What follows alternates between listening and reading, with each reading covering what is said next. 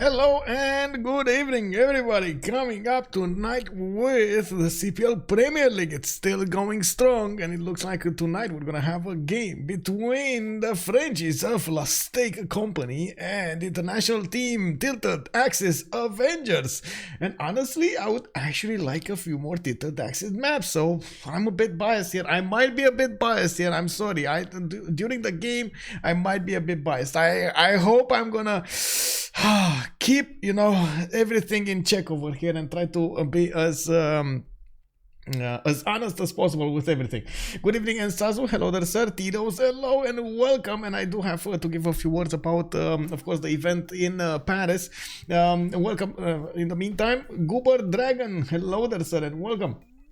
I'm actually quite sorry we did need a few more minutes, but it was fine. And now we're starting to see everything taking shape over here in the lobby. Crispy AZ, good evening, sir. And again, happy birthday, Crispy AZ. Thank you, sir, for joining. Kunzakimbo69, yes, this is a 4v4, correct, and we're actually gonna have these boys going head-to-head against each other. It's soon. Design Flow, thank you so much for showing up first over here in the channel. And speaking of first, hello, much appreciated, much love. I do have to also say thank you so much to first of all Nitro, hello there, sir, and indeed thank you so much for the 11 months, much appreciated, sir. And also Muzzle Chen telling me to keep up the good work. I will, sir. Thank you so much, means so much to me. I also want to give, Natro picked up the first promotion, so big shout out to Natro for picking up that first promotion. Power playing but not streaming. I think he will be streaming. I don't know what. Okay, there we go. It looks like I'm swapping. Yeah, he's playing.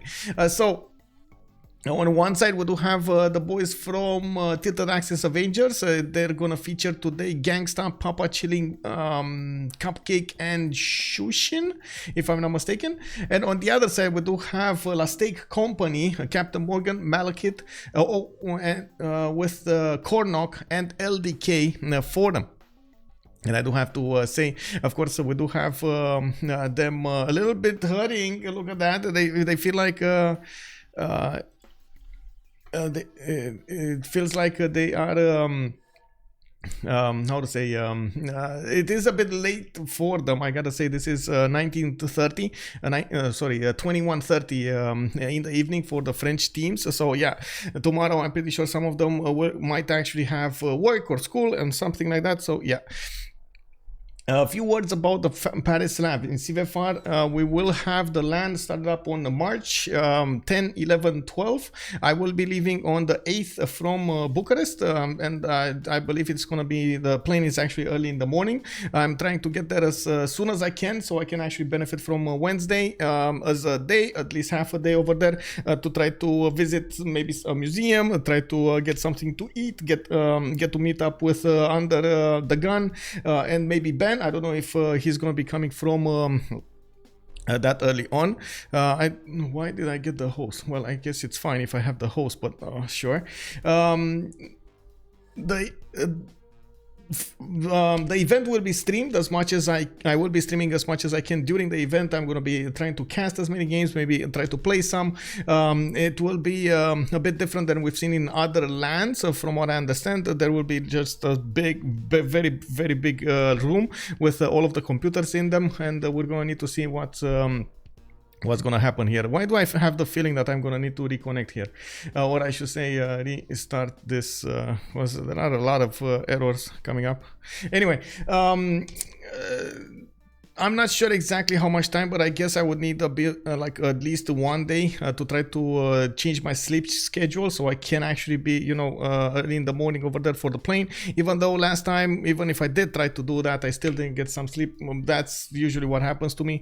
That's, I guess, I don't know if you're calling it a weakness or something. I just, before major events, I cannot sleep. Like it's like planes or getting to go somewhere. I just get overexcited about the things over there, and I keep thinking about like a lot of stuff, and I just can't sleep.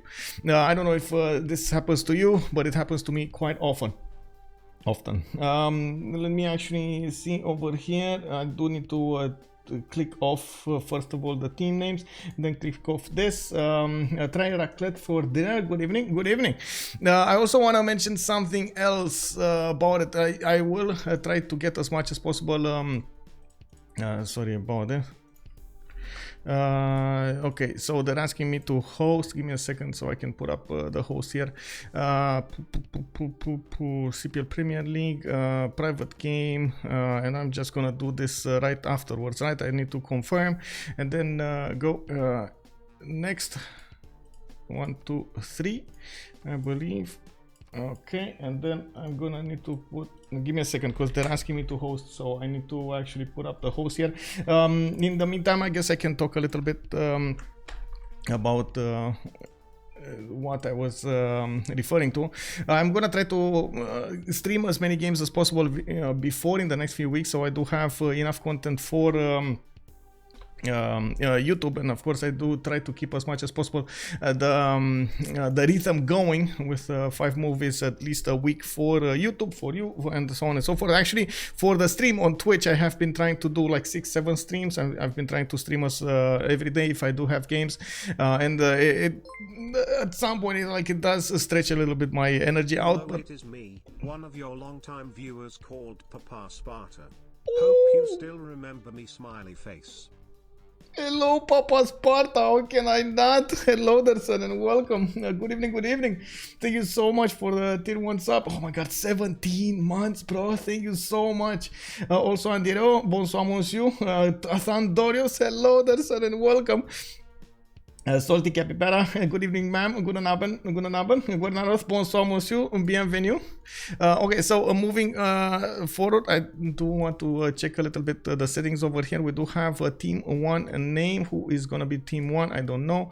We're gonna need to wait for them to take a look at this. I believe we do have the maps. I need to double check if the maps are correct here. Not sure if it did get updated or not, but I'm gonna take a look at this. Okay, so Pangea, Standard Region 7 Seas, Highlands, Prime. Okay, wait. So we got Pangea Standard Ridges. That's gonna be Pangea normal, right? Okay, so we got 7 seas. We do have Highlands. Okay, Highlands, and then let's see, Primordial. Inland sea. It's here. Continents and islands, it's here. Pangea Classic Ridges, it's Terramap in the map pool. It looks like tilted axis. Okay, so this is something that I need to switch, right? Yeah, okay. All financial wonders are on only.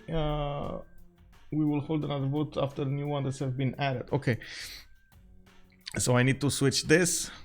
Okay.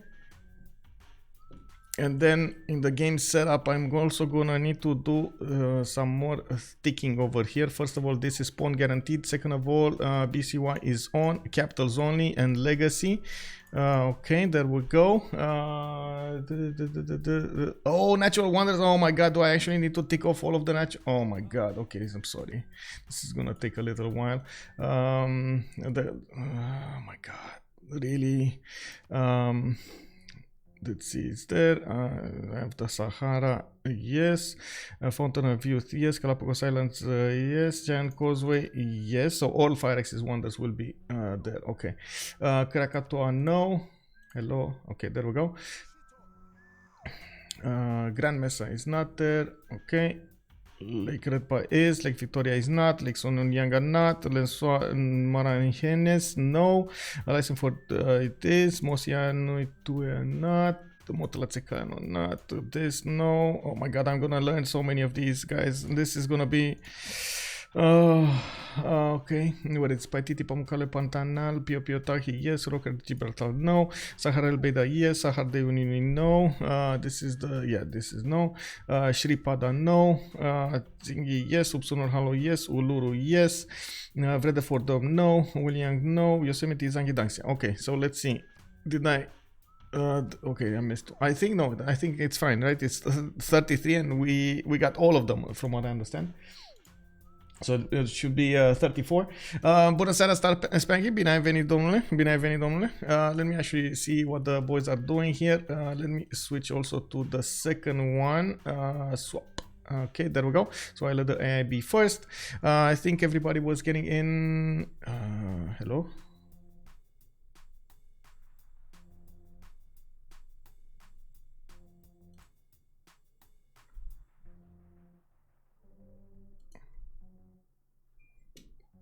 Okay. Don't tell me I need to redo that. My game just froze, guys. Oh no. Okay, game froze. I'm gonna start it up again.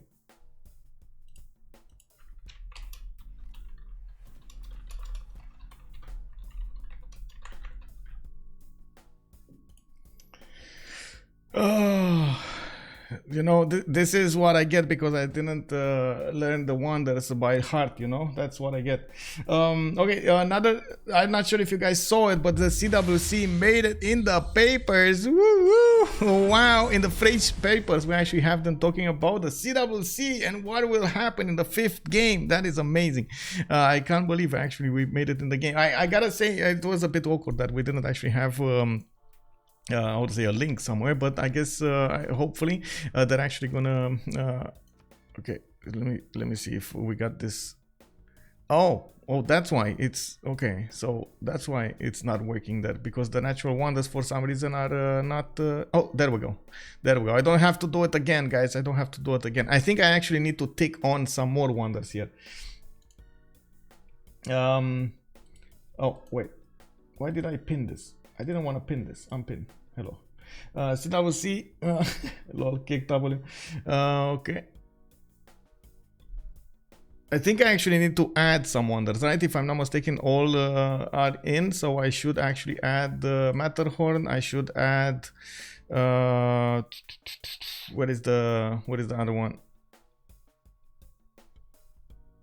Anyway, give me a second. Give me a second, because I think I need to first address the other problems and getting the boys in, then I have time to do everything else.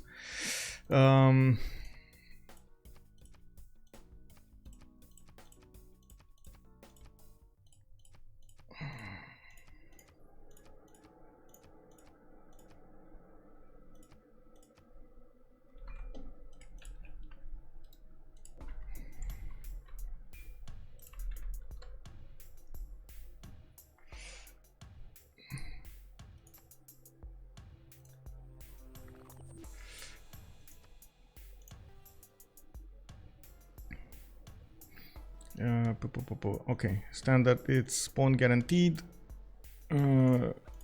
Okay. And BCY, captors only, legacy. There we go.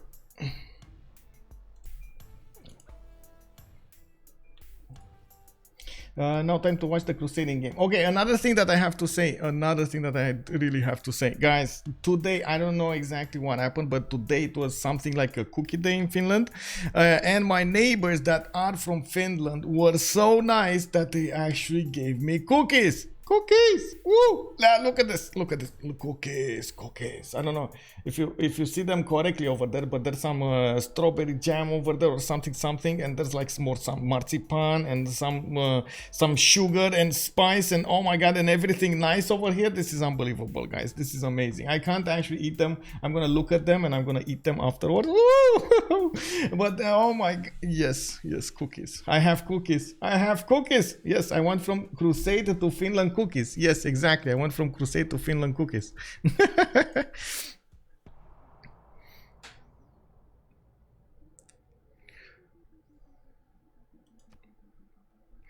Let's see what they do here. Do I need to add something else? No, it's probably just I'm gonna need to wait for them to see. Oh, there we go. Terra map was needed to be changed there.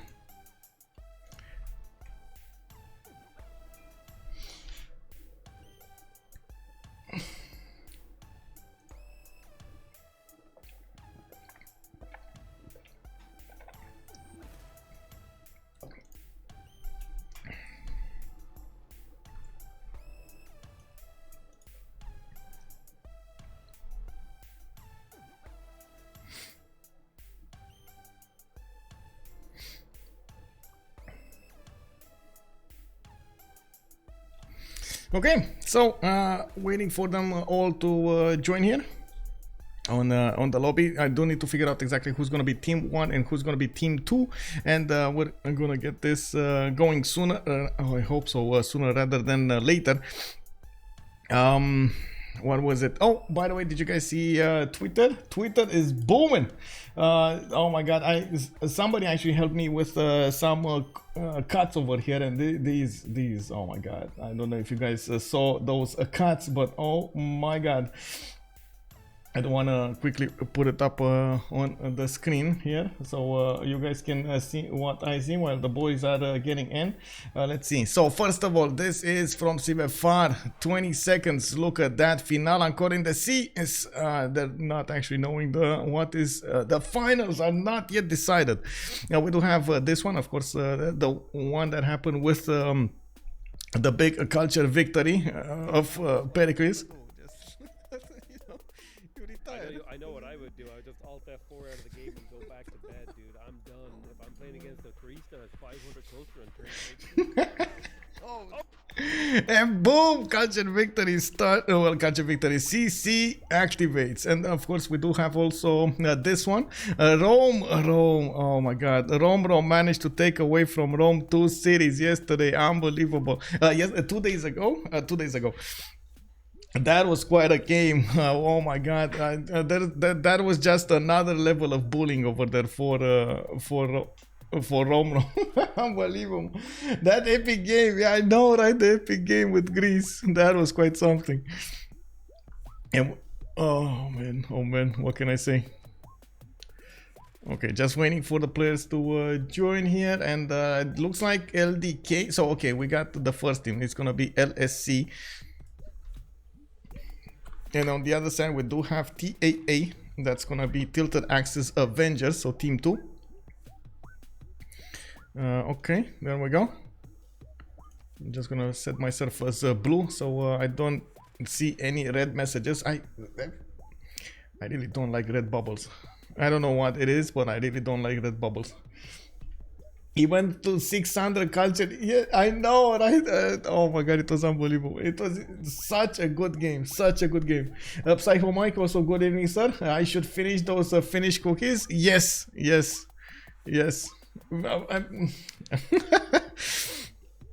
I gotta say, when I was watching the post, they shared me a post from Facebook and so on. They did, and the post said something with finish your food, but it was finish FINNISH. You know, finish your food. Oh my god, it was amazing. Yes.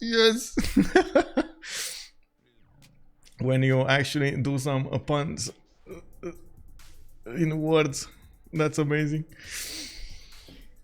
Okay, so player joining. Choose. You must be very good if you're not banned from Twitter. Wait, Twitter is banning people? Why would you get banned from Twitter, man? Why would you get banned from Twitter? I don't know. Why would you get banned from Twitter? I did notice something else on Twitter. First of all, I need to get that blue stuff, so I can like connect a phone number or something, but I tried connecting the phone number and it says like it doesn't actually work with my provider. What do you mean? It's a European big provider. What do you mean it's not? You don't allow it. I guess it will take a while until they actually figure it out. And then today I saw they made another change. They made something like speakers or something, like events that you get to go to here and speak with other people and so on, basically like connect. I guess that's another level of I would say what Elon wanted to do with Twitter in the first place, you know, when he was calling it out as the meeting place of the towns or of the nation, and you should be able to speak your mind over there, but so on and so forth, but and blah blah, and it's like the town, I don't know how to call it actually, the town mess hall. I don't know how to call it. It's like the town hall, I guess. The meeting that you had to, you were doing in the movies, you know, the town soiree, the town square. Yeah, the town square. I guess Schmog is making it. Yeah, so I guess he's on that side. I don't know about the bans. Honestly, I don't know about the bans, but I do know Twitter and Facebook have a big bot problem. I mean, I'm pretty sure Facebook, and there was like so many that talked about this. I don't really want to go too deep into the subject, but oh man, it's riddled with so many automated stuff over there. Anyway, I guess the good thing is people are starting to use Discord more and more, so you know, like if something is bad, the other one just will shine, so you know, there's some advantage in that. Yeah, Discord wins, exactly, Discord wins. That's what happens. If something is gonna be poop, well, the other one will win. Okay, so we got a team plus here. I'm waiting for the team plus coming up from a French team from LCS, La Steak Company. And oh man, every time I actually see that logo over there, I'm thinking of steaks. Oh, okay, we got them going, and let's actually launch it. Map pool choices in the top right part of the screen. You can actually see it right now. We got continents and islands, inland sea, Pangea, Primordial, 7 Seas, Terra map, and highlands available for them. They just snipped highlands out of the map pool, and we're gonna take a look one by one to what kind of choice they're gonna arrive to. We do need to slowly take a peek on their civilizations right afterwards. I'm pretty sure it's gonna depend a lot of the map they're gonna end up with. Some maps are more navally prone, some maps are very prone to warfare, and some maps are more simming like. It looks like they did arrive on the 2 Pangeas plus 7 Seas. Of course, 1 Pangea is quite warlike. That's gonna be the classic ridges, and that's actually standing for the Terra map, and they did take that out. 7 Seas on one side is gonna be simming, on the other side Pangea is gonna be the war, and it looks like Pangea is gonna be the choice tonight. Colorado, good evening sir, and welcome. We do have to quickly take a peek over here, and it looks like it's, man, I do need to put it up over here. Pangea, it is Pangea standard ridges. That's what SR means. It also means yes, they will have quite a bit of war, but at the same time, you gotta take into account the fact that those continents will be split alongside those, or I should say, the mountains will be created alongside those continents split. So that will cause quite a few issues. We will probably see quite a few of those 1 tile chokes, 2 tile chokes, or something like that, and we're gonna need to see how they're gonna try to break those. Terra is a war Pangea. Yes, basically Terra is a war Pangea. I feel quite old, so it's time for a good boomer game. Yeah, boomer games arrive. Well, we do have in the active ban phase here Mbande, and Zulu got taken out. I was thinking, man, why not go for the other Kongo? You know, you let one Kongo in, you don't want to take the other Kongo out. Like, come on, man. Like, you gotta do them both, you know. What is this? We do have LDK on the buttons, and he does have 4 civilizations to go. Most of the time, the players do want to take out the civilizations with early bonuses here. That's why Mubanda, and then, of course, Zulu came in. Hungary also has that chaotic ability to seize, levy everything on the map, and send its armies all across the map there. It's quite important to see taking it down. We still have a lot of them that can actually, a lot of civilizations that still have amazing units, and something that we haven't seen before is Cleopatra on this map. With those Mariano chariot archers, we still have Persia, we still have Cree, we still have Mali, we still have wait, I think Mali is banned. Sorry, Mali is banned. So we got a few bans in the CPL Premier League. That's actually quite a difference. Not only the new civilizations got banned, but also Maori, and I believe Babylon is banned, but then they did allow Mapuche in. That's Mapuche in.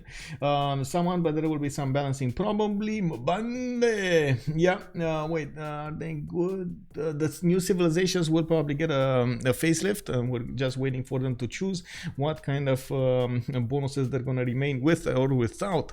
We do have also Vietnam in the 5th choice, and I've seen Maya be taken down in the 6th one, in the 4th one, so it doesn't look like it's gonna be available for the picks here. We still have those naval powers that could shine on the map, even though we usually see them being picked in the 2nd wave. So at the beginning of the game, the players do prioritize to try to get some advantages from this, and I can't believe that actually letting Cree in. Oh, they're letting Cree in. Okay, like after we've seen what Cree can do, oh man, oh man. We do have Kublai China coming up here in the 6th choice. Gaul is going to be picked immediately by LDK, and yes, we're going to have a lot of production coming up from him. But I gotta say, man, you don't always get the best choices with Ambiotics. You gotta be careful how you're going to play with it, and try to make everything good there. Kublai Khan China taken out does mean and then gonna remain without the choice when it comes to the civilizations with seeming bonuses. Kublai usually does have a steady pace of development. There still are the Tundra civilizations available for the players, even though on Pangea you don't see that much of them.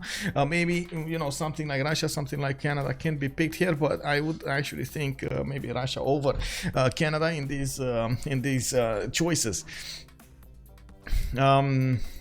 Ganksta is gonna need to pick up the first civilization of tilted axis Avengers here, and he is gonna go for Spain. Okay, so he's gonna go for Spain. Interesting. So we might actually see a half naval map here. We're gonna need to check out how Philip II is gonna spawn, if he does have multiple continents, and not only that, what is he gonna do with those internal trade outs.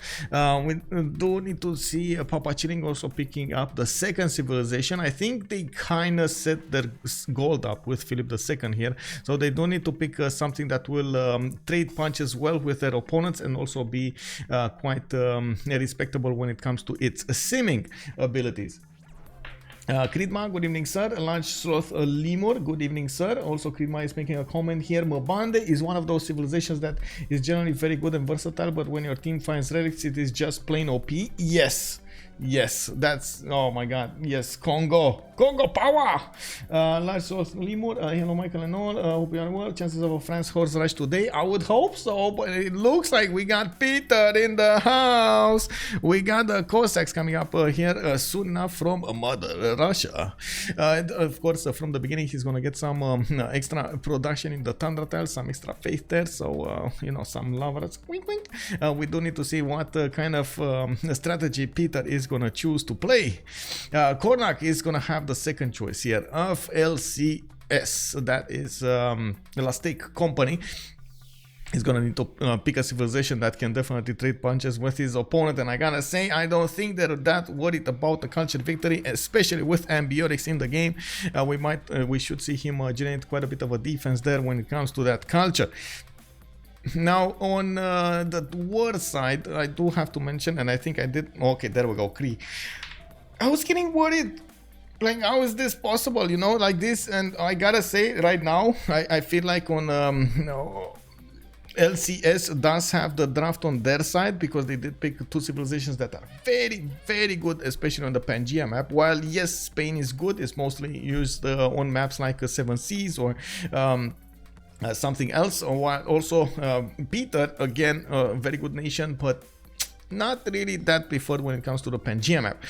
Cree, though, on the other hand, is very, very well entertained on Pangea map, especially on the Thunder Ridges. Gaul as well, it does have a lot of potential over here, and we've seen it shine on multiple maps. Now, we do have the 2nd ban phase started here, with 4 more civilizations that need to be taken out. I do need to finish my idea that I started actually before Cree got picked. Since it is Pangea map, Standard Ridges, they're not gonna have that many choices of going head to head against each other, or they might not have, because of the chokes and the mountain ranges that will separate the continents and separate their empires. Now, there still is a possibility, a strong possibility for them to be able to do that, and they need to be prepared, especially for those occasions. So the players, especially in the Pangea map, do want to take civilizations with unique units, unique bonuses when it comes to the early stage of the game.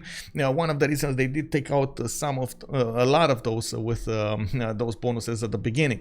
Now, we do need to see if France Just like chat is saying over here, France Black Queen, Catherine Black Queen is gonna appear. It does have a straight bonus with that extra diplomatic visibility. It can do very well with those coursers, and I do believe it can trade quite well in the late part, sim quite well in the late part with those Guard Imperials. Now, on that case, we even have Victoria. If you actually want to sim over there, we have Victoria available for them to be picked here, and with its ability to get those red coats, not to mention that gold and everything, it can do quite well. We'll see. I'm sorry, I'm a dreamer. I am a dreamer over here. I would like to see more red coats in the game, smashing cities left, right, and center. It's kind of hard to actually synchronize them, you know, get the correct civilization in the correct place against the correct other civilization in the correct continent and so on. So, well, that's why I'm saying I'm a dreamer, you know, it might happen. But it's like a 10% chance of happening, you know? Rome, on the other hand, is amazing, by the way. Maelstrom is calling it out, and yes, Rome is one of those. Oh, they took it down! They took down Rome! No! Oh my god, and Montezuma, and Basil II, and Japan!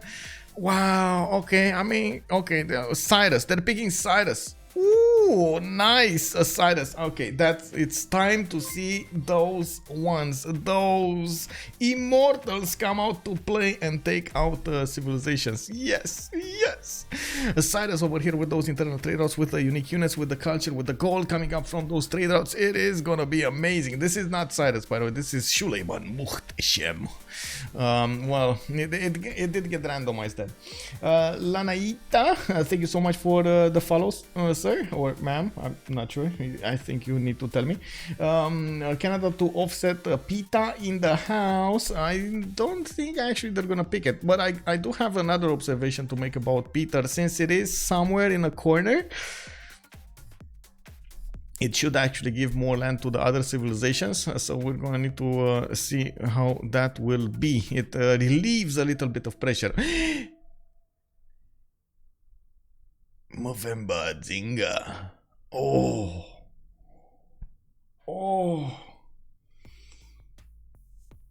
A civilization after my heart over here. CaptainMorgane. Oh, taking out the chain gun. Started it up. Oh my god, he's gonna do it. He's gonna pick Movember Zinga. This is direct counter of those immortals. Can you imagine that? I can't, like, if he's gonna be next to Persia. Persia is gonna be like, what do I do now, bro? Like, I try shooting, but I cannot do anything to him. He's like invincible. Look at that. You know, one spear goes in and then Movember Zinga. Ding. You know, another spear. Ding. Are you shooting me, bro? Or are you tickling me? Like, what is that happening over there? I don't know what you're doing. I can't take your spear from you. Malekit is gonna go for Cleopatra, the Egyptian leader. Of course, this is the Cleopatra we're used to seeing with the Marian chariot archers, with the production, with the trade routes, and the sphinxes. That's something that we're gonna need to see how this is gonna go. Well, we'll see. Now, I think I'm gonna soon need to actually put up that prediction over here for how many remaps we're gonna have. And hello, sir. Good evening, sir. Cause yeah, it looks like we're starting to get very close to that moment in which we're gonna see the first map. And I'm gonna put a submission period on 10 minutes here.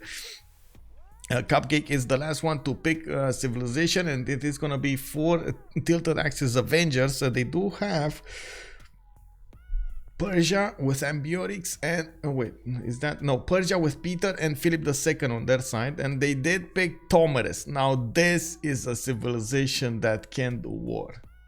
Now this is the horse lady, as sassy gamer lady is calling her. Tomerus over here is the horse lady and can do so much damage against her opponents. Yeah, with the units receiving the +5 combat strength when attacking wounded units. When they eliminate a unit, they also heal up to 30 points. It can buy units, light calves, heavy calves, ranged calves with faith. It does have that amazing Saka horse archer, and ooh, that's gonna be just fine. Okay, so I'm gonna turn off. Wait a second. I'm also this one, right? None.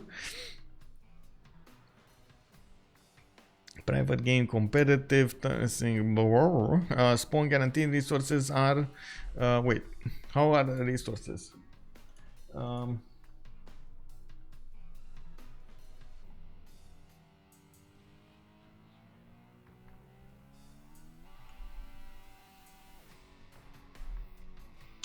Resources standard, okay, resources standard, it's fine. Tomaris do nothing again. I know, right? So like 2 civilizations that will be completely denied over there. Okay, so whenever they're gonna ready up, they're gonna ready up. I'm gonna leave the AI there just as it is, and we do need to see them. Okay, no barbs. Okay, there we go. No barb pins. It's fine. It's fine. It's fine. Okay, all 4. Regis standard. Oh. Wait, it did it. Wait. Oh, Regis standard. Thank you. Nice that you caught it. Thank you. Regis standard. I don't know why it did not go there, but sure. I guess it's automatic as classic, and then it needs to be picked. Thank you so much, Benjak. Also, good evening, sir.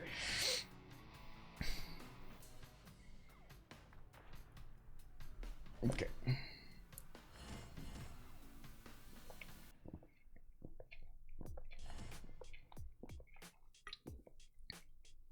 I do have to say that today I'm not gonna drink my usual coffee.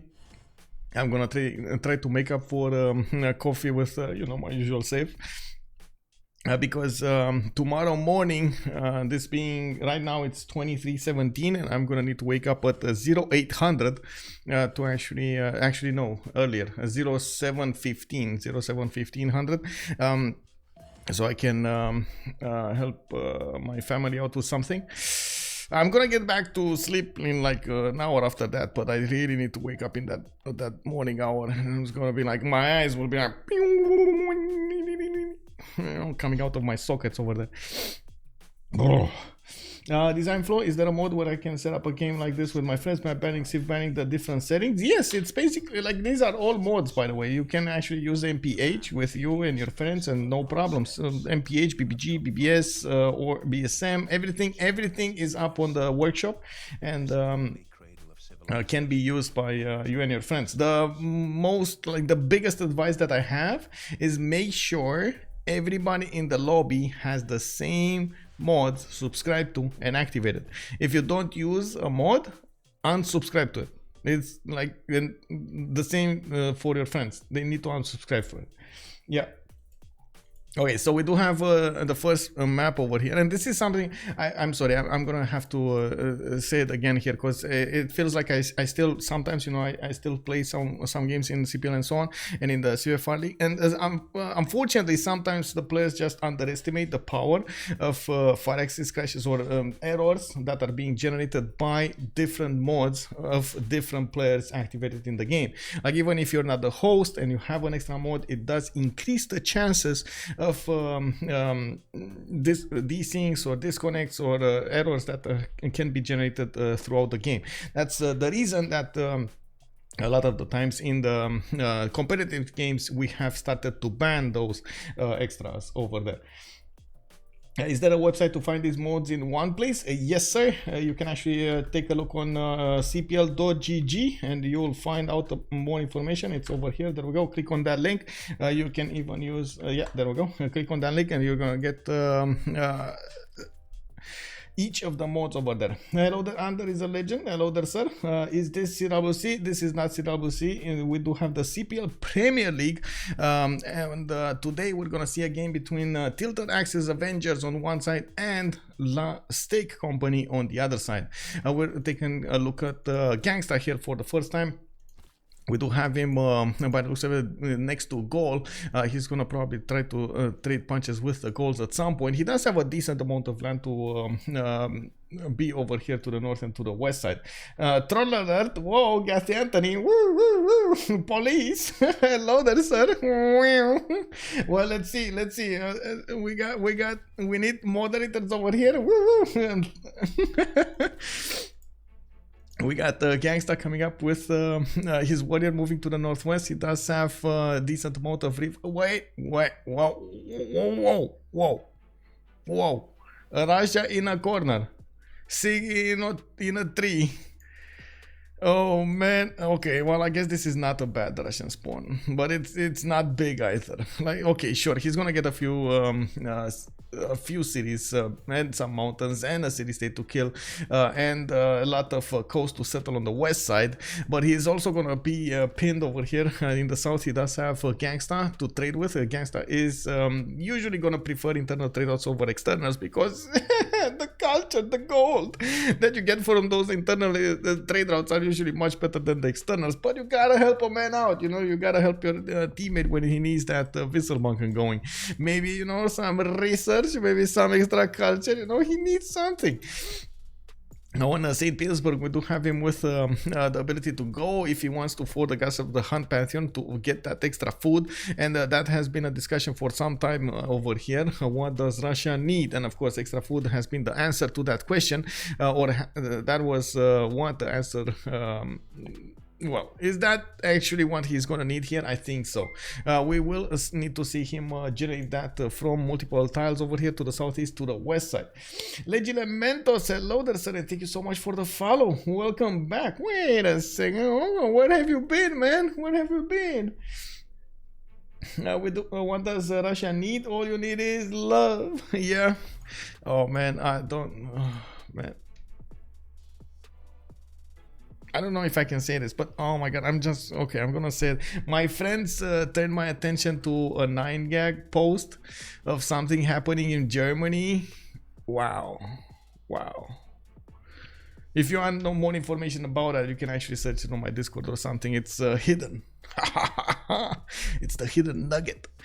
We do have builders coming out from St. Petersburg. He's gonna start improving his land soon on. I think we did talk about Ganksta. He just popped a scout. He's gonna get another one. He's gonna be a happy panda there. We do have CaptainMorgane that has a few of these how to say islands over here. I see some stone tiles over here to the southwest, and it does seem like he's gonna need, actually he's gonna have a hard time putting a lot of those +4 oppidums. It looks like he has some +2s here and there, but not a lot of +4s, +6s. He does have Mount Vesuvius to settle to the southwest, which is unfortunately gonna be needing a non-freshwater settle, and that is not something that actually Gaul really wants to do. He usually does want to get as much housing as possible so he can put a lot of districts down. Vesuvius spawn over there. Yeah, Mubanza Kongo in the middle of the map with, guess what, Scythia next to him. Scythia PAPACHILLIN is gonna be on the east side, and we do need to see how LDK is gonna deal with this. We do have him generating some more food from his capital because of BCY, and it does seem like he's gonna have a second settle on the coffee tile. Very nice, by the way, to get the positioning and close off the choke of Scythia over there. Oh my god, yes, like you see that warrior with that warrior is standing, that's exactly what he needs to defend. He does have one big continent here, and it does look like, of course, CaptainMorgane is gonna get to trade with LDK. They have all of these mountains to pressure through. Also, Kornok is gonna be to the southwest. He might actually need to get some coastal powers going, some frigates, some battleships. Kornok over here does have 1 and a 2 and a 3 and a 4 pastures in the capital. That's gonna be enough gold and bonus food for his traders that he's gonna be so happy, so happy. He does have oh, Shoushin found a relic. Shoushin. Oh, I mean, I guess that's a relic on the wrong team here. He does have, he is on Russia, right? So he's just gonna get a Pantheon really quickly. It would have been amazing if it was on Kongo. I got excited there, you know. We got Madrid with a triple continent split. Well, he's gonna get his continent on the purple one to the northwest, and Cupcake here can easily go and settle another one to the southeast. Now, we do have him needing to get some iron going and getting we do need to see. Okay, he has a lot of land to settle. So the first thing I see here, first, he has a lot of land to settle, and it does look like it's gonna be a decent amount of distance between him and his opponent, so he's probably gonna settle and settle and settle and settle. And now he's also gonna probably need to go against Kongo at some point in the game, and he's gonna need to help out Scythia to do that. He does have Mount Kilimanjaro to the west side, and that's gonna be nice, and I don't see him with an easy option to trade with somebody. There is to the southeast Egypt over here, that's going to be Malekit, that's going to be his opponent, and to the south he has Scythia. So all of those trade routes will actually go on land, not on the seas. This might be a challenge for them in the game.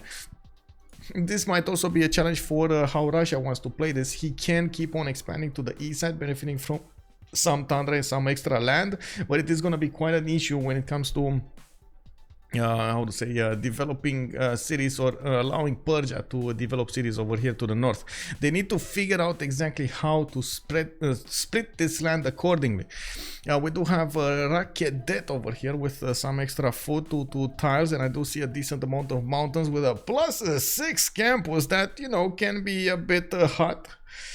A bit too hot sometimes, I might say. Well, that volcanic soil over there doesn't blow itself up, you know. We do have it to the north with a strong, very strong city over there on the coal tile. He's gonna get multiple ivory tiles to work, and look at that, look at those 3 of them. And from what I can see, he can get some amazing campuses here. We got tick tock, tick tock, tick tock, a little bit more time, and I'm gonna press the P over here, and I'm gonna press ESC, and I'm gonna go multiplayer helper. And then remap vote. We need to see the players' choices on this map. They have 1 remap token each. Do they want to remap? Do they want to keep? What do you think, guys? Remap or keep?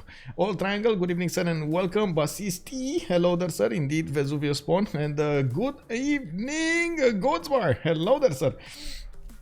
I also wish you a pleasant evening. Large sloth lemur, a COC style remax make you weak. Well, sometimes you gotta do what you gotta do, man. You know, you gotta do what you gotta do. Even COC, you know, even COC at some point they're like, oh, I need to remap this, you know, like I can't get more than 5 cities, guys. Zulu 5 cities on an island, that doesn't work. Wow, wow, we press the P, both teams use the remap token, so we're gonna have only 1 single remap here. Whatever happens next will be the map being played out, unless we're gonna have a technical. But let's not think about the bad things here. Okay, let's think about the good things. Cookies, you know, I got cookies over here on my left side. I got so many nice cookies. Who's in COC now? In the new team, I think they're still generating the roster, making the roster over there. It kind of depends if they're gonna win or not win.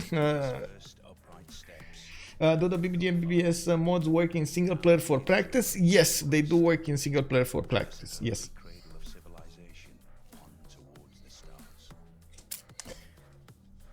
I voted for 1 remap, but don't know if they clicked OK or not. Yeah, well, let's see. 1 remap wins, guys. 1 remap wins. Complete prediction. Okay, we're gonna need to wait for them to join in the lobby here. So I'm gonna, what I should say, resync to the new map here. Let me actually put something out. This map looks fine. Let me pin a message. I think it's gonna be the first time that I'm actually gonna have a message totally pinned here.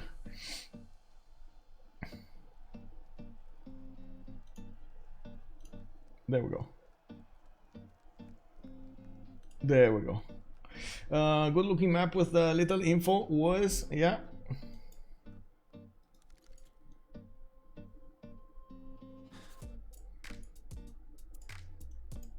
There's gonna be a lot of naval trade routes. Well, this is kind of a dragon map from what I can see. I don't know. To me, for example, it looks like a dragon. I don't know if it is a dragon or not, but this looks like fire. Maybe it's it's a dragon eating a dinosaur. Is that what's happening? Oh, the belly of the beast. Okay, let's unpause here and see what happens. I think everybody did join. Yeah, we got everybody resynced here. It's starting. It's starting. Woo! Let's go. Choo choo. Let's take out. First of all, let's put up the team labels on the map. Left team, we do have let's see, TAA. That's a Tilted Axis Avengers, and on the right side we're gonna have LSC La Steak Company. I didn't like that name, but and that's just something when it comes to steaks that I really love. Okay, so we're gonna talk about Spain first over here. Cupcake, that is gonna be a player from TAA. He's gonna have extra faith to work from the dice tile, 2-1. We do have a fish tile over here, 3-1-1 to the northwest, and it does seem like he's gonna have quite a few cities to settle to the north and to the south, including the Great Barrier Reef to the south. That's gonna be amazing. That's also a second continent. Oh my god, he has double continents. Oh, this is gonna be so good for him. He has a continent to the south, a continent to the north, and he can just plug in Magnus over here in the capital city and send those stray dots get big. Oh man, you know, if anything, I could actually throw some sparks in the air. It would be amazing. We do have Madrid also with horses to the southeast, and it does seem like he's going to benefit from an iron tile. That's going to be third ring. It's going to be quite expensive. He does have a geothermal that will help him get some more adjacency towards campuses here, and it does seem like he's going to have a neighbor to the south in the form of Cree. That is going to be an opponent here, and we might actually see some shenanigans coming up from Cree with those Occhitaus.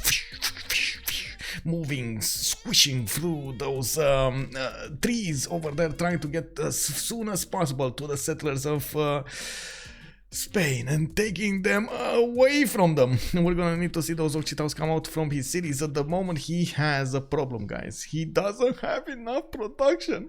Man, he really needs to get this 1-3 tile. Honestly, he really needs to get this 1-3 tile and work it like it's hot. He does have 1, 2, 3 of these patches in the capital, and I do see that if he actually wants in the south, he can actually get some more. And on the east side, he has another one of those, some of these, I guess, horse tiles. He does have his iron in the second ring and a decent amount of fresh water from the rivers. Doesn't really need to pay attention to the coast unless he actually settles coastal to the south, and which he might actually avoid immediately after he's gonna figure out about Spain to the north. They are opponents. They're gonna go against each other. There is no stopping this. Because of the hill in the front to the northwest, he's not gonna be that worried about frigates. Is gonna get some decent natural protection against those frigates. Moving forward, let's actually take a look at Kongo. We do have LDK coming up with a scouting 3, and it does seem like, of course, LSC is gonna have another member that could tackle Spain, which is gonna be good. They have a 2 versus 1 situation against Spain, and of course with the Kongo units, they might actually travel very, very quickly towards the Spanish cities. That is actually, I gotta say, that might be unfortunate for the teammates in another sense, because, you know, Kongo would have been very nice in the front line against Persia, in the front line against Scythia, but now Scythia is gonna just have somebody to go against very easily, right? That's gonna be quite an issue, you know. Guys, get me a big Beatles kick.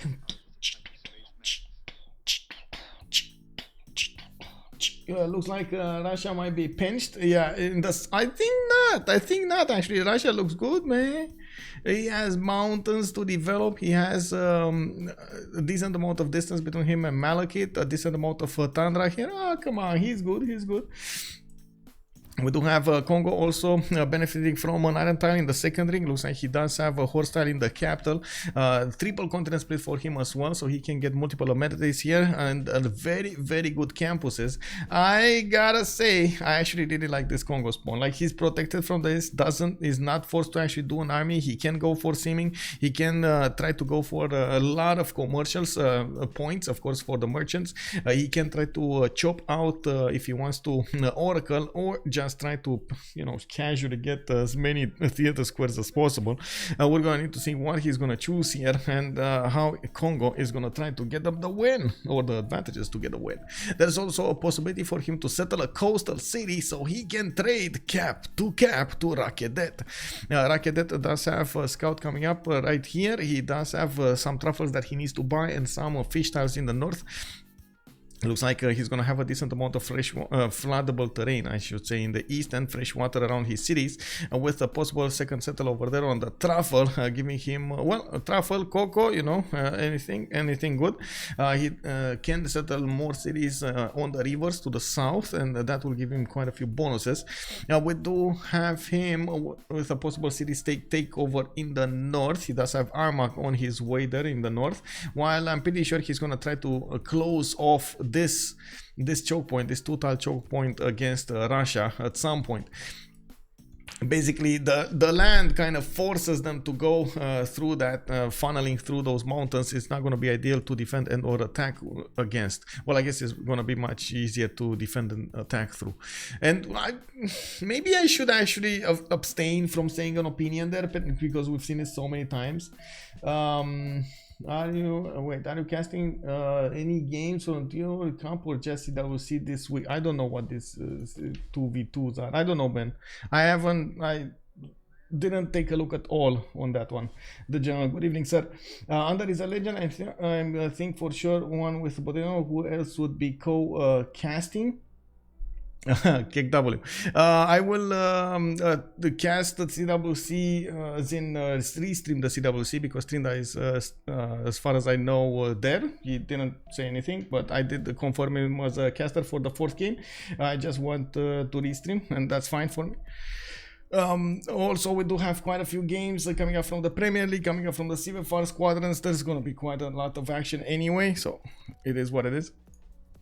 And Sasu minimap looks like a dragon. Indeed, it does look like a dragon. And look at the little dinosaur over here. It's T-Rexy. It's T-Rexy and the dinosaur and the dragon.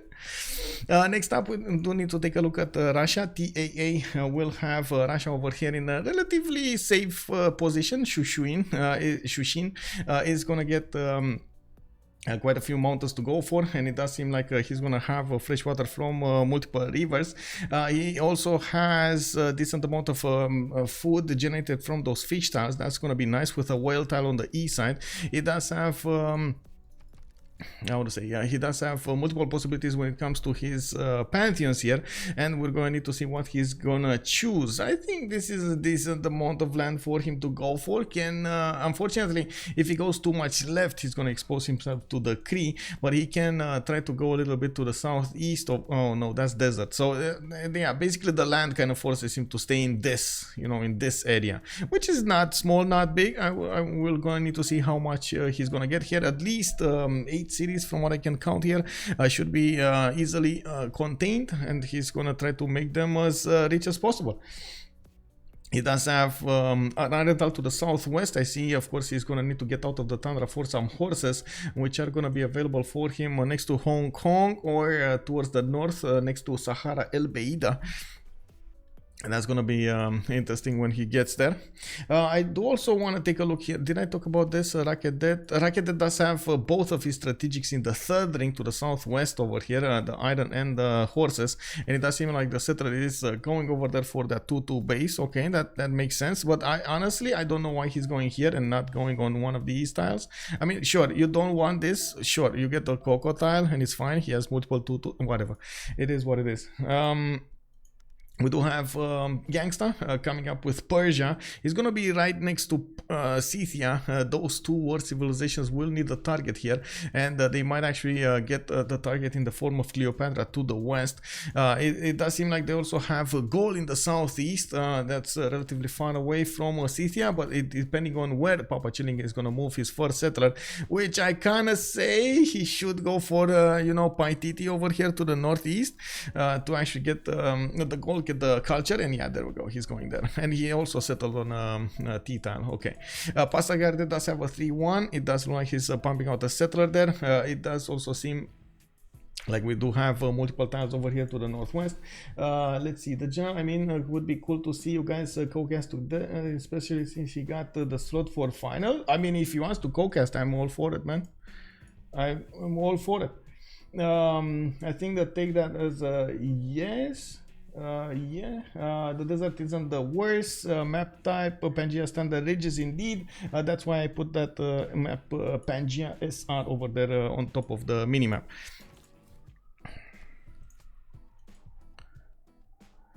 Settler coming up from Pasagarde in 7. I do see his iron tile is going to be 3 tiles out. His horse 3 tiles out, unfortunately. Sorry, iron tile is 2 tiles out, and for some reason I forgot to count. And the horse is 3 tiles out. That's going to be expensive, but he's going to settle for it. And it looks like he's giving Paititi to Scythia here, even though he should easily settle next to those Coco tiles and get that amazing gold. It's quite surprising, actually. He's going left with the settler here instead of benefiting from that easy to acquire gold coming up on the east side. Oh well, we're gonna need to see how Ganksta is gonna start improving his land here to the west side. And yes, he does have Egypt to go against. He doesn't, I don't think he knows how close or how far away Egypt is at the moment. Oh, wait, they see each other, right? Yeah, they see each other. Malekit, please don't do this. Oh my god. Okay, he's not doing this. He's gonna settle. Okay, he's gonna settle the aluminium. It's fine. Okay, I was thinking, is Malekit so confident on his first moves, last moves, and first moves that he's gonna move across in the face of an opponent scout and then settle? That was honestly, that was what was happening through my mind there. Design flow, I'm new to Civ and I'm learning so much. Thanks for helping me, y'all. With much pleasure, sir. And always ask questions. That's the first prerequisite here, and to learn Civ, always ask questions. Chris PZ, thank you so much for gifting Design flow a sub. Thank you so much. Thank you. We do have oh, they found a relic, guys. That's an extra relic coming up for Kongo over there. That's amazing. We do have him not only seeming away, but he's also going to get some extra bonuses from his relic. And it looks like there's a forest fire raging over here to his west side, where he is going to put a city soon. Let's take a look at Scythia. We do have Porkovka about to expand here towards Paititi, and it does look like he's going to get another settler in 3. The horses in the north, we do have a 3-1 tile, and it does seem like in the south he's gonna have multiple settles to go for, at least 2 of them, but it does seem like he's gonna get closer and closer to the goal, which he just discovered. He knows where Noviodurum just got settled. We do have him actually settling directly on that tile from Paititi to the northwest, and I do see he's gonna benefit from horses in the capital first ring, while iron tile is gonna be second ring in the south here. Looks like he's also gonna have quite a few tiles to the southwest, southwest over there. Okay. On Gaul, we do have him this time with a few of these strategics. It looks like he's gonna have easy +4 oppidum in the capital with the help of the horses and the quarry improved over there on the stone. But I gotta say, we don't see that many other quarries to be improved here, or even strategic resources from an early stage of the game. Yeah, some horses over there, some mines that he can improve and so on, but not that much to see. He can actually settle on the coast, which I gotta say, man, straight down, you don't want a Gallic coastal spawn. You just don't want it. So I'm pretty sure he's not going to be that happy overall with his spawn here. Yes, you can make it work. We've seen Liege make it work a few days ago, but again, he was free sim. He didn't actually need to trade punches with a possible Scythia here, and you've seen it did take quite a bit of effort from him to get that going on the Lakes map. Where are the LCS players from? France. All of them are from France. If you settle on a strategic resource like aluminium, when it is unlocked, you receive it per turn, or is it removed from the game? You receive it per turn. Yes, you receive it per turn, but you can't get bonuses like, for example, you settle on iron, you can't get improved a mine, for example, for iron working, right? You don't get these bonuses. Also the same with luxuries and a settle and so on. You do get the resources, and you do get the bonuses from having those extra resources there in your empire, but you don't get the bonuses that a plantation would give you or something like that. Okay, so it looks like they did try to do some stopping over here on Spain. Spain did go for God of the Sea as a pantheon and did build 3 warriors. Wait, this can't be right. He probably bought a warrior at least over here. When he saw Occhitaus, he bought a warrior, and I'm pretty sure he's gonna need to actually do some more shenanigans here. There's another Kongo unit coming up from the north that could take this warrior out, but I gotta say, this is dangerous. We got an Occhitau that can deal the damage, and then next time, boom, the scout comes up from the forest, from the horses, and goes across the river, throws an axe in the air, and the warrior takes it. Send the hounds of war. Woof, woof. Oh man, you know what happened in my mind, right? When I heard Hounds of War, instead of seeing a big beast over there with amazing teeth, I actually saw like a tiny dog. Yes.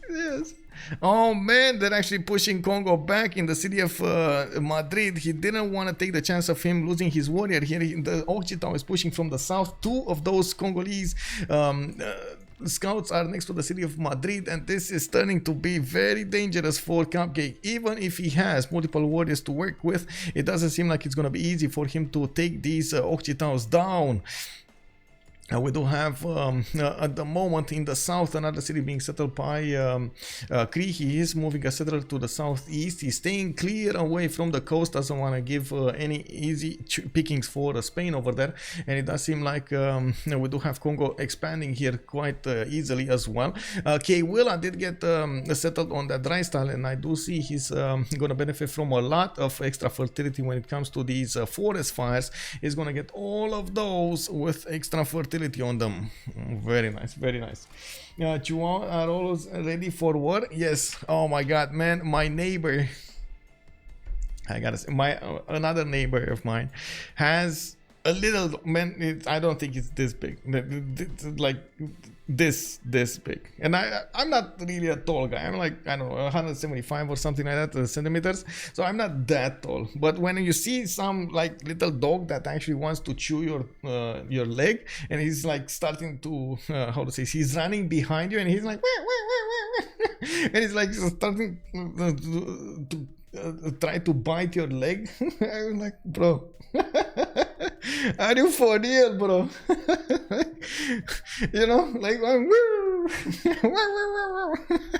oh man, it was like, I don't know how to say, man. Like, I usually really love these dogs when like cute and cuddly, and even if they're aggressive, they're still cute and cuddly. I don't know if you guys have the same feeling about it, but they're like, how you can't really do damage to one, you know, like it's so cute over there. The same with cats, you know, they have such a potential for damage, but they're so cute. You know. Are we gonna get a prediction up before Spain is dead? Yes. Let's go. Manage prediction, start prediction. Who will win? Let's see. Coming up here, we do have on one side a tilted axis Avengers, and on the other side we do have La Steak Company. There we go. Again, Anthony.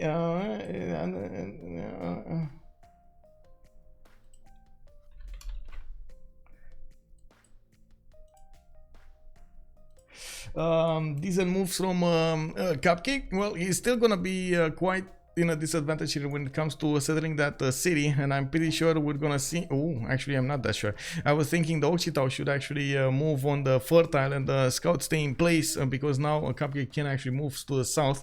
We do need to see how long this war is gonna rage here, how long they're gonna manage to keep Cupcake from settling that third city. The longer they keep him doing that, the longer, the better it will be for both Kongo and the Cree at the same time. Now we do have settlers coming out from Kongo. Looks like they're taking the good old time to expand here, and multiple expansion positions for them. It does seem like in the east side we do have Stonehenge coming up from Rakedet, Memphis coming up with a 2-2 on the monument, and I do see slingers coming up from Thebes. Yeah, it looks like Shoushin didn't actually manage to go through there and take that out. We do have Malekit coming up in Novgorod with Slinger in, sorry, he's actually gonna keep that Flavra from being taken out. Looks like we got a first pantheon here. It is gonna be Earth Goddess in the city of Russia. We do have also a settler coming up in 4. Looks like Slingers did get bought here, so he can actually build his second Lavra as soon as possible. That is quite a problem if they don't, if he doesn't actually get his faith activated, his religion activated in both cities. It's gonna be a bit more expensive to actually expand. We do have Lady of the Reeds and Marshes coming up with a pantheon here, okay, for Egypt. Okay, Stonehenge is gonna be building those 5. On east side, the Gaul did go to the south here, and it does seem like he's gonna get quite a few builders going here, so he can improve his land, maybe do some chops. He does have decent campuses, I gotta say that, but I'm still not really favoring how much this how this looks like. We do have Scythia coming up here with that third city to the north. He did put it on a culture tile. That is going to be a jade, so he's going to get an extra culture point. Not only the extra culture, but also the amenity bonus. We do need to see how many of these kurgans he's going to get. It looks like he has very good kurgan placements, and that's one thing that I didn't cover at the beginning. He can put a very strong one here, a strong-ish one here with only one pasture bonus, but another strong one to the north of those two. Very, very nice. Also, let's take out what's going on here. Looks like Kornok, okay, did go out. Looks like Cupcake is gonna settle his settler soon. And finally, he's gonna settle that third city. He's eyeballing that ivory tile to the southeast. This is, I mean, I don't know why he's doing this, by the way, on Cupcake. I would have thought he's gonna want to go here on the other continent. So and Bilbao shouldn't, I don't think it should have been settled like this. It should have been on the other continent as well. Unfortunately, if he does this, he's not going to have the full bonuses. If he doesn't do what I said, and he does what this it looks like, he's not going to get the double yields for his trade routes, and you can imagine that's going to take away a lot of his bonuses here. We're turn 22.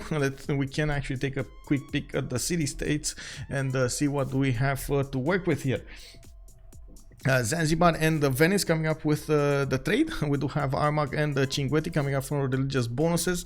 Mohenjo-Daro and Ayutthaya will be the ones for culture, and it does seem like Volin and Gazargamu, Preslav, Valletta and Kabul will be the ones for military bonuses.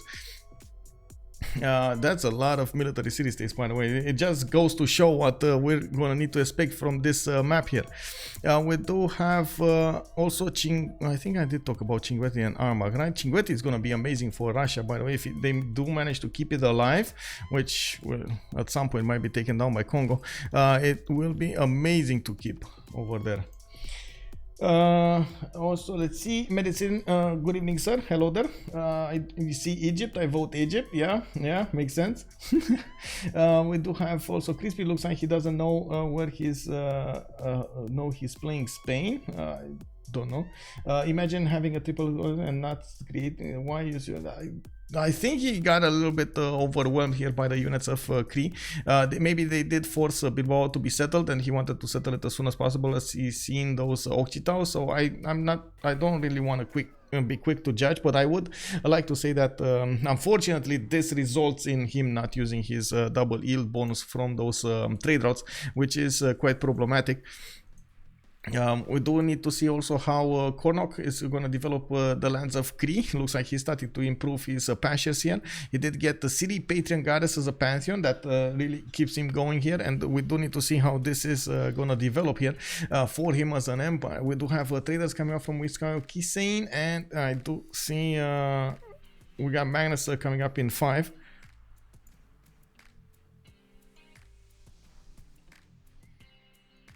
Why are their bets so one-sided?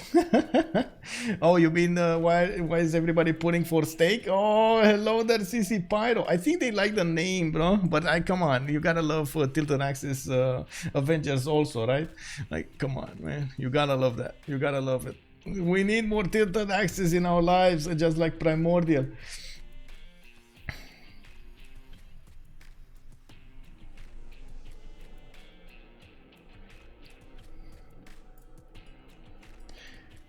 On Kongo, whoa, God of the Forge on Kongo? Is he actually gonna try to punch through one-tile chokes towards his opponent here? Is he putting down encampments? Is this gonna be LDK going on the offense? We do have him with very early iron if he wants to get it. Is right next to his horses. Looks like he's getting some settlers, some more settlers in 3. And looking at the tech side here, let's see, where is he? He's gonna get boosted by CaptainMorgane. LDK is 10 turns iron working. He's okay. His ally is gonna get him that iron. They do know Spain over here might actually want to go Celestial Navigation, and he's not gonna he's not gonna have the time, guys, to get a classical unit out. This is gonna be quite a problem. Thoughts about appearing in a French newspaper? I was like, my jaw dropped this morning when I saw the initial message coming up from, wow, we made it to the papers, CWC, the papers. I was like, wow, they're talking. That is amazing. There's some positioning at play and stinks. Yeah, imagine. Yep. Moksha also establishing in LDK's land. He's gonna try to get the culture with it, and well, he's not gonna get that much science, but it's fine. He's on 8 science and 9 culture at the moment. Looking at his techs, he's gonna be 4 times out from getting his unique units, and I gotta say those unique units actually move quite fast when it comes to forest and rainforest. Since he is he just put an encampment and then went settlers. I'm not so sure about what his plans are. Looks like he's gonna be a bit, how to say, off the mark here. He does have a decent amount of food and production in the city of Kewilla, and yes, I do like that he's actually gonna try to expand, and I would have done the same, honestly. I would have tried to keep as much as possible Spain contained and then see him above him. There's certainly a possibility for that to happen, since Spain doesn't have that many cities anymore to settle, and the ones that he did settle, he was forced to go for them off the best choices that he had. You can see also Kornok is trying to figure out how he can do some damage and keep these settlers from expanding on another continent. They really don't want to give Cupcake here a city on another continent. Now, if you go for an encampment on your nation, it does seem like it does make you have quite a bit of a sacrifice there, so you gotta be careful with it. If you go that way, you're kind of set in stone to actually do an attack. If you don't, you're gonna slowly have a disadvantage during the mid part of the game. We do have a Scythia with yes, a heavy chariot. Actually, there we go. Yeah, Buriz is calling him out. Heavy chariot coming out over here from PAPACHILLIN, and it does seem like he is trying to get probably one of the bonuses of the city states for it.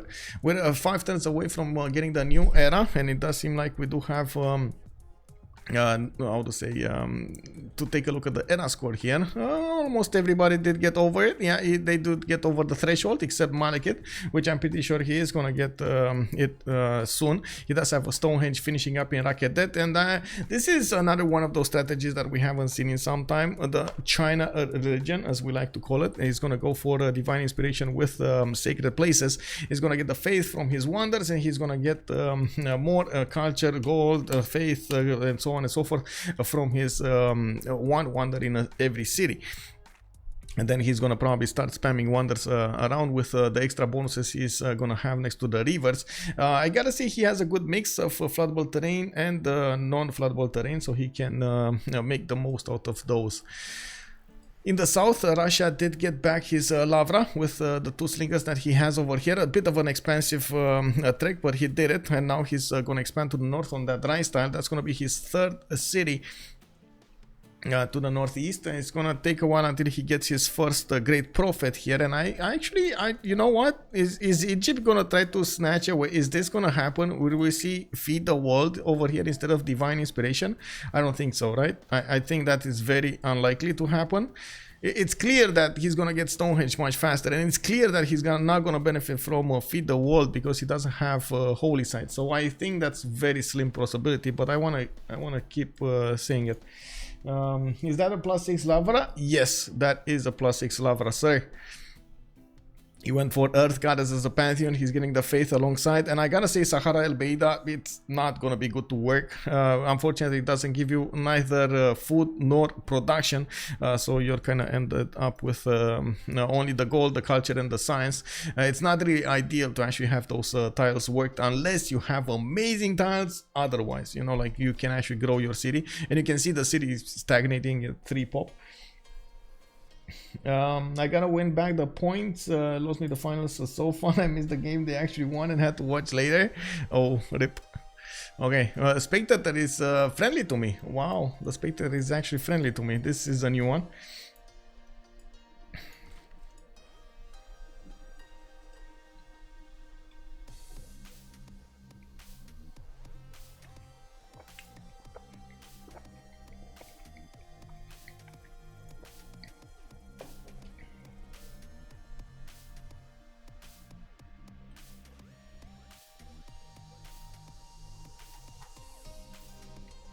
Give me a second, I was trying to check something out.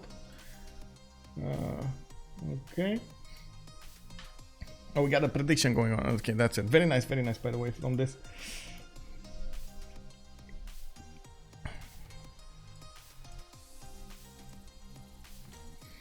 Oh, finally, Persia is going to go for the settle on the Coco tile, and he is going to go for the Temenaki as well from Bactri.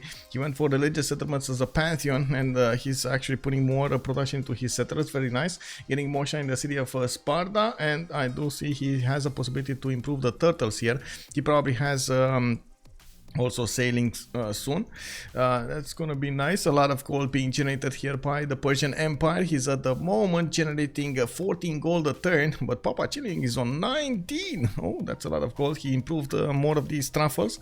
Heavy chariot, okay, gave him points in what? Like if he really wanted that heavy chariot, what did he get points in that was so important for PAPACHILLIN to get? No.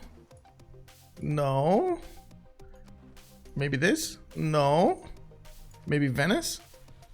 PAPACHILLIN, okay, he got some gold from Venice, okay, that might have been the heavy chariot over there.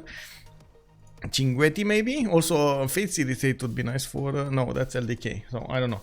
Doesn't look like it. Maybe he also got some production over there from some of the military city states, but it will take us a bit of time to get through all of them. Hello, Trojan man. Good evening, sir. Also, Circassian. Hello there, sir. Hello there, and welcome. I feel like it is usually better to steal, feed the world from Russia when Russia does not pick the gods of the hunt. Yeah. And this is the question, right? What happened over here? What did happen? Feed the world and defender of the faith. Oh man.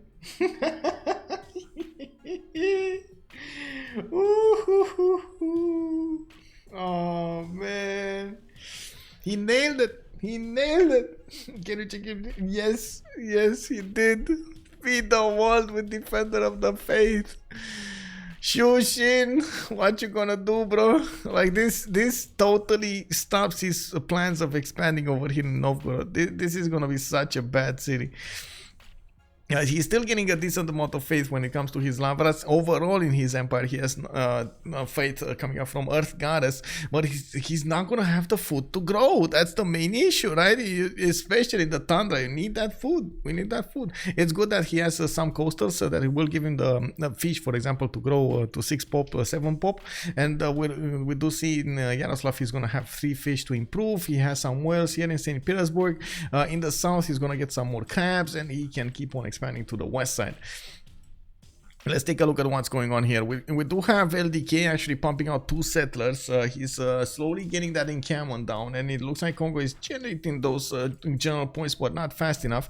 There's a forest fire in Bilbao, and I do see a Cupcake over here has decided to actually go for harbors. This has been revealed to his opponents as well. So honestly, if I was right now Kongo, I would think, bro, this guy is disrespecting us. We need to get those those unique units, the replacement swordsman against him. Choo choo, let's go war. Anyway, in the meantime, it looks like LTK is Yes, they saw it. They saw the disrespect happening over here. How is this possible? Man, if they only seen it like 8 turns ago. Cupcake is going to try to go to horseback riding. He has 5 turns to get there. Political philosophy in 2. It looks like even if LDK is going to get these Nagao Mubebas against his opponent, they're not going to be fast enough. 8 turns to go, totally different issue. Now, not that big, you know. Let me actually check something really quickly out here.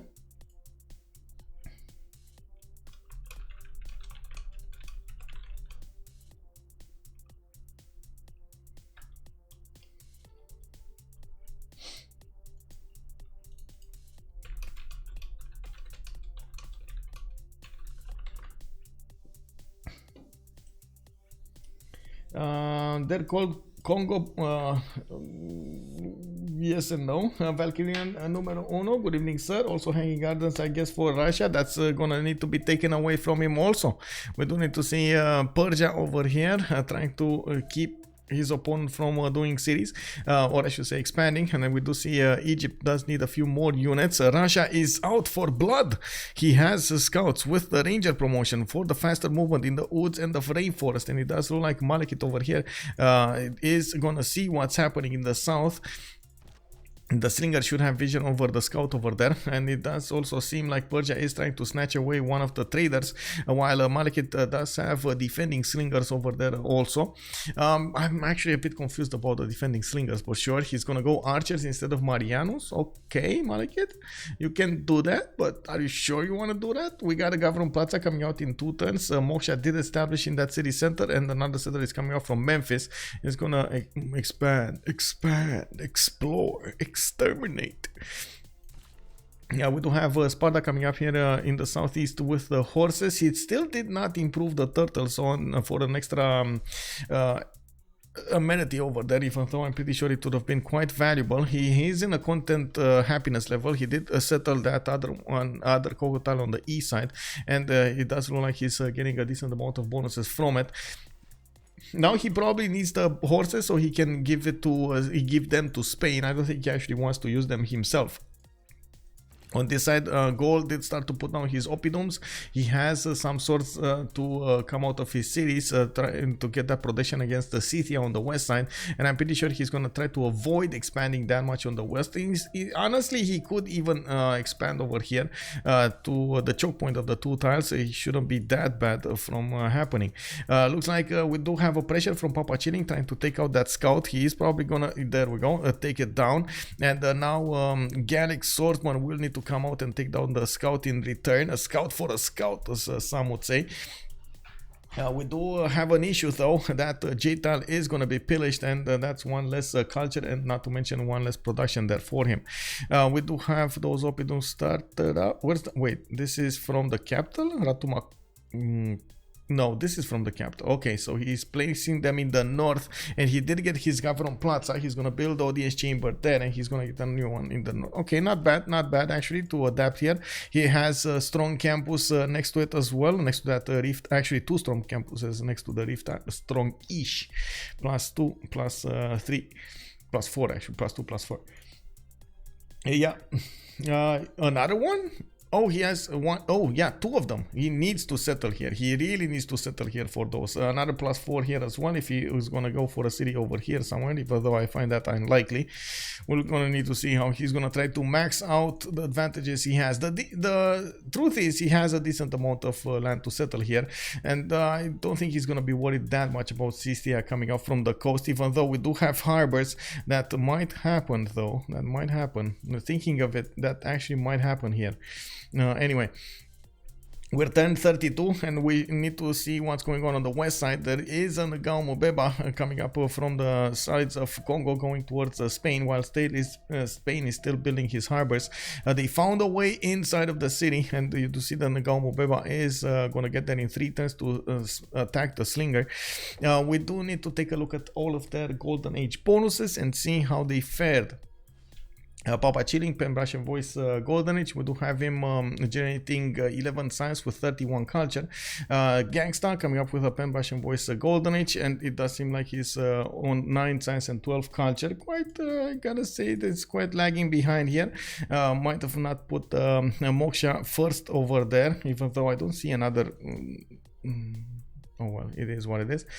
We do have a Cupcake with 8 and 16. He went for pen, brush, and voice golden age, and as you can see over here on Spain, he has quite a few issues, but he's gonna get some help back. He did finish his Governor Plaza. He's gonna get a lot of fertility bonus and production from the tiles next to Bilbao.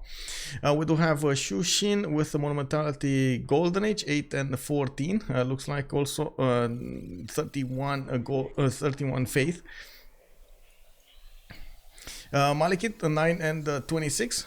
He's also gonna have, let's see, what is this? Pen, brush, and voice golden age coming up here for Egypt. Okay. CaptainMorgane, we got pen, brush, and voice golden age 9 and 26, also 45 production on ambiotics. Okay, we do have multiple stuff going on here. Audience chamber coming up in 4 turns. Also, he got pillaged by Scythia. Kornok also 8 and 17. We got Cree coming up soon. I do need to see on the west side if Cree is actually going to build an army. Looks like he just got some defensive arches to help him defend against Russia's units, and that's about it. Now pumping out some more settlers from his cities with Magnus internals. Oh no, is he actually going coastal here? Okay, I wouldn't have expected this one, especially against Spain, but I guess they're gonna try to force Spain into 2 sides, try doing the war on the land and the city. We'll see. Now we do have also LDK with 10 science and 21 culture on pen, brush, and voice golden age. Looks like Spain did see his cities. They're starting to be 28 strength, 30 strength, and so on. That means he is going to benefit from classical units. 2 Naval Mobebas are moving to the west side, and 1 will actually pounce soon. He's gonna move towards the city of Madrid very, very quickly here. We do have the first horse also coming up from Seville in 1, and it looks like the horses of Spain got pillaged. Those were his only resources, then improved, classical resources improved, while he just chopped a horse from Madrid to defend himself with. Let's take a look over here. We do have and a score coming up. Okay, let me see. Army. There we go. Seven horses right now in the Empire of Spain.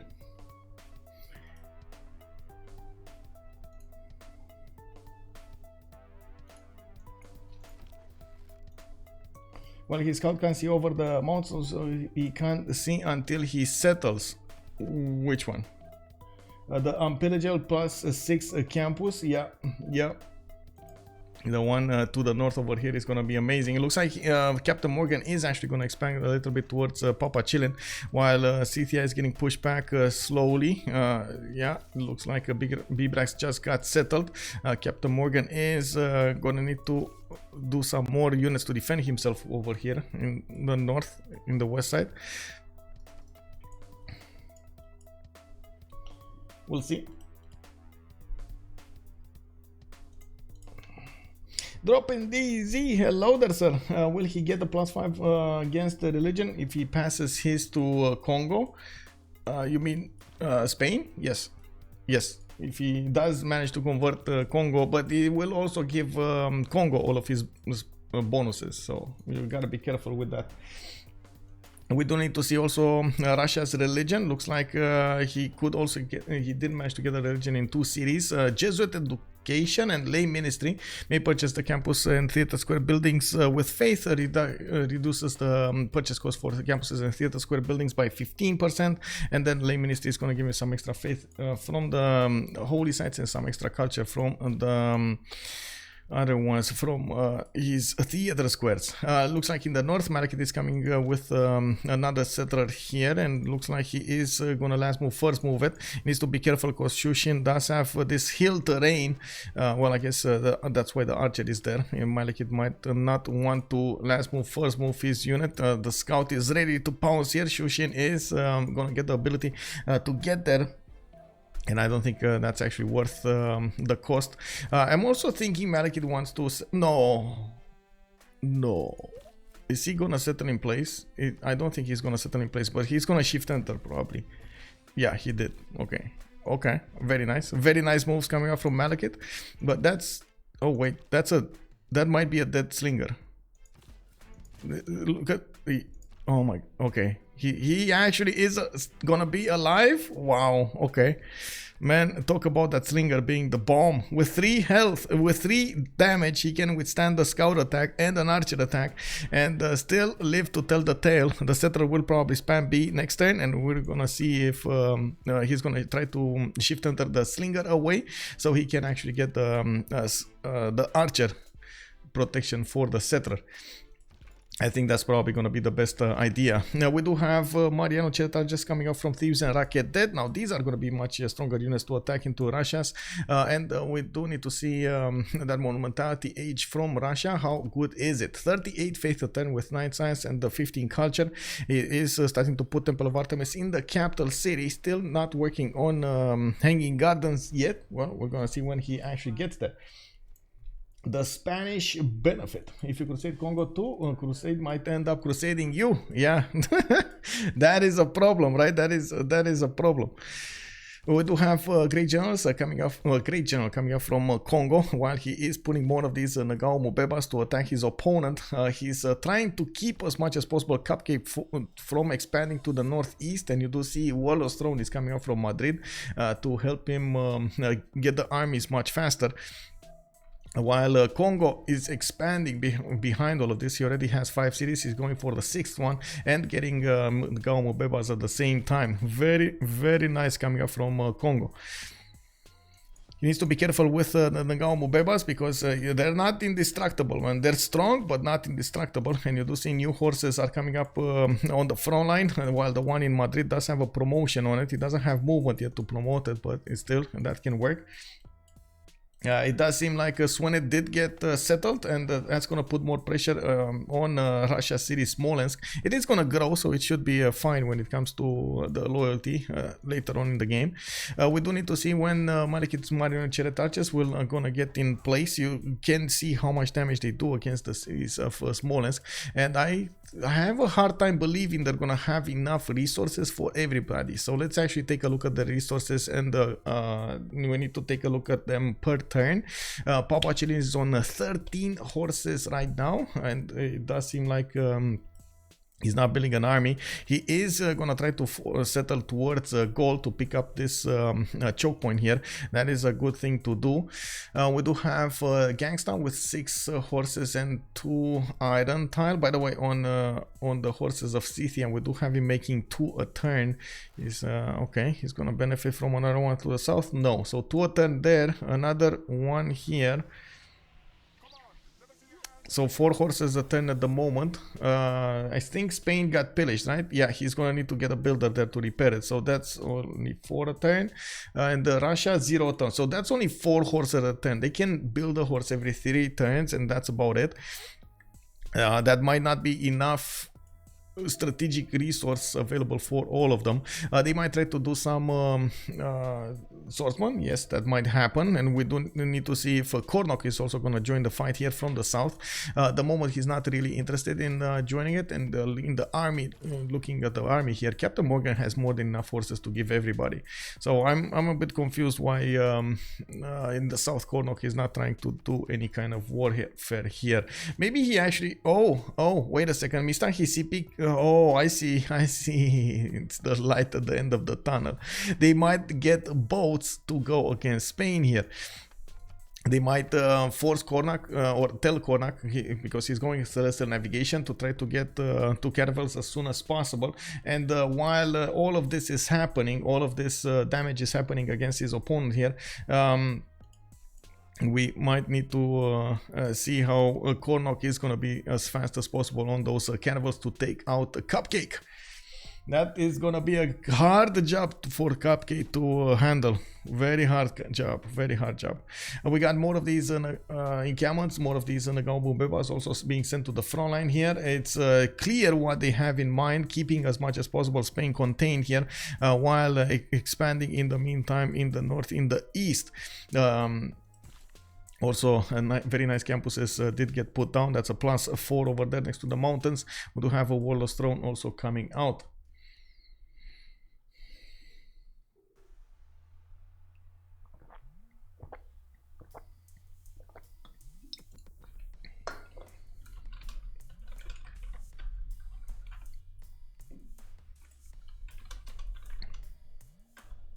Let me see.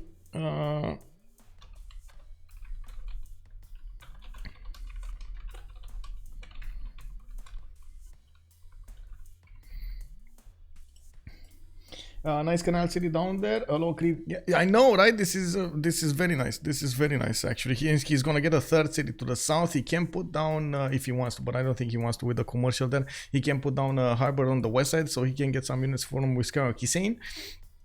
But honestly, if you would have gotten horses from the south, Cupcake would have just been dead by now. So that, you know, it's, I guess they're going for a later timing on this. And I guess the one thing that they don't see is how many strategic resources their opponents are doing.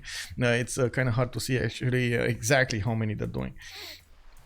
Now we do have also Egypt coming up with multiple Marion chariot archers and horses from his capital city and the city of Swanet. They're slowly closing in on Russia city of Smolensk, and they should be taking that down while Russia is trying to make up for the loss of Feed the World in the south, building that Temple of Artemis, trying to get more cities, trying to get, maybe he's gonna try to get Hanging Gardens. Like chat is calling out here, he will have a serious issue doing everything. Wait, that, did he just buy a building? I think he just bought a building, right? Where? Or something happened there. Anyway, something happened and disappeared. I don't know what happened there. Anyway, we do have God of Open Sky coming up for Scythia. Okay, he's gonna get the extra culture per turn from each of these pastures improved, and he is starting to put down harbors. That's another reason for actually Cree to be on the seas there. He might need to help out Gaul defend on the seas as well as on the land. We do have Gaul over here settling more cities on the west side, and it looks like he's not going to be, even if he does have amazing campuses in the north, which he might not see actually. Let me take a look. Yeah, he might predict this is a campus, but he doesn't see it until he settles a city there. So yeah, you know, what you don't see doesn't hurt you or something.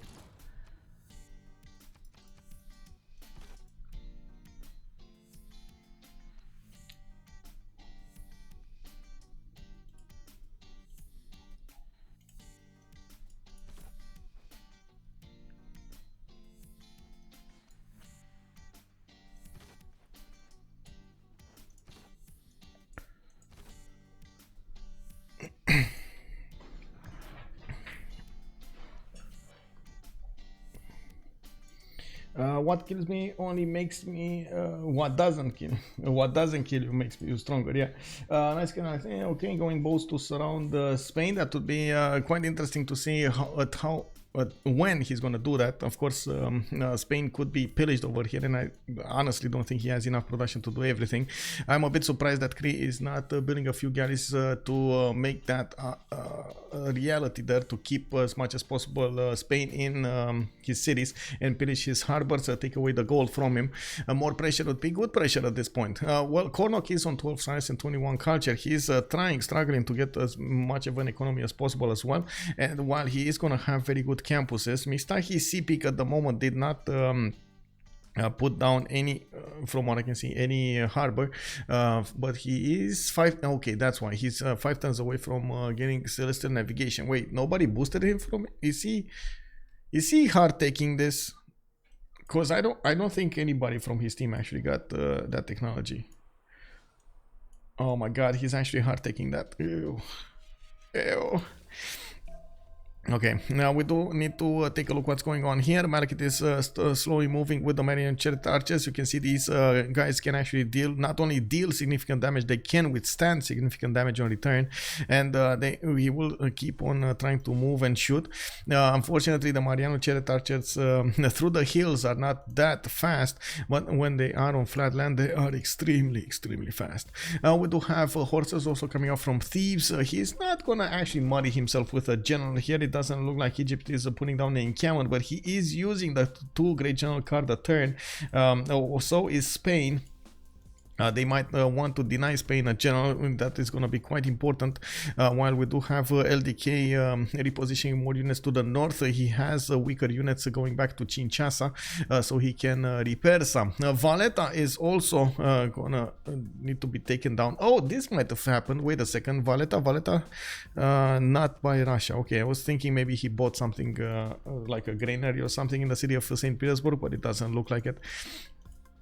Also, let's see, someone might have gotten a scientist. What? Okay, it's actually the next scientist. Anyway, now we do have Cree starting to get merchants. It looks like he got the first one, Zankian. He's going to get an extra trader at capacity, which is going to give him quite a few bonuses. He also got the 90 gold one, Marcus Licinius Crassus, which allows him to buy a few coastal tiles. Well, not only on the coast, but everywhere. He's plugging in Wiskauki saying Pingala, and oh my god, the cookies, man, are smelling of cinnamon. Oh, cookies. We got builders in Aktakakup, and we do have Kornok actually getting a few builders also from the south, Sakahikan. He is moving away from getting celestial navigation, and I'm pretty sure he actually noticed that he's unfortunately gonna have to hard take that. Nobody from his team is gonna help him do it, and he's gonna get a builder from the city in the south, so he can improve 2 of these coastal resources. He needs 2 sea resources to get the boost for it. Kornok is starting to build some galleys. He's getting his audience chamber in 2 turns, and I do see him looking around the north with Noctitao and an archer to see what's happening between him and Cupcake. Seville did get an encampment, and it looks like next turn he's gonna get to recruit. He's gonna have enough points to recruit a great general. That unfortunately is gonna allow him to defend quite properly over here the city of Madrid, which will allow him to be a bit more, how to say, try to go a little bit taller. I can't really say he's going to have amazing yields. That's something that at the moment I don't think it's going to happen. And we're going to need to see if Kongo here is going to manage to keep him off settling the north. It's extremely important to keep him off settling the north. Oh my god, these archers are just useless against the Mubebas. 25 strength against 76. Unbelievable, man, unbelievable. We do have Pingala establishing in Kiwila. Looks like a builder coming up in 1. Settlers coming up in 2 from Banza, Kongo. And campus is coming up in 3. Can Persia push Egypt? Persia. Yeah. He's trying to get some warriors there, but the biggest thing is the problem with the how to say, the resources. They just don't have enough resources on their side. Like Cupcake is gobbling up all of the horses. We got Ganksta with some horses of his own, but he's giving them away. And then Malekit is gonna have a decent amount of production to work this. And when you're talking about the gold, these units will require a lot of gold and 7 iron each. That's what, 65 gold? Is it 65 or 55? I think it's 65. Wow, even Mohenjo-Daro taking out Gangsta's pre-builds here. Yeah, that's 65 gold and 6 iron each. And, well, that's going to be a problem. Russia is also beginning pressure here in the south. He's starting to lose multiple units. He's losing his archers, but did also manage to take down the first horse of Egypt that got in. Multiple Marianos are needing to throw their shots, and they're starting to do the number of the Russian defenses, putting again more pressure on Shoushin, which will need horses from somebody. We got Valletta taken down. It looks like the Kongo warriors will move towards the southwest, towards Madrid there, to reinforce that choke point, I should say. And I do see Kongo is 2, 4, 6, 7 cities. Soon gonna be 8 here.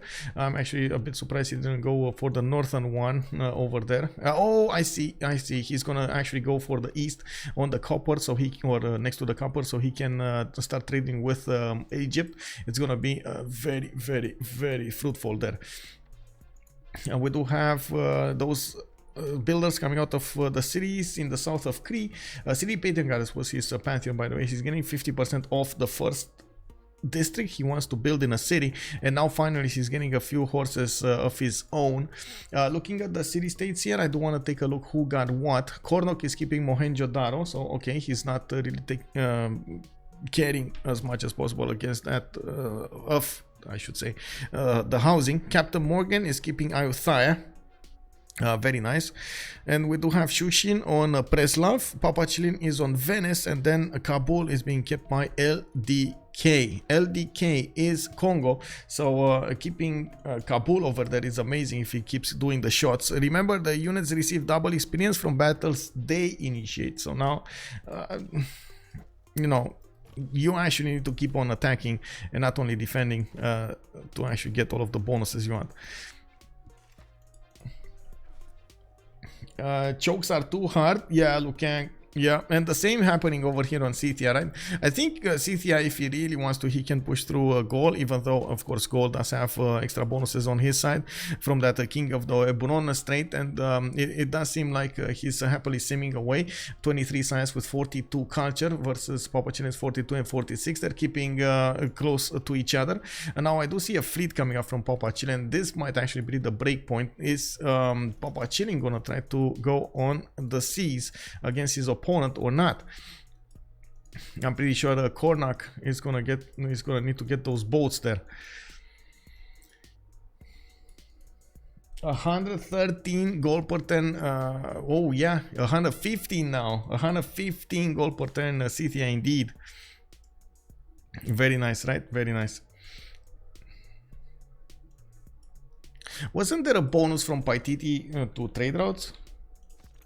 So trade routes sent from cities that own at least one tile of Paititi generate 4 gold. So he has like 2 cities, right? He has Kuloba and Isik, so he's generating 8 extra gold from those. Very nice. Unfortunately, his capital city was 1 tile too far away.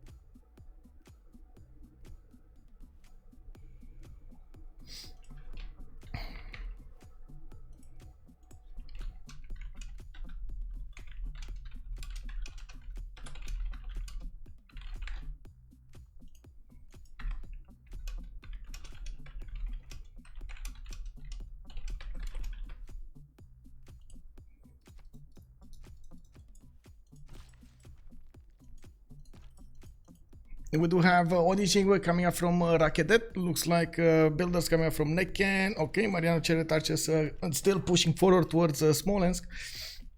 We do need to see how this is developing here. Okay. Malekit does seem like he's starting to run out of steam, and Russia did seem to keep this choke there. Okay, Novgorod is coming up with temples, and it does seem like he's keeping as much as possible Egypt back. Unfortunately, Shoushin does have a problem with the stats: 13 science and 23 culture. What is going to happen here? 52 faith per turn coming up from him, and we do have him with 51 production as well. Looks like also Persia coming up with multiple immortals. He's gonna hard build a few of them, while he's gonna need to get the gold for the other ones. Cupcake is still receiving that gold to do something over here. Well, he does have 160. Maybe he's just making it and not giving it away. He might need to give it to Persia if he wants to get some help to relieve some pressure off of his ally Russia. Fortunately for them, Scythia making so much gold is actually quite an important part here. It does seem like at the moment PAPACHILLIN is gonna get quite a bit of gold for them, so they can upgrade whatever they need. They do need to get the strategic resources so they can upgrade those properly. Now these Egyptian Mariano Charioteers are getting pushed back, and it does seem like we do need to take a look what's going on.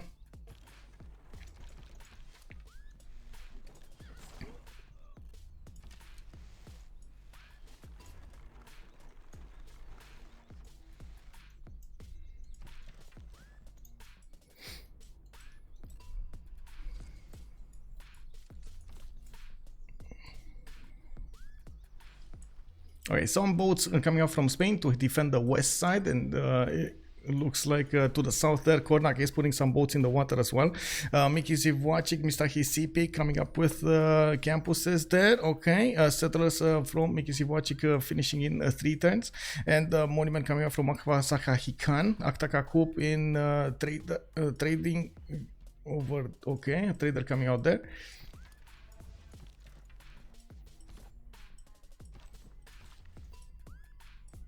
We got Incamun coming up from Chinchasa, and the Pingala he did establish in Kwila. Looks like what is going on here, Marco Polo is going to be the next one. Persia is going to probably, or somebody's going to need to do some projects for it. Let's see who is actually going to try to get the projects going. Commercials coming up from LDK, although I gotta say Kongo this game has not actually tried to do that much many merchants. He focused on the war more than anything, trying to get the science and the culture, while the production and of course keeping as much as possible Cupcake in check. Persia now, let's see, is he going? No, he's not actually going for projects. He does have 3 attempts, so I guess he thinks it's enough. It looks like at the moment Russia did manage to push back Malekit's unit, even though I do have to say these Mariano Chariot Archers, some of them are starting to get promotions. They're going to be quite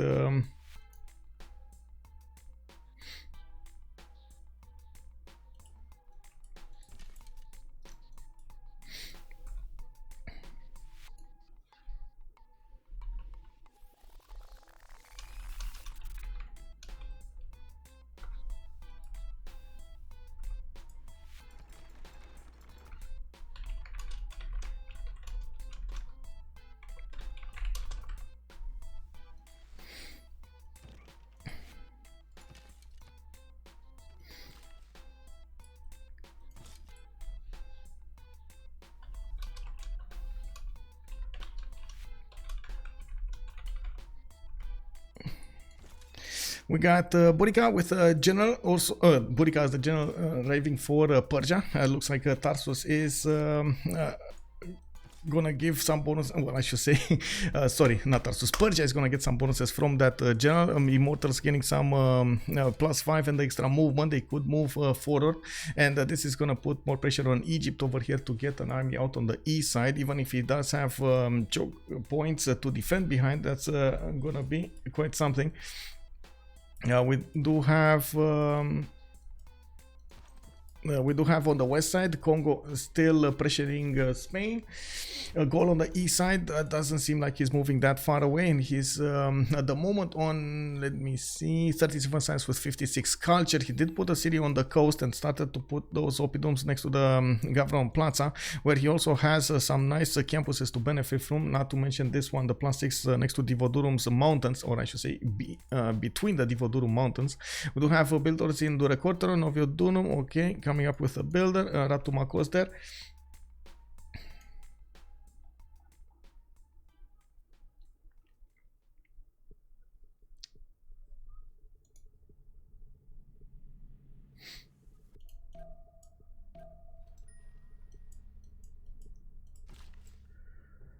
Okay, let's see what it is. A great bath coming up from Passagarde.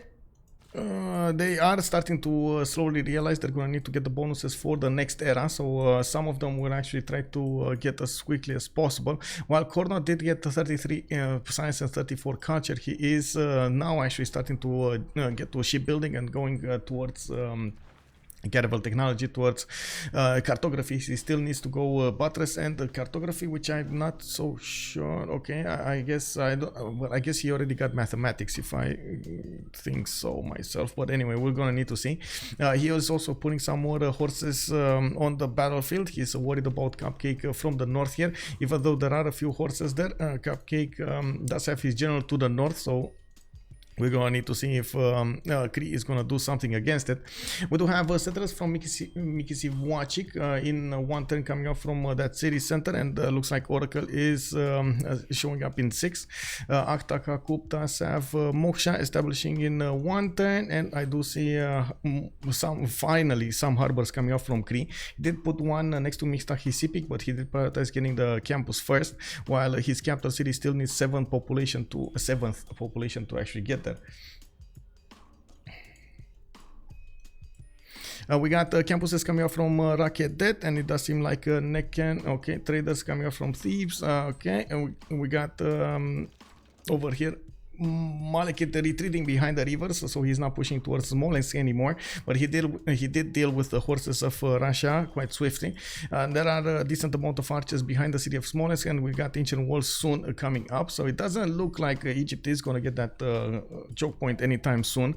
He does have a few units going towards Yaroslav though, and that's somewhere there are no units available for Russia to defend. He's going to need to reposition his army to the south or get a new one.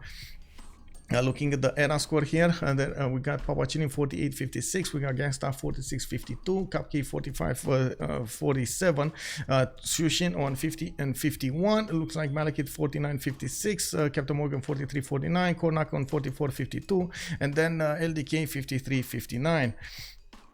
We do have also Etemenanki coming up from Bactri, and it does seem like the Ganksta's units are starting to pound on Mohenios Daro's doorstep. That city does not have classical units to work with, and it does seem like it's probably gonna die to the pressure. The Sky enters Gravy, MKs have 35 range strength, the Expos have 40. Oh, you're talking about these Mariano Chariot archers. Yes, they're very close to Expos. Also, Pitatis are like 40, could be totally grow on that. Pitatis are amazing, by the way, but they're weaker on the defense, if I'm not mistaken. They're better than I thought. You can successfully do and the night push, and it's very hard to defend. Yes, it is very hard to defend. I seem to recall archers being way less for some reason. Oh, you mean Pitatis? Pitatis are quite strong. Or are you talking about the normal archers? The Pitati archers are 17 melee strength with 30 range strength.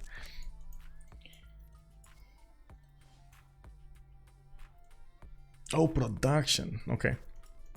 Well, we do have an attack coming up from Spain actually on Cree. He did try to figure out if there is some defense from Kornok, and there was some defense from Kornok.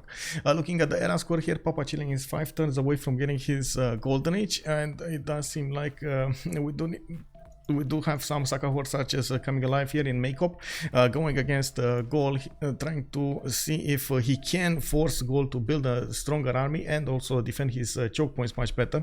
It's good to actually get some promotions off of these. Ganksta is on also 46 out of 52, 49 out of 52. And it does seem like Persia over here is, how to say, is going to be on 39 cents with 36 culture and 81 production. We do have Philip II with 48 out of 58 points of era score. He does need 10 more points to get there, very far away, and he might actually not get it with how it looks. He's also trying as much as possible to push Cree away from his settler. He's trying to get another settle here to the south of Bilbao, which actually might happen. Like, looking at the possibilities, he might get there. Russia is Dark Age, and looks like he did manage to get the walls in Yaroslav very quickly. He chopped them out with a builder, while Egyptian horses and his these Marian chariot archers cannot push through easily. But neither does Malekit have an easy way to go against Smolensk here. We do have also CaptainMorgane with, let's see, 46 out of 49 points. Malekit is 49.56. He's also going to need those 7 points to go here, and it's going to be hard to go there. CaptainMorgane 46.49. Well, it's going to take a while until he gets there. And the Kornok 44.52. Okay, 6 more points to get there. LDK 55.59 on Kongo.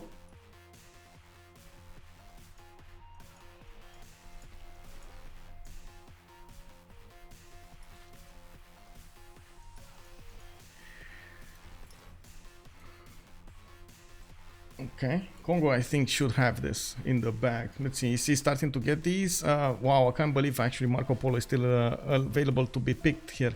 Cree can get a, or could get a project, but he's not getting a project. Where is Kongo? Kongo is making 1.6 now. Egypt is on 4. Persia is on 3. Persia is not getting a project, doesn't look like it. And he still has quite a bit of pressure going against Mohenjo-Daro here. Marco Polo, yeah. The only knife that Egypt has for him is the wheel tech, yeah.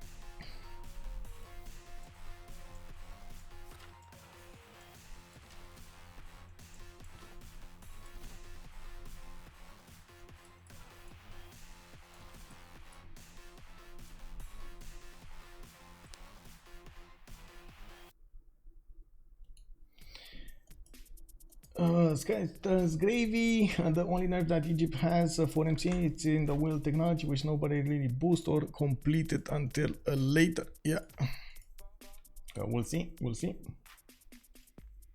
Give me a second, just want to check something out really quickly here, okay, so more horses coming out from Cree, and I do see Kornok is gonna need to get his navy out. He is again ignoring the, I mean, maybe he has other plans than I have foreseen, because it looks like he's going for masonry, he's going for walls instead of going for something else like boats. Hello, stronger cities are gonna make much better, and the offense is gonna be much better than the defense. So I'm a bit worried about what Kornok wants to do here. He's still on 38 science with 39 culture.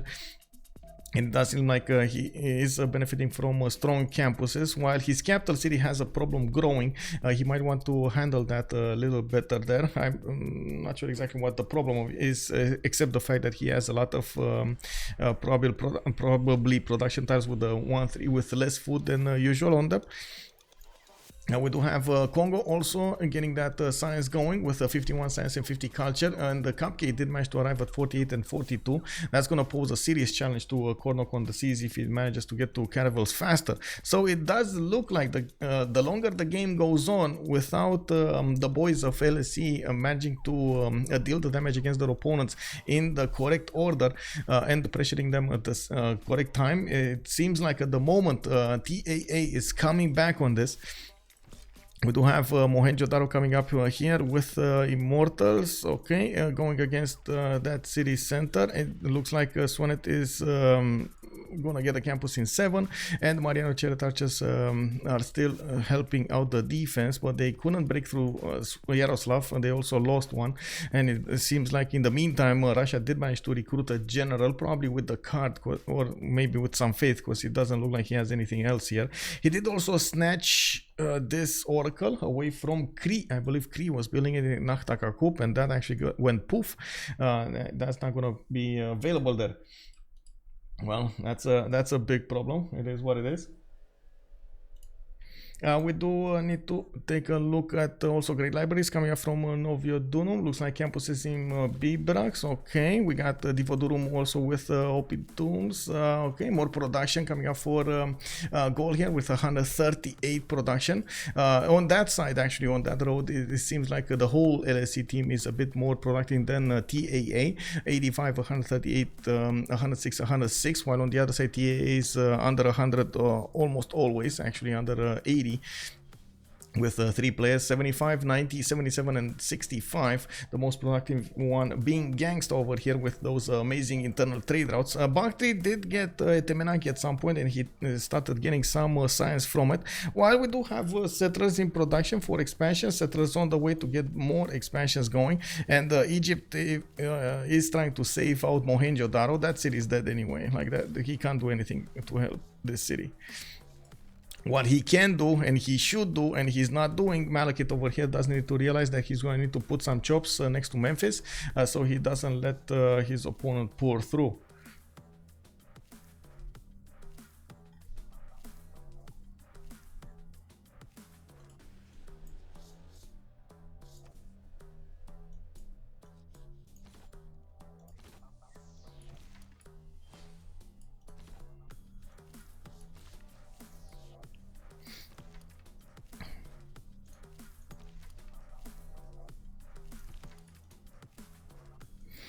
Okay, Gal is coming up from Mikisiv Wachik and Mr. Hisipik. He's gonna get a bigger navy here, and looking at the tech side, he's also going top 3 finally. Buttress in 2, while Cupcake is getting it in 1.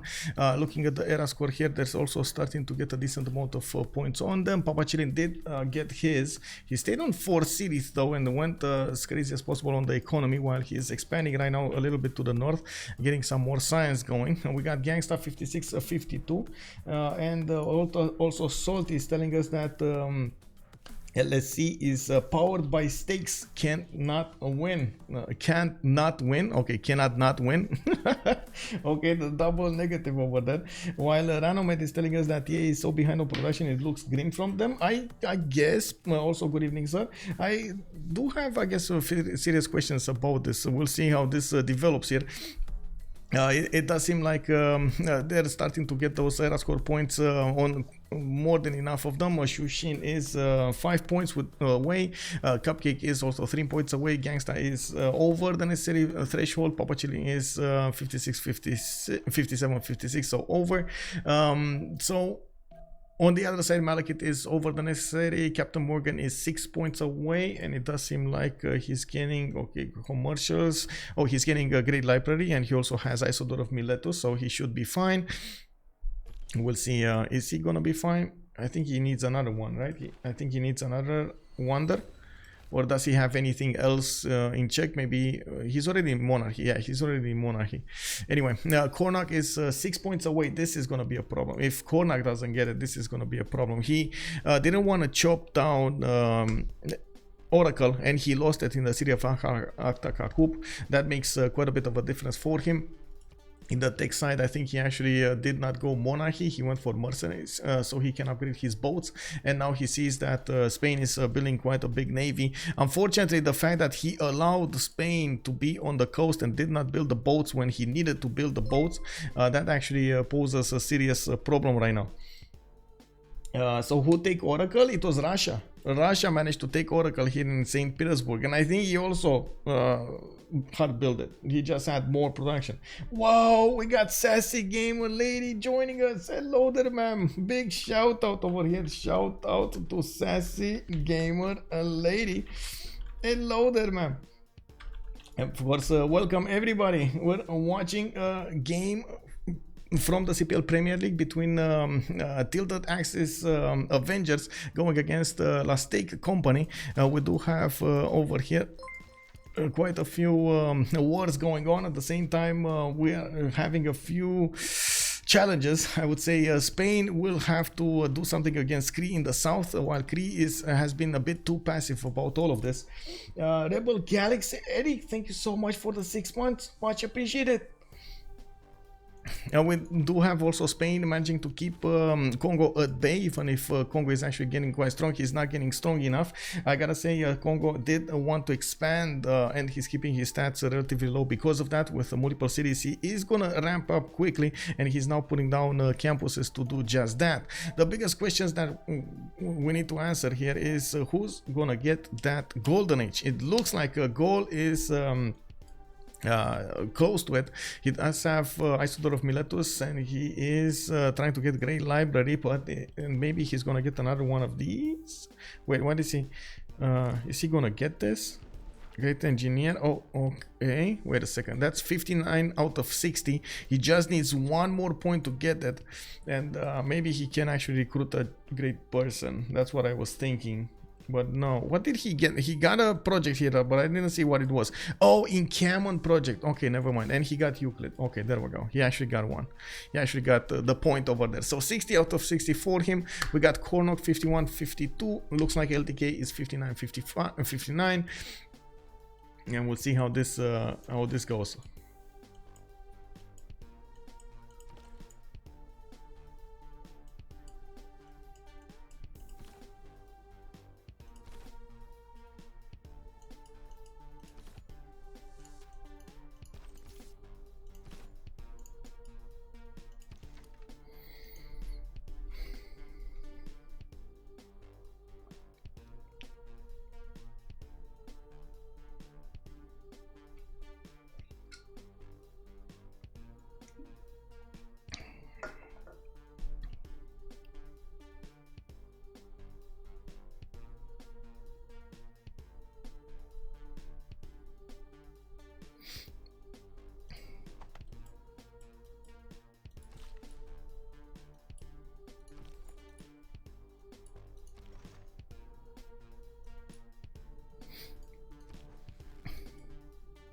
Mohenjo-Daro did get taken over by Persia, and now Persia has opened up a front line against Egypt. We do have multiple pre-builds coming up from Egypt in the form of those heavy chariots. Those will turn into knights, and they will go against those immortals.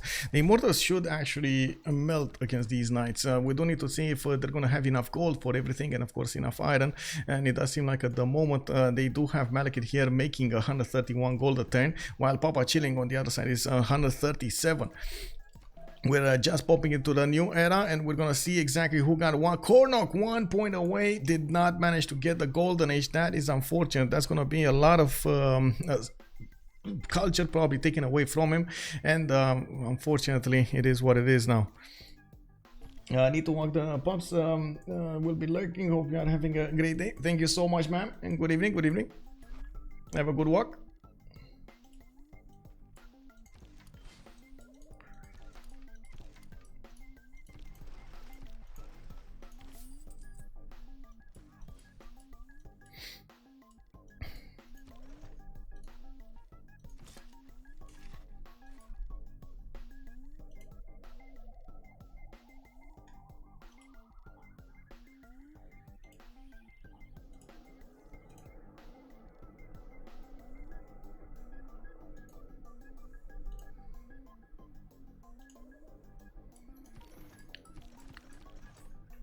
How is Cree missing golden when free sim? What went wrong? Well, he was kind of half free sim over there, I gotta say. He wasn't full free sim. I do want to check the knight's damage against these. Why do we have a pause? Oh, I guess PAPACHILLIN just disconnected. Rip. Okay, I didn't want to check the damage of those heavy chariots turning into knights. Let's see. Okay, they do more than enough damage against the immortals, and that is an immortal with the general bonus. Okay, and oligarchy. Is Ganksta over here? You know, that's a good question. Did he build his Gavron Plaza building in an oligarchy or not? Oh well, we'll see. We got foreign ministry coming up from Mubanza, Kongo. Kongo does need a lot more science to work with. He's now jumping to 77 and 64, and I think Cupcake did stay in a pen brush and voice. Okay. Ganksta also pen brush and voice. Shoushin golden age, but he didn't choose what he wants. He does have 91 faith to work with, and I do see he still has some expansions over here to the west. Malekit is golden, didn't pick. Ambiorex did pick pen brush and voice. Kornok normal age, unfortunately. LDK pen brush and voice golden age. This is gonna hurt quite a bit actually. Kornok, and not only do they need to get navies out against Spain, but they also need to upgrade all of those knights of Malekit. So that's a lot of pressure when it comes to their gold generation there. Good thing is Kongo has started doing 86 gold a turn also, getting more markets out. On this side we do have Philip II with 58. Okay, Ganksta is on 37, and Tomidis is just booming, getting so much.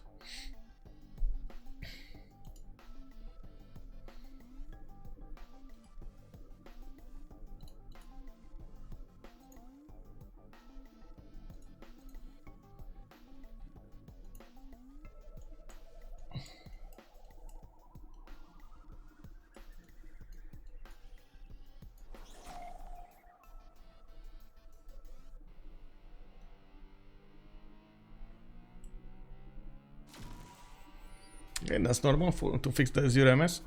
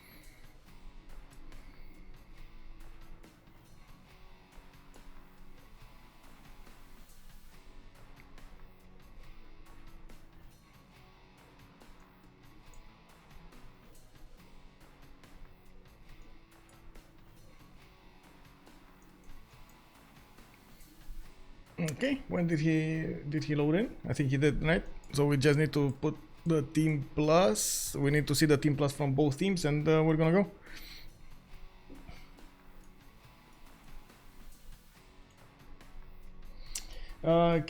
Kit, hello there, sir, and good evening. Good evening. How is the game? It looks good. Actually, quite interesting. There we go. Getting the unpost going. We're turning up in the medieval era, and now we are a few seconds away from actually seeing what they all picked as golden age, second golden age.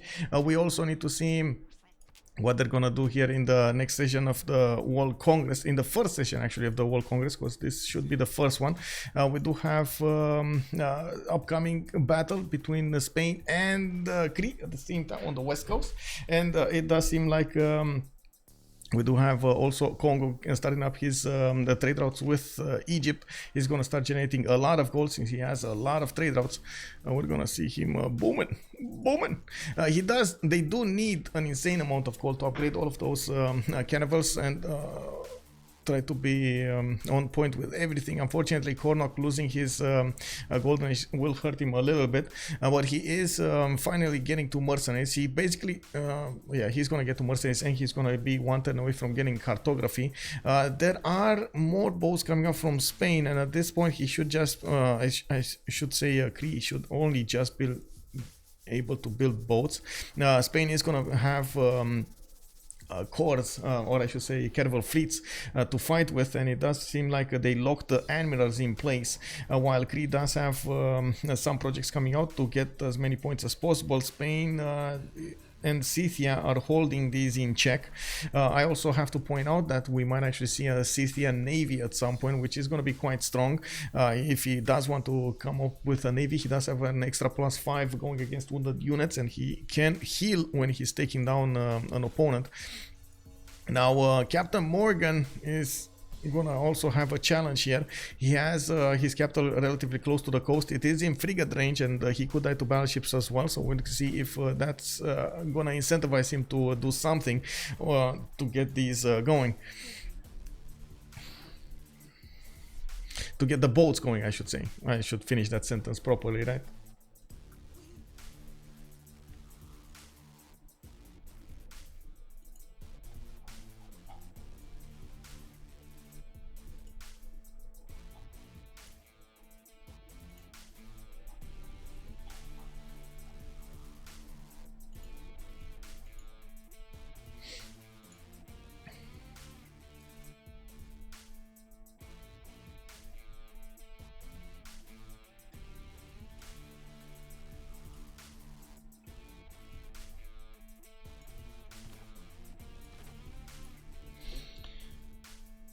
How the man frees him if next to coastal Spain? Yeah. I mean, honestly, Cree should have been right up Spain, right up in the cities of Spain to be, how to say, to keep Spain from ever getting a navy out. I think this will be the mistake that might cost them the game, letting Spain be on the coast. And again, letting him build a navy will probably come back to haunt them in multiple ways than one. First, they need to spend a lot of gold. Second, a lot of production on this. It's just gonna be hard all around. I'm just gonna vote B, by the way, because, you know, B. This and this. Usually the AI votes A in all aspects, so whatever.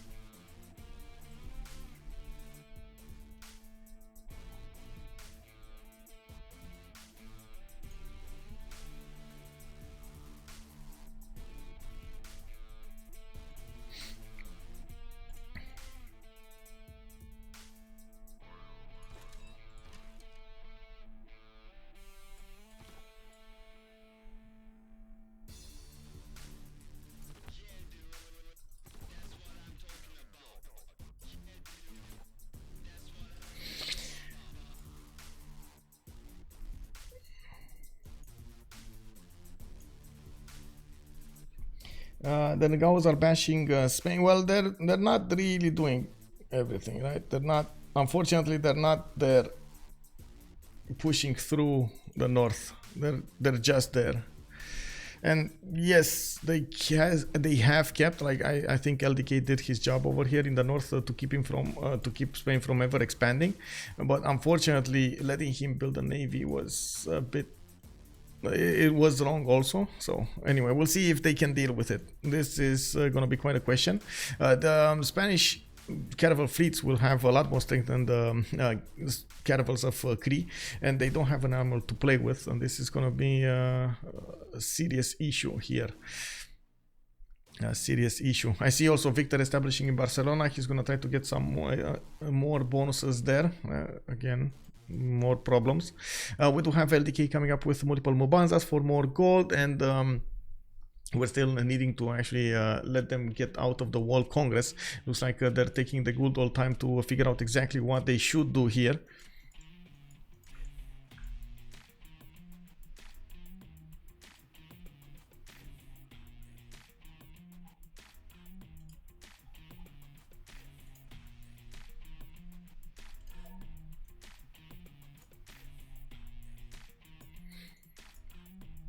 Then Cree doesn't have that much coastal cities. Need to be wary of Spain. Yeah, well, he does have 2 of them, and if this one goes down, Mr. Hisipic, there's a clear line towards his capital.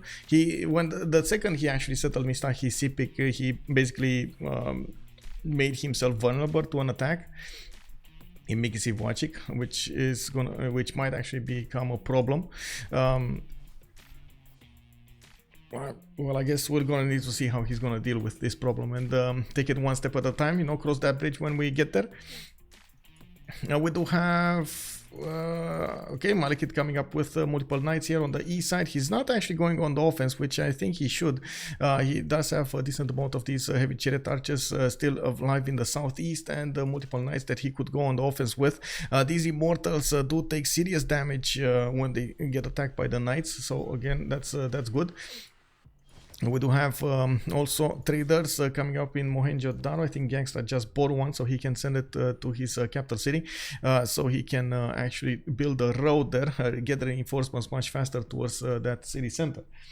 Still via one-time lake, easy choke point to bombard with. Yes, that is true. That is an easy choke point to put some catapults in, but well, if you have trebuchets, I don't think the catapults will do enough damage. Anyway, we'll see. Cupcake will also have the advantage of benefiting from Merchant Republic. That will allow him to get the press gangs card in, or I should say the Merchant Republic Civic. This one, Exploration, you do get press gangs as a military card, and it does give you the 100% production towards your boats. He will get them built much faster, and you do see he's actually chopping some more here. I think actually Cree is dead here. Like, honestly, there's no way he can defend against this. And this is, I guess, a lesson in time. If he would have put the boats right in the face of Spain, he would have managed to keep him away from building a navy. And unfortunately, because he didn't actually build 6, 7, 8 galleys, that actually is gonna cost him the game here. He only needed 1, 2, 3 to be over here. I think even like 4 maybe, and then another 2 over here in Bilbao, and he would have been fine. He would have been more than fine. But anyway, I guess it is what it is. We do have Kongo moving in with some crossbows. They're gonna try to get the positioning to start to deal the damage against the Spanish units. Spain is gonna need to move down on the bottom tree so he can get coursers, so he can have stronger units to defend with. Homie man get bopped on cones. He lost his 2 best cities. Yeah. We do have settlers coming up from the capital city of Scythia. He's starting to expand another time, moving to the west side here, and it does seem like 1, 2, 3 of them will pop there. Arena coming up from Bibrax, Isodor of Miletus there, okay, Opidum over there, more production coming up from Gaul, but he's not really using it for anything at the moment to actually be, I would say, to do something against his opponent. He's getting more, he's on 187 production now, CaptainMorgane 68 science with 90 culture, and we do see LDK is also on the other side getting some more there, 82 and 67, still not very far away from Cupcake 62 and 55. We do have Shoushin with a clear science problem that he's trying to fix, getting more campuses and cities next to good campus spots there. We just saw Voronets get settled on the west side, where he does have access to a +3 if he wants to. He also has just put down Lavra there next to the mountains. He's gonna get a +2. And we do have the attack going on against Mohenjo-Daro. And it does seem like Malekit is going to start pushing here with the knights. He doesn't have a general for them, unfortunately. He's trying to get an encampment training project to work with here.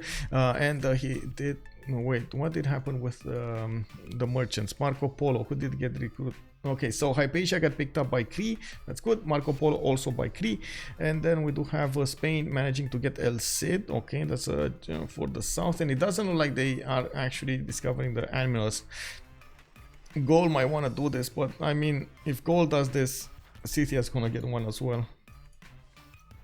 Scythia, sorry, Spain is gonna get one as well. We'll see. Quadrims coming up from Mikisivwachik. Kornok is probably gonna see the defense strength of the cities of Spain go up. Now we do have Kerval starting to appear over here in Barcelona cities, and we do have him able to one-shot these galleys of Kornok if he gets in there. Kornok is barely getting cartography next turn, and he's gonna need to do something about this.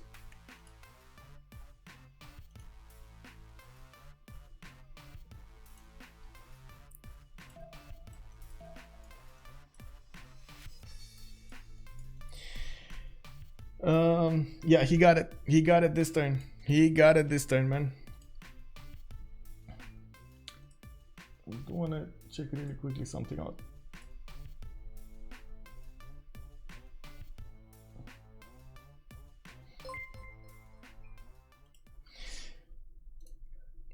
Okay. Oh, Floppy Flongy! Hello there, sir. Bonsoir, monsieur. Bienvenue. Bienvenue à tout le monde, actually. How are you doing, man? I hope you're not mad anymore, man. That was quite a clip. You got mad with the pyramids over there. Feels bad, bro. Feels bad. We do have one. You guys came up right on time. TAA is going against the La State Company over here, and it looks like they're going in with caravel fleets after Spain got to stay on 3 cities from the beginning. He got stopped by Kongo and the Cree from ever expanding here in the south with more than 4 cities. Now he did manage to build a fleet, and he got to caravels a little bit faster than Cree. Cree is going to need the help, the support help of his allies to get those caravels, and even so, those caravels are not that strong against the Spanish boats. We do have some level 1s here that are going to be surely stronger than the Cree units. That's gonna be quite a problem, man. Also, it does seem like we do have more quadrims coming out from Miki Sivochik and Mr. Hisipik, and we do have a Whiskey Kisin with an amphitheater coming up in 2 for some extra culture. Now, these Kongo units did arrive next to the Spanish units, and they're gonna start peppering them with shots. So we're gonna need to see if Spain is gonna have enough time to go bottom 3 again, because and if Kongo will want to actually keep on pushing forward against the Spanish units. I think he should actually keep on pressuring him. There's also an attack going on by Egypt against these Persian units. While they're gonna get victor bonuses there, it does look like Malekit did manage to get Ethelfled, which will arrive on the battlefield soon. We got catapults also coming online from Swanet, and these knights are still gonna do important damage against the Persian units. The problem is it does seem like these immortals do significant damage on return as well against the knights, and they do them from afar. This will be a problem. Now, we do have Persia with enough production to get some units on the front line there, and we're going to need to see how that will develop there. We do have EC coming up with a library in 1, looks like a harbors in Pazirik, and it does seem like a foreign ministry in the capital city of PAPACHILLIN. While he does have 3 of these settlers going to the west side, he's going to try to expand and get more stats with those cities.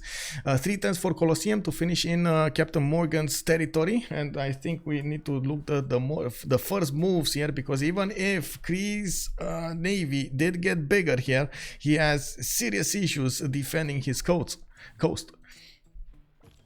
Rasputinovsky, hello there, sir. Hello. And also Gastrini, hello, hello. You think Cree is fine? Are you sure? Let's see if Cree is fine. Let's see. That boat looks like it's a goner. So 2 of his boats did go down here. 2 caravels did go down. He's he's down to 5, and he has 1 quadrine pre-built for a possible frigate there. We got consulates also coming up from Kornok, and I do see he's getting more harbor shipping projects. They still did not reveal the admirals, while Gaul is getting as much as possible these great admirals per turn, trying to get there soon.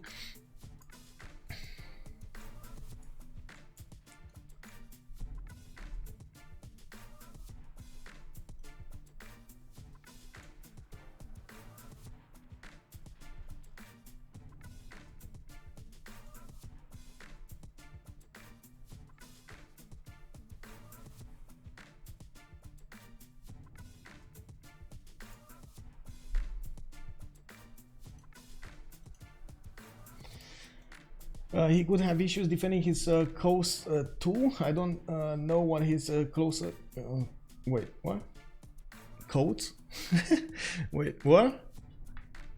I think he's still inside. Okay. Well, we do see some warriors coming up from BKC watching, and I guess we're going to need to see what he's going to use these to. It does seem like Kongo is pushing through the north and is starting to deal some damage against those units defending. Cupcake is going to be forced to defend his.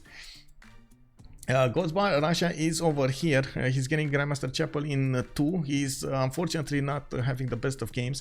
Only 28 science and 89 culture, while he was being attacked by Egypt in the north, and at some point also Yaroslav got attacked, but he did manage to successfully defend Smolensk and Yaroslav, so I guess he did good on that part.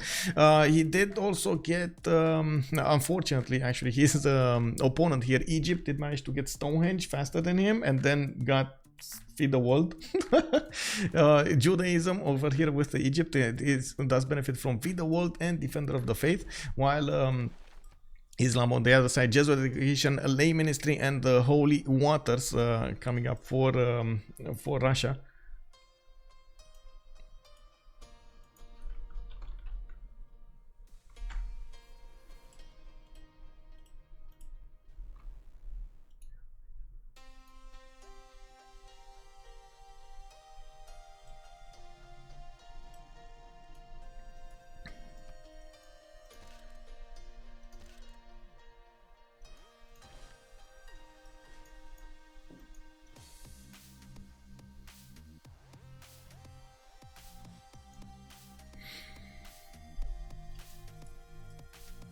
5-10 pyramids in Kinos Sakahikan. It does seem like Kornok is gonna have a big fight on his hands to the southwest. Now these caravel fleets are gonna get the promotions of this one. For example, does have a promotion, he's gonna get a +7, and you can see how strong the other one is. It can two-shot the caravels. He's gonna have 2 of these, and he's gonna get another one here when he's gonna start attacking with this one.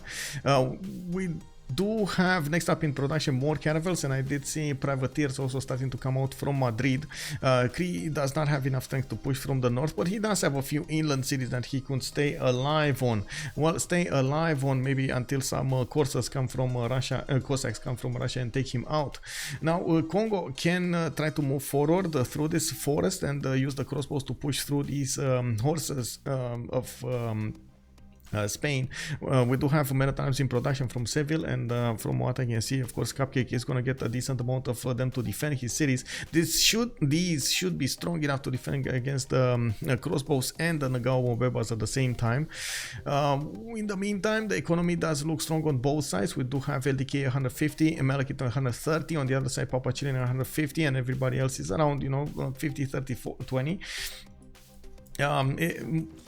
I do see knights are starting to get out of the cities of Persia. He's starting to hard build them from his cities and repositioning them to Mohenjo-Daro. He did manage to successfully defend against Egypt's attack, while Egypt did not start attacking with general. That was a bit unfortunate, and the timing was a little bit off to actually get all of those units upgraded there. They did need to secure the golden age and then push forward. We do have him also preparing another attack here from Sonet in the south, and it does look like he's basically like a wrecking board at the moment, but I do have to say I kind of favor more Ganksta's position and I would say Cupcake's position overall. When it comes to the late part of the game, Ganksta should actually become much stronger. We do have Scythia also getting him the economy and expanding more cities in the south and in the west here.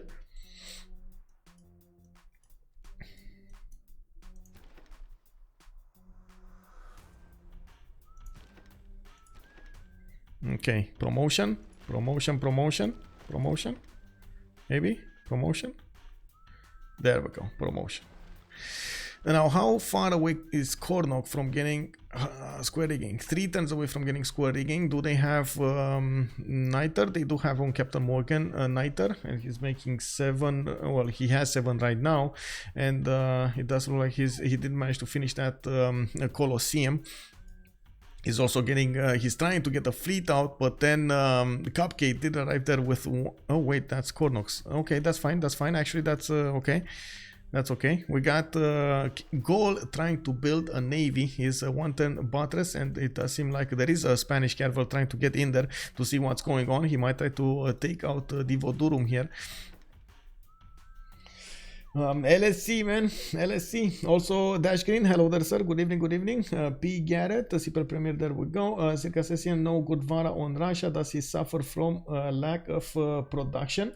Yes, he does suffer on, well, not the lack of production, but more lack of, I would say,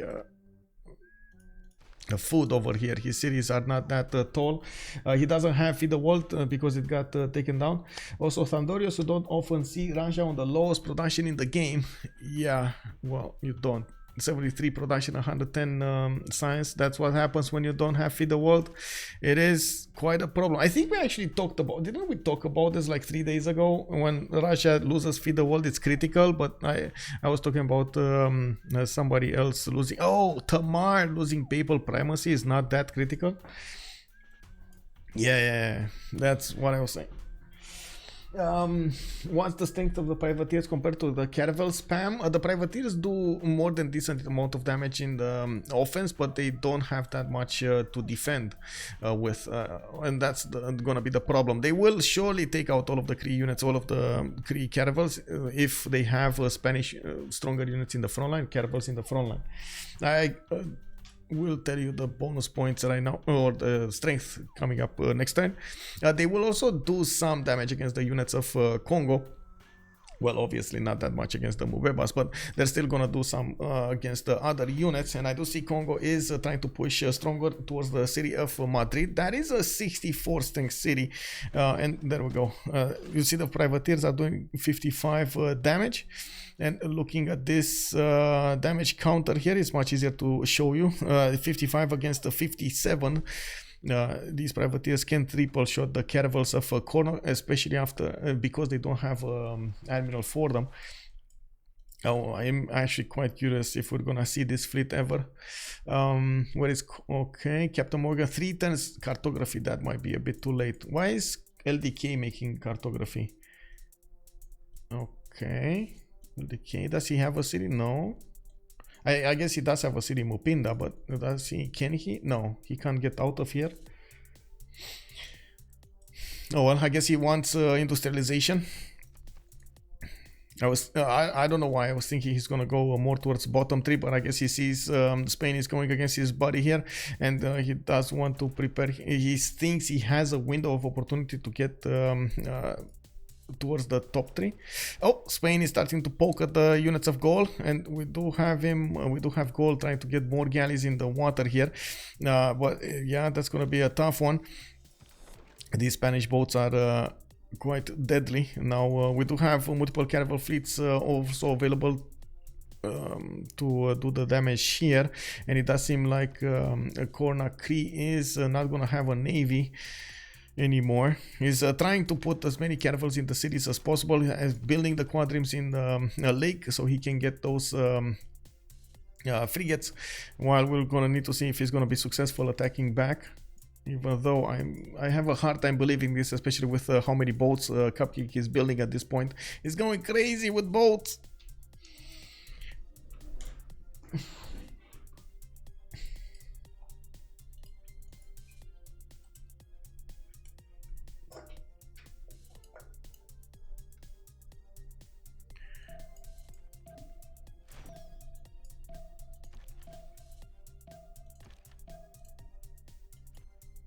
Yep, what's going on here? Okay.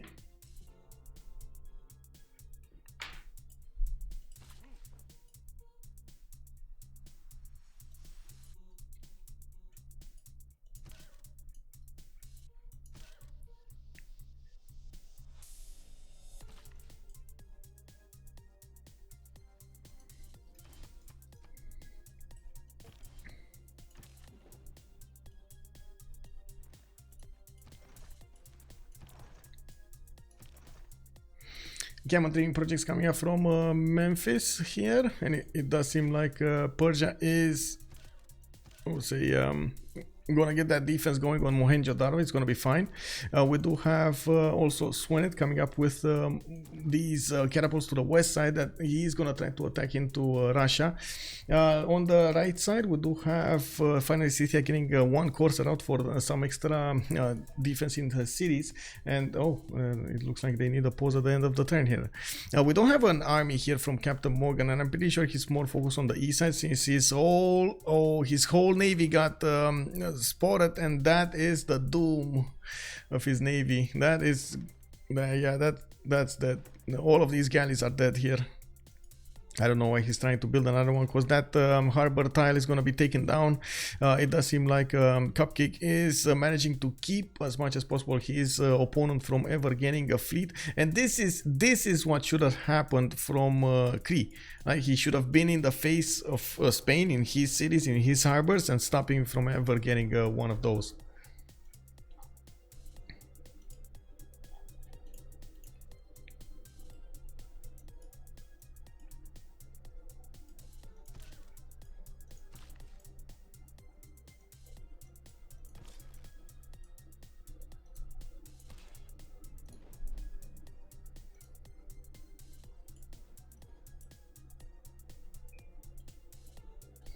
Will Madrid prevail? I think he will. I think he will, man.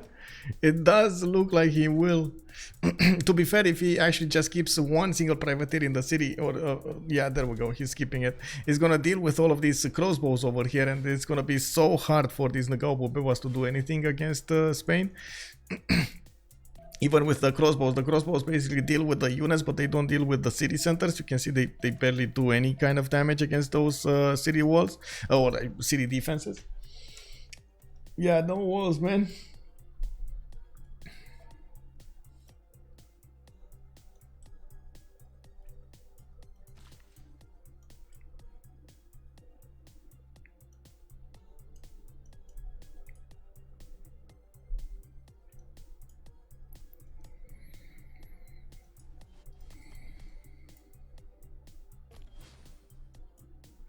Okay, spies coming out from Ganksta, the city of Passagarde. He does have another settler here from Zanka, which he could send to the north and get the fresh water from the Raista. Unfortunately, there aren't that many hills over there to benefit from, but we'll see how he improves. We got cities from Scythia also settled here. Tushpa got settled to get some coastal trade routes going. That's going to be important between them, generating more economy. On the right side, these boats are starting to hit quite fast, and it does seem like at the moment Spain is going to have a serious, Gaul is going to have a serious issue, and all of LSE is going to have a serious issue. They are starting to lose the advantage of the coast, or I should say of the seas, and that will be a problem later on in the game. With Cree, unfortunately, with two cities on the coastline, his capital can actually be battleshipped here, but unfortunately, unfortunately for him, it will take a long time until Spain gets the necessary science and culture to get there. We do have next to him LDK getting very big when it comes to the science and the culture, 130 and 92, not to mention he's getting some more. He's getting campus research projects. He's trying to snatch two of those nice great scientists. First of all, the American one, and second of all, Newton. That's going to be so important over there.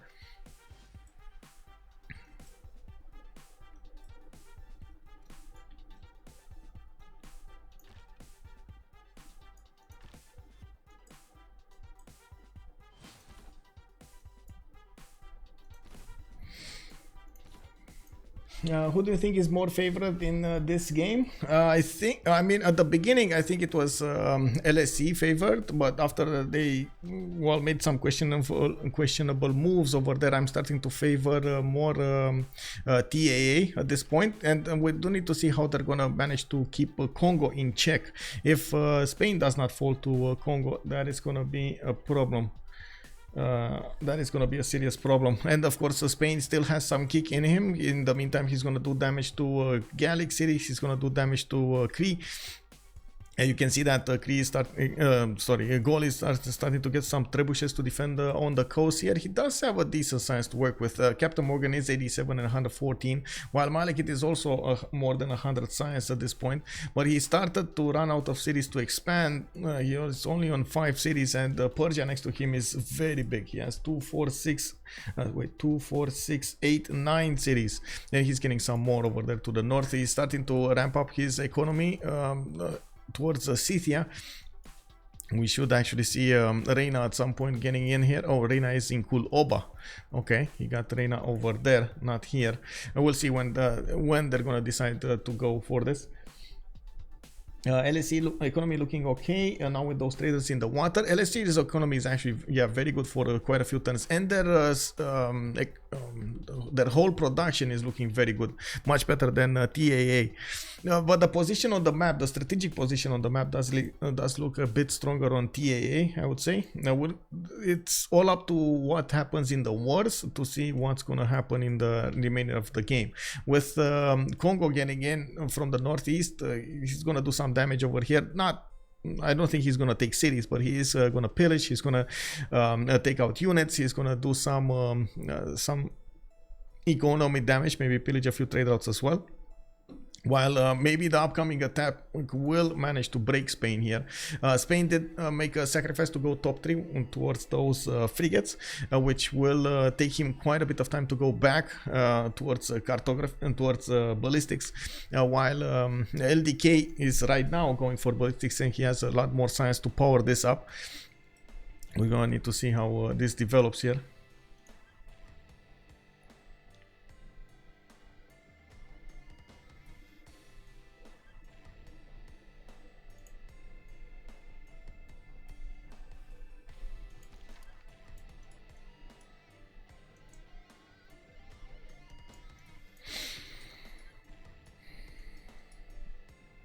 It is more important to protect your sea cities or your land cities if you had to choose. I mean, depends on what you consider protecting, I would say, because protect and how much effort if you can protect them, like that is a problem.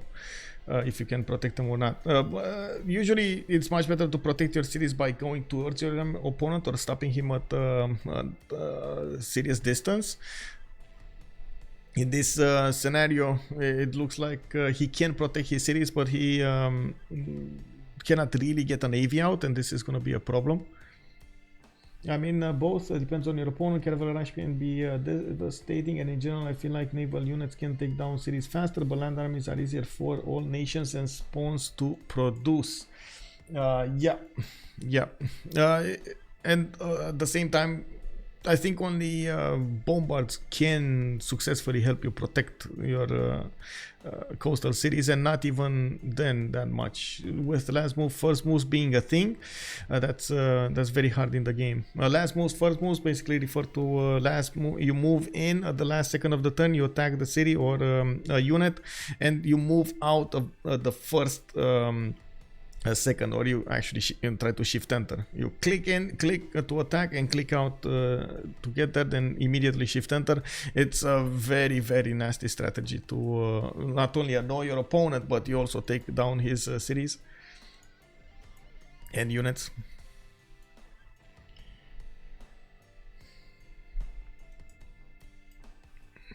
If you had to choose, if you actually had to choose, I think defending all of your cities should happen. Like you shouldn't settle a city that you cannot protect to begin with. You know, like as the game goes on, you shouldn't settle cities that you cannot protect. So you need to be careful how you plan out all of your empire to be able to protect those cities. Some players I do like to play on the edge over there, try to get cities right in the face of their opponents, try to do something to overwhelm them, and so on. We'll see.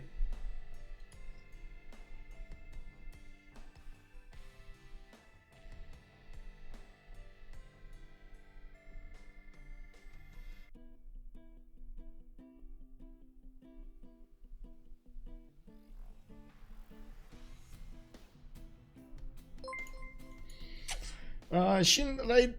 Okay, thank you so much for the follow, sir, and welcome. We're waiting for them to actually get a post going. Looks like we got a few more minutes, or no? Actually, it says 6:30. I don't know why it says 6:30. Is that actually 10 minutes? He wants 10 minutes or something? Because it's 6:35. So I guess okay.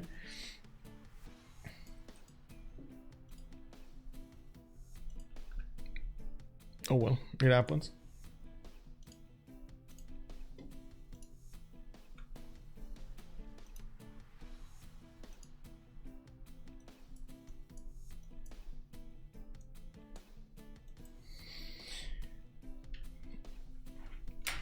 Yeah, gonna go to the toilet, Barbara.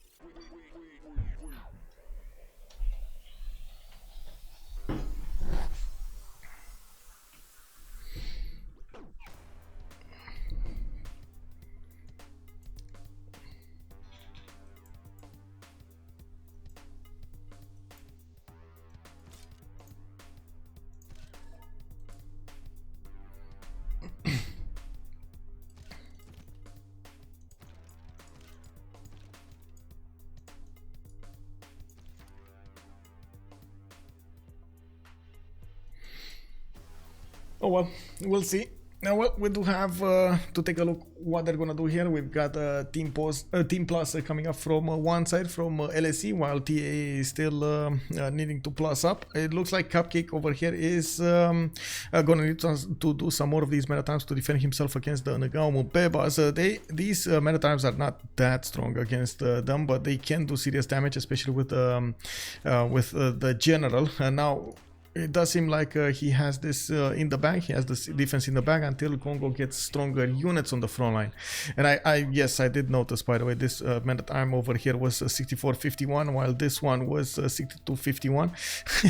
Yeah, well, I was clicking on different units. Oh, I was clicking on this one. That's why it was 60.58. I was confused over there. What is this meta times? But anyways, moving a little bit too further away. We do have LDK getting his sim up. We're getting more campus research projects. We gotta see if he's gonna manage to get that Newton snatched. We're still in the 60 points range, and it's gonna take a while until we get all of those.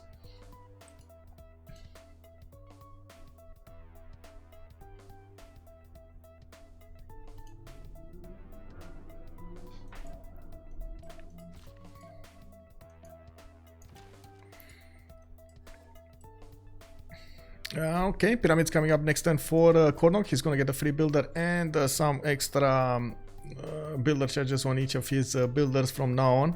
He's making more of these harbor shipping projects. They still are locking these great terminals. Gaul can actually pick, or no, he actually passed. Oh my god, nobody can pick. Like, who's gonna pick this? Is Russia gonna need to buy one? He just needs to get a harbor and buy one with faith or something like that, because this is gonna be quite a problem.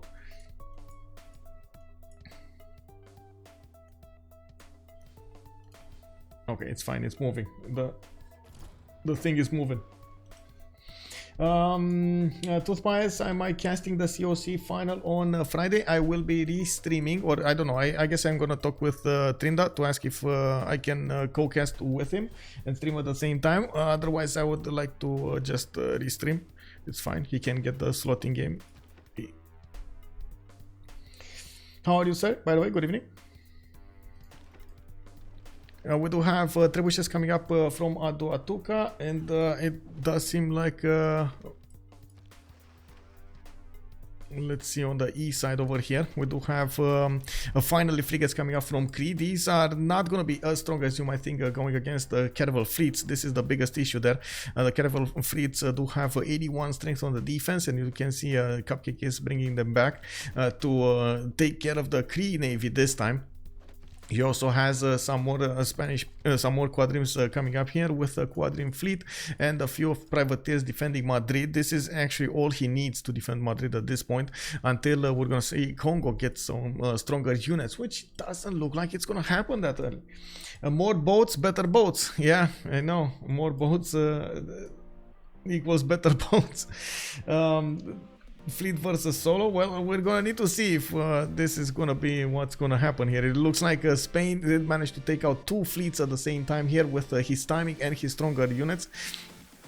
Gaul will have a serious issue defending against this, and okay, they need to pick this. They need to pick the scientist. Okay, they said about the scientist, they need to pick the scientist. What's gonna happen here? Who's gonna get Hildegard of Bingen or pass it, and who's gonna get the next ones? We got quite a few of them with enough points to recruit this. And I don't know exactly. Okay, there we go. Somebody picked it. It's Russia picked it. Oh, that's gonna be good on Russia. He's gonna get a serious amount of science there. He's only on 42 science, so every point counts here. Bedtime over there. Okay, okay. Have a good evening. Have a good night's sleep.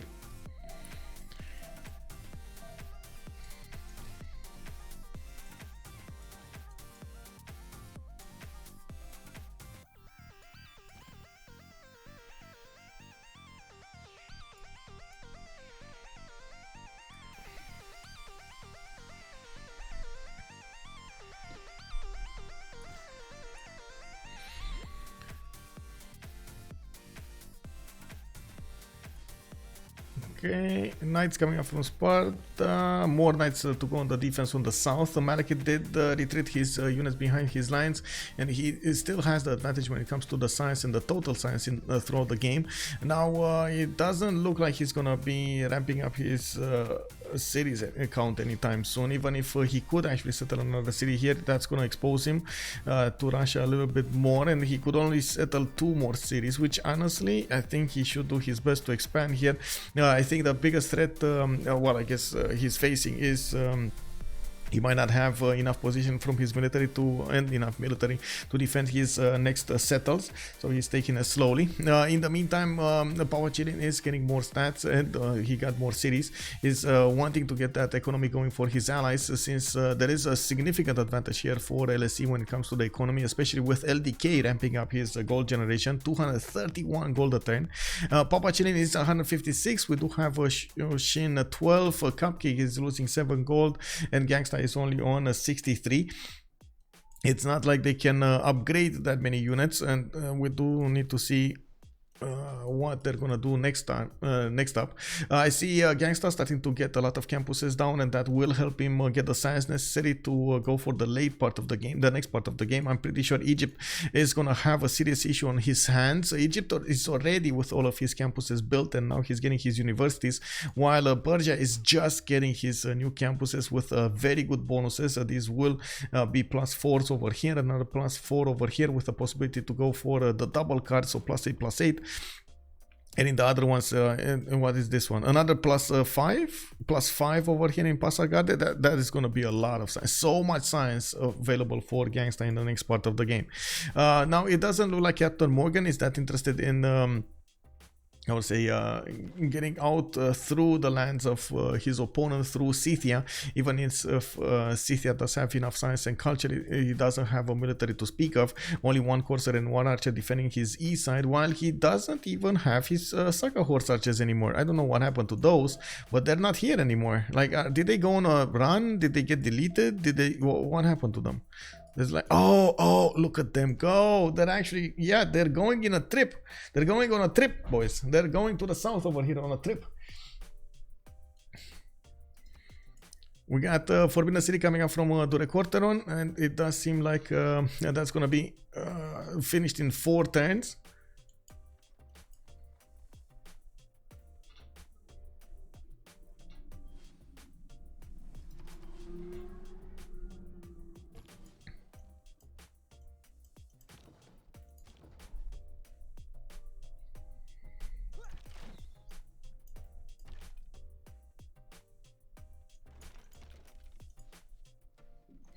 Not my type of trip through the tundra. I know, man. I have the same issue.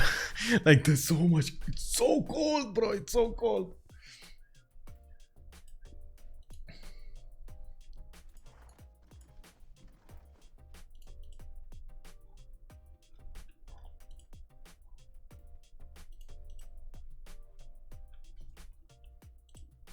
Give me a second. I was trying to check out something really quickly, and then I lost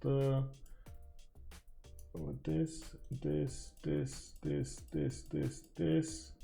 Okay, there we go. Finally. Okay. Way too many windows open over there. Was barely looking at their let's say icons. Horse Archers doing the word like Marco Polo. Yeah. Well, we do have actually Kongo being pushed back here, and it does seem like LDK is gonna need to retreat. And we do have multiple campus research projects coming up from Kongo. He did manage to get Newton, and he's trying to get the next one also. It does seem like the next one is Emily du Châtelet, and he's not giving up on getting the points here. Okay, there we go. Is gonna get a significant science advantage, and he's actually 200 science and 110 culture. I gotta say, a lot of this science is actually coming up from his projects as well. So we're gonna need to see his science numbers after he finishes the projects, and of course balanced out with Newton. In the south, looks like Spain is trying to get the drop on the last remaining units of Cree, while Cree did get some support of with Niter, and we do see he's gonna benefit from a frigate, from 3 frigates. Yeah, I really don't think he's actually gonna come out alive from this. These frigates will get 2-shot or 3-shot by these caravels of Spain, and that's actually a normal caravel. If we're talking about caravel fleets, those will be stronger. Let's see. Kornok is trying to use his last moves. He's trying to get a few boats out in the water. He does have he does do some damage against this caravel in the south that he got a promotion with, but you can see the caravel fleet can one-shot that caravel that just got a promotion, so he needs to be careful how he does this. Did he get attacked? Or I think he got attacked by the caravel fleet or something, because it doesn't look like, yeah, anyway, it doesn't look like it goes down well for him if he attacks into the caravel fleet. Okay, and this is what I was talking about, by the way. You see the caravels, so the last moves attacks of the frigates against Cupcake, and then retreating in his borders with the shift enter. Wow, okay. Now we do have Mubanza's. Wait, is that a Mubanza right in front of his opponent? Okay, interesting. I guess that's a good tile of as any other. Still, Kongo needs to get more projects in, and I think actually we'll need to wait for Gaul to actually get this one. In the meantime, I gotta point out the science of Ganksta is getting higher and higher with 109 points and 86 culture.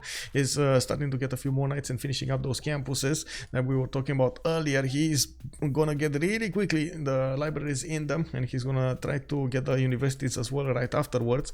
While Malekit is barely on 119 science and 91 culture, he's finishing up his universities, and we're gonna need to see at what point they end up at when it comes to the balancing. I think we're still gonna talk steel walls, we're still gonna talk field cannons and so on. We're gonna need to see right afterwards what's gonna happen.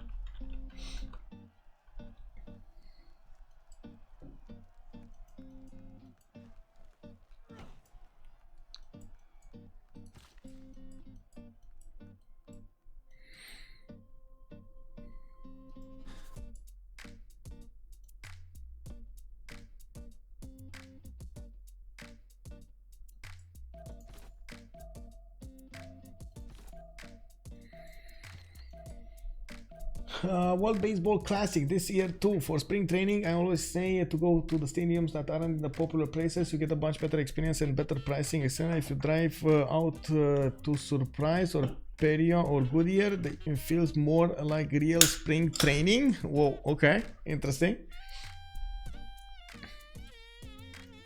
Yeah. Well, let's see how they're gonna solve these problems. It does seem like both of them have some advantages on each side, and they're gonna try to use as much as possible those advantages to get them the win. On one side we got a lot of production. On LSE, all of the civilizations have a lot of production to work with. Kornok, for example, CaptainMorgane just finished that Forbidden City, which will give him an extra card to use. And on the west side here we do have Spain managing to defend himself, but he still has a serious problem with his economy. He is managing to stop the buildup of the Cree navies, and on this other side, the Gaul, you can see, is just ramping up his defense with trebuchets. This is what I wanted to show. The trebuchets are 58 damage, even with all of the bonuses on them, attacking into the caravel of 68, and that is a damage caravel. That's not actually with a full speed. I can actually show you one that's full. There we go. This is against a caravel, a normal caravel. So you need metal casting, you need to get bombards if you want to be successful defending against these boats. One city is on the coast, Divodurum, which does have the benefit of walls here, and it looks like at the moment CaptainMorgane is increasing the availability of production in that city and getting some more defenses in the form of trebuchets, which I think he's gonna turn into bombard soon. This city can be attacked from way too many sides, and this city cannot be defended. Like I have a serious doubt even the next top cities will gonna get defended, but okay, we'll see. Again, Mikisivuachik and Makfa Sakehikan. It looks like that mistake of not putting the balls right in the face of Spain there, letting him build a navy, is coming back to haunt over here LSE. We do need to see also how Kongo is going to try to use his production, even if he's going to try to do something against Spain. Spain just has too big of a military to deal with properly, and LDK, I'm pretty sure he just doesn't want to derail himself. Cree, even if he's going to lose his coastal settles, he's still gonna remain alive. He has 4 cities outside of the coast, and I'm pretty sure they're thinking LDK might actually come with tanks and just kill everything in the meantime. Tanks, artilleries. He's going to see tactics, nationalism coming up in 3, and I guess the biggest question on the other side is, can they keep up the defense against Persia? In the upcoming part of the game, Ganksta is gonna need to pick up that flag of aggression to go against his opponent over here, Egypt, so he can punch through the defenses of his cities and take him out. Otherwise, it's going to be a serious issue on their side. Malekit did get enough size. He's on 158. He's actually getting some more. 161, yeah, 161 and 98 culture. So he should be able to get necessary technology to defend against Ganksta for some time. While yes, Ganksta still has a lot of time to build campuses, has a lot more in the build queues, and he's ramping up his production. He's on 200 production versus Malekit's 153. The difference in series is just quite a problem. Ganksta is on 10 series while Malekit is on 5.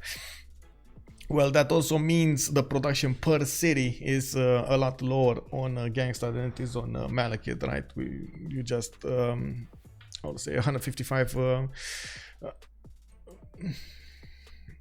I would say divided by 5 versus 200 divided by 10. Wow, that's 20 production per city.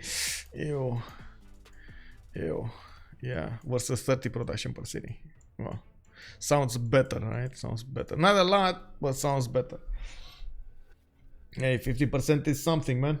Has to keep up to reach the capital. Yeah, Brewers in Peoria, good stadium. I don't know where Peoria is, by the way. Peoria. Oh, Illinois. I did not even know that. Oh, okay. Okay. It's the county seat of Peoria County, Illinois, United States, and it is on the Illinois River. As of the 113,000 people. Okay, not that big, not that big.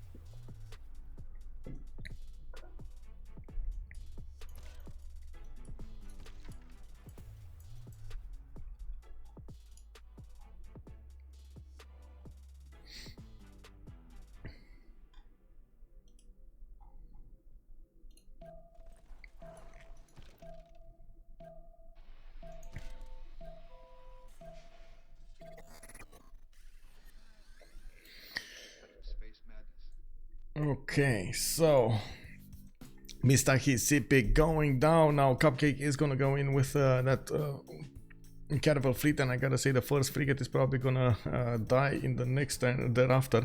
The city is being put on a flat tile, so those frigates can shoot above it or across it. And while we do have over here the same thing happening, the privateer is getting in. He's gonna start pillaging the oh well, he needs to take out the archer before he starts pillaging, but you'll see.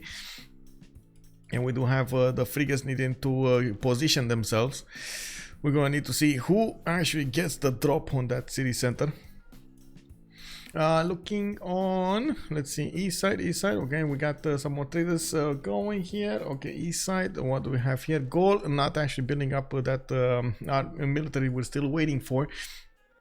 CaptainMorgane is trying to get more science up with 97 and 140, while PAPACHILLIN is trying to do the same thing, more cities and more science coming up from them. He did get the economy first, and it does seem like he is getting those commercials and of course the trade routes from them. Harbors also coming up from the west side. And now he did put an encampment down in Makeup, and they're starting to actually reveal those admirals. They got ready, and who got what? Let's see. Scythia got 3 of them: Himerio, Zenki, and Leif Erikson. Rajendra Kola on Spain, and then yeah, there we go. I was thinking this is gonna happen. Russia is gonna pick it up, right? Russia with faith is just gonna pick it up, and that's it. Cree did manage to get Ferdinand Magellan, and it. Wait, what?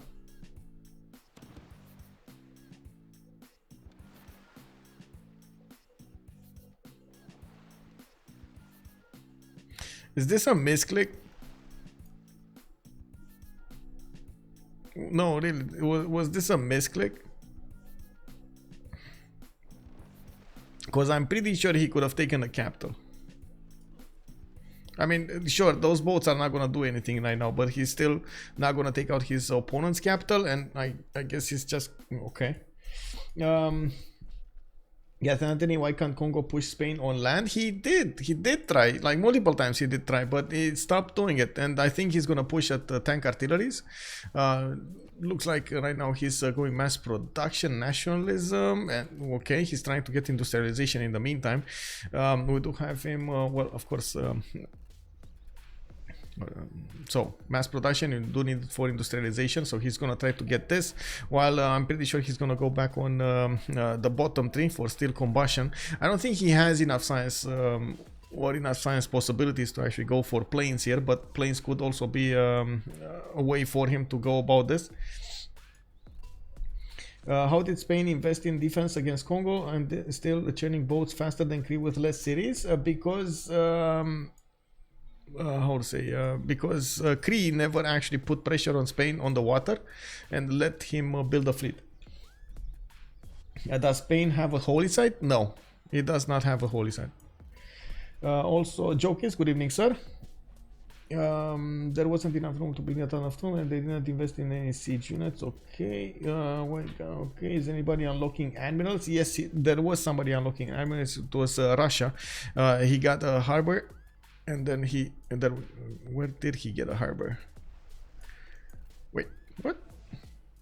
Did he not get a harbor? Did he just buy it? I don't think you can just buy it, right? It says you can't buy. Anyway, the idea is he did get that initially. He did unlock them. He did get this one. Maybe I'm not seeing where it is, but yeah. Kongo got in Madrid, but they couldn't do enough damage to the city to take it. Yeah, well, you say got in Madrid, but he basically got near Madrid. I wouldn't say in Madrid. In Astrakhan? What is Astrakhan? Oh, I think he just finished it. Didn't he just finish it in Astrakhan? Tizui, good evening, sir. I think he just finished that harbor in there. And also he's getting Volona and Novgorod, and I don't know, man. I don't know. Maybe I'm missing something here.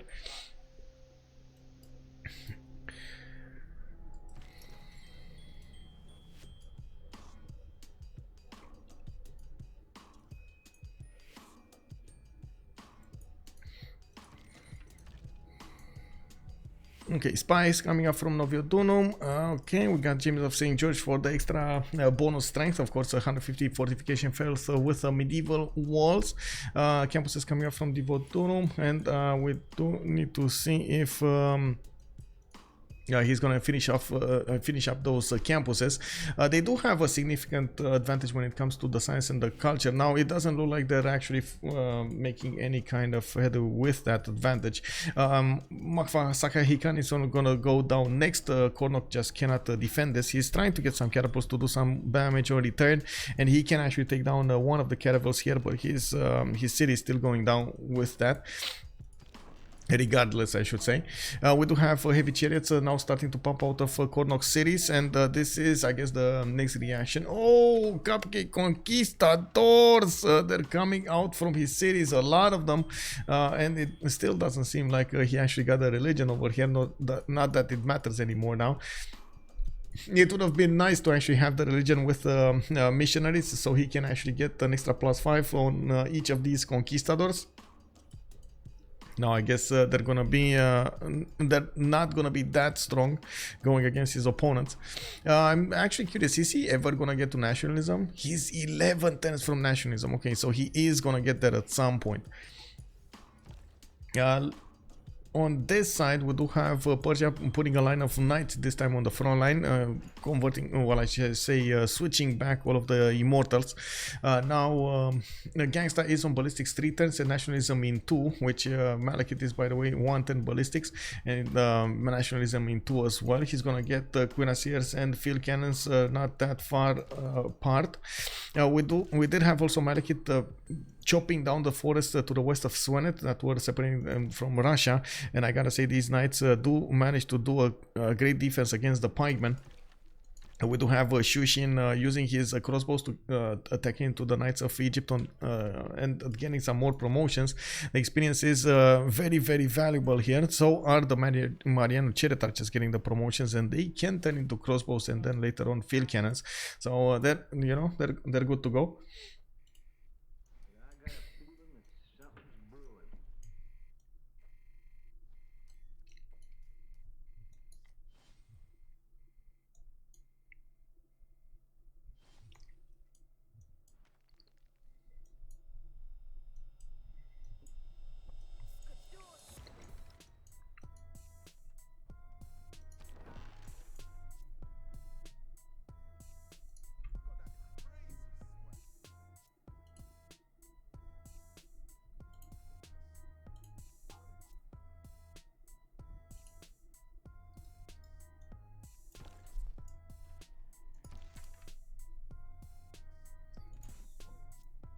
Can't Gaul help out Cree, or is it a spy on his coastal? Gaul can help out Cree. Gaul.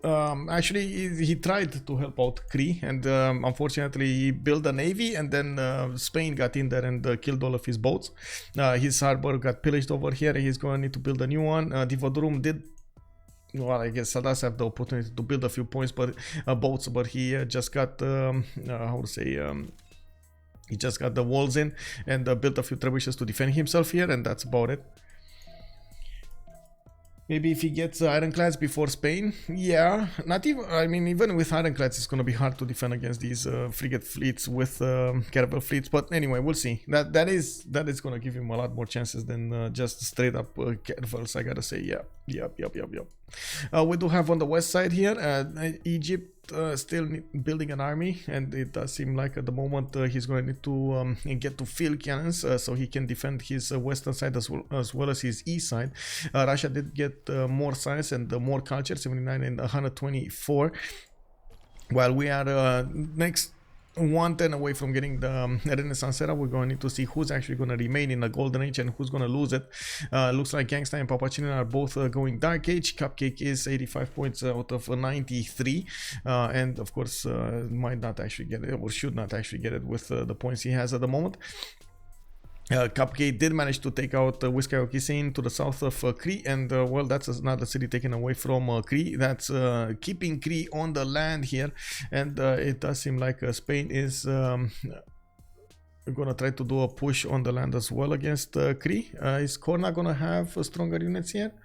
Kornok going military science. Does he have the upgrade button? Yes, he does have the upgrade button on the horses. He needs to actually upgrade these horses because if the conquistadors go in, that's going to be a problem. Shoushin 92 points out of 99. We do have Peter coming up here with 7 cities, and it does seem like he's 7 points out from there we go, he's upgrading. He's 7 points out from getting a golden age. Quite far away, I gotta say. It doesn't look like he's gonna get it this time around, but he did quite well getting back in the game with the science and the culture. A bit lacking the production though, only on 93. Malekit did get to 175 science, and we do have him on 105 culture. And we do have also CaptainMorgane 100 science. Oh wait a second, error score 79 out of 82. He's going dark age, so he's gonna lose a decent chunk of his culture here, probably around 30 or 40 culture. He does have a lot of culture coming up from the sphinxes, wait, he did build one of these theater squares, only a +2 though. Could have been better, but anyway, it is what it is. We do have CaptainMorgane 4 points out from getting a golden age. This would have been very important for him to get there, but it doesn't look like he's gonna have enough time to get the last remaining points. Still 94 out of 98. He did manage to deal with another caravel that pushed him into Durum. Very nice with the very nice moves with the trebuchet there and the city defense. Kornok 74-84 going normal, LDK going dark. So it doesn't look like anybody's gonna get a golden age in the next one. I'm actually quite curious how Scythia is going to want to play this. He did get a decent amount of admirals here. Maybe he actually wants to get a navy, but I guess they already have what they need, right? They have supremacy on the seas. I just want to see a Scythian navy. I'm sorry. My bias here is coming out. We'll see. We'll see.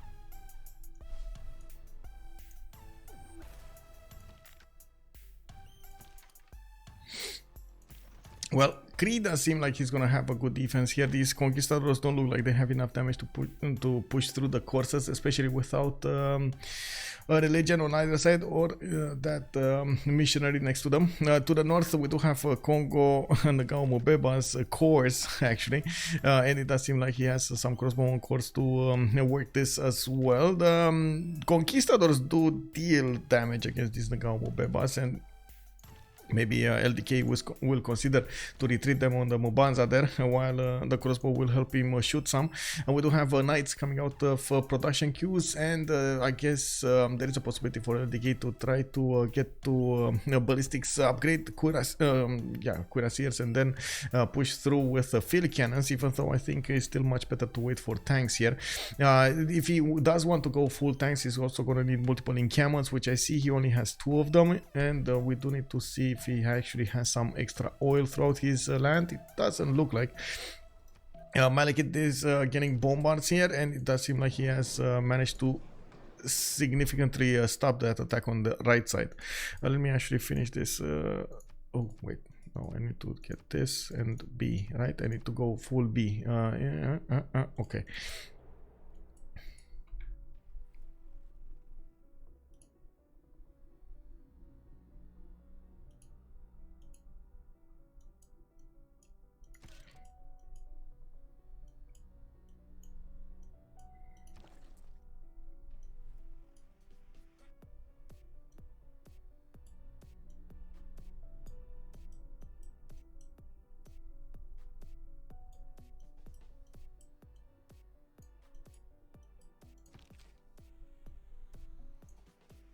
Oh, and we did have a last minute attack coming up from Cupcake. He did attack into that Naval Mubeba.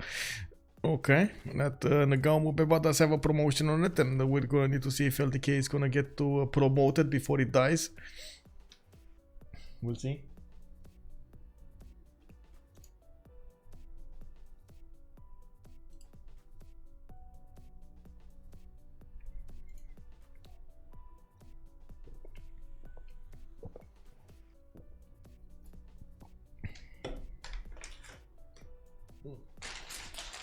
And that's what happens when you're thirsty. Kick double.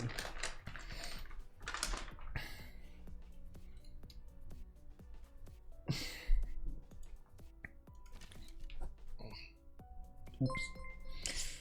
Oh, anonymous gifter dropping 5 subs here. Whoa, thank you so much, anonymous gifter.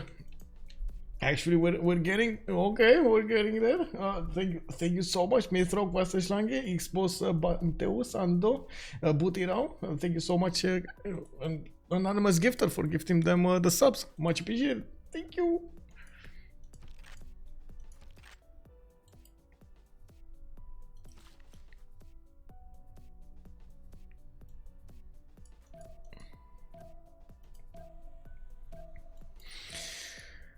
Where is Russia gonna get Cossacks?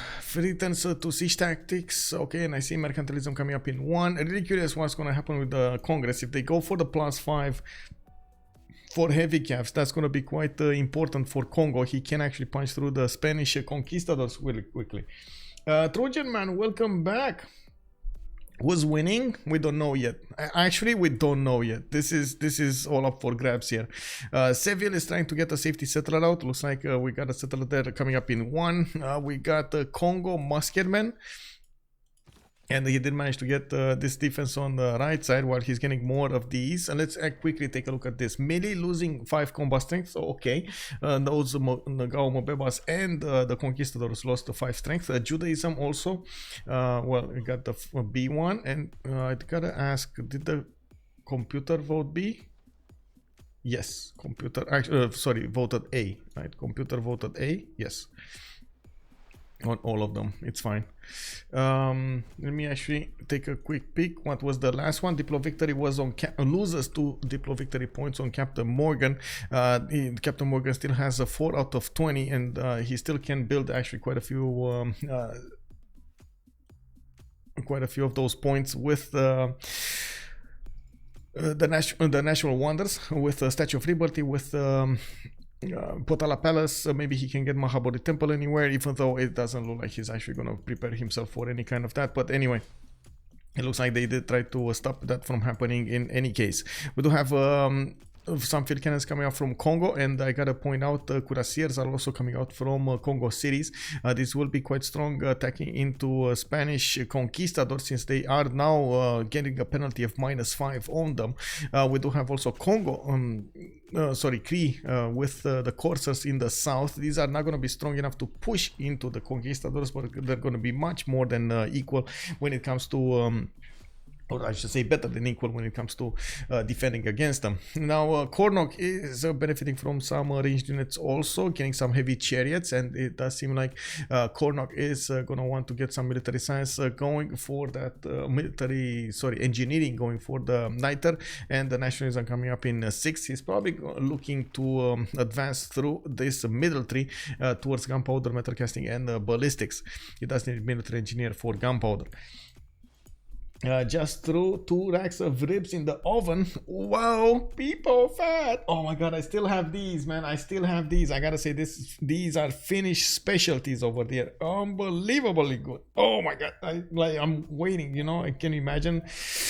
I'm waiting to take them when it comes to after the game. Of course after the game. Is Red Nezenmen? Where did Spain's Navy go? Spain's Navy go. Is around here. Just he's sitting around. Medicine. Since the other observer is AI at the moment, I might ask, what do you need to do to apply for one? To apply for an observer, you mean? you just need to ask for the content creator tag and just go into the games. That's it. There's like no prerequisite. Get the mods and just be as how to say learn as much as you can, as fast as you can. That's the prerequisite. We don't usually put that much how to say that many restrictions when it comes to the games, especially in CVFR squadrons or in the CPL Premier League. There are some, for example, maybe in the CWC, where we do, or at least I have as much as possible try to recompense the observers or the casters that have been doing as much casting as possible throughout the qualifiers and the season itself, and throughout multiple seasons, because it feels like they should be rewarded for their work in some form or another. That's the only thing. And does that make sense, by the way? Chat, does that make sense? We do have Egypt coming up with those heavy chariot cores. Looks like at the moment he did not upgrade them, but he does have quite a few of them needing to upgrade here. And we do have Egypt with the upgrades on the west side. The field cannon cores have been upgraded. These are level 2 already, and they can deal the damage against the Russian defenses here if they need be. We do have on the east side, it does seem like Malekit did upgrade just one single cuirassier on the one tile choke, while Persia has night cores of his own. Persia did manage to get to 169 science and 66 culture, while Malekit is 175 and 69. The difference in production is quite big, but again, there is a massive difference when it comes to cities. It also looks like Persia is gonna want to be a bit more defensive rather than offensive here, even if he's getting some encampment training projects. He only has one single encampment, and I do see him building medieval walls. You don't really build medieval walls if you want to be offensive, right? If you are feeling comfortable attacking into your opponent. But then that means no one wanna co-cast with wait, what? I mean, there was no caster that was today, how to say, on this particular cast.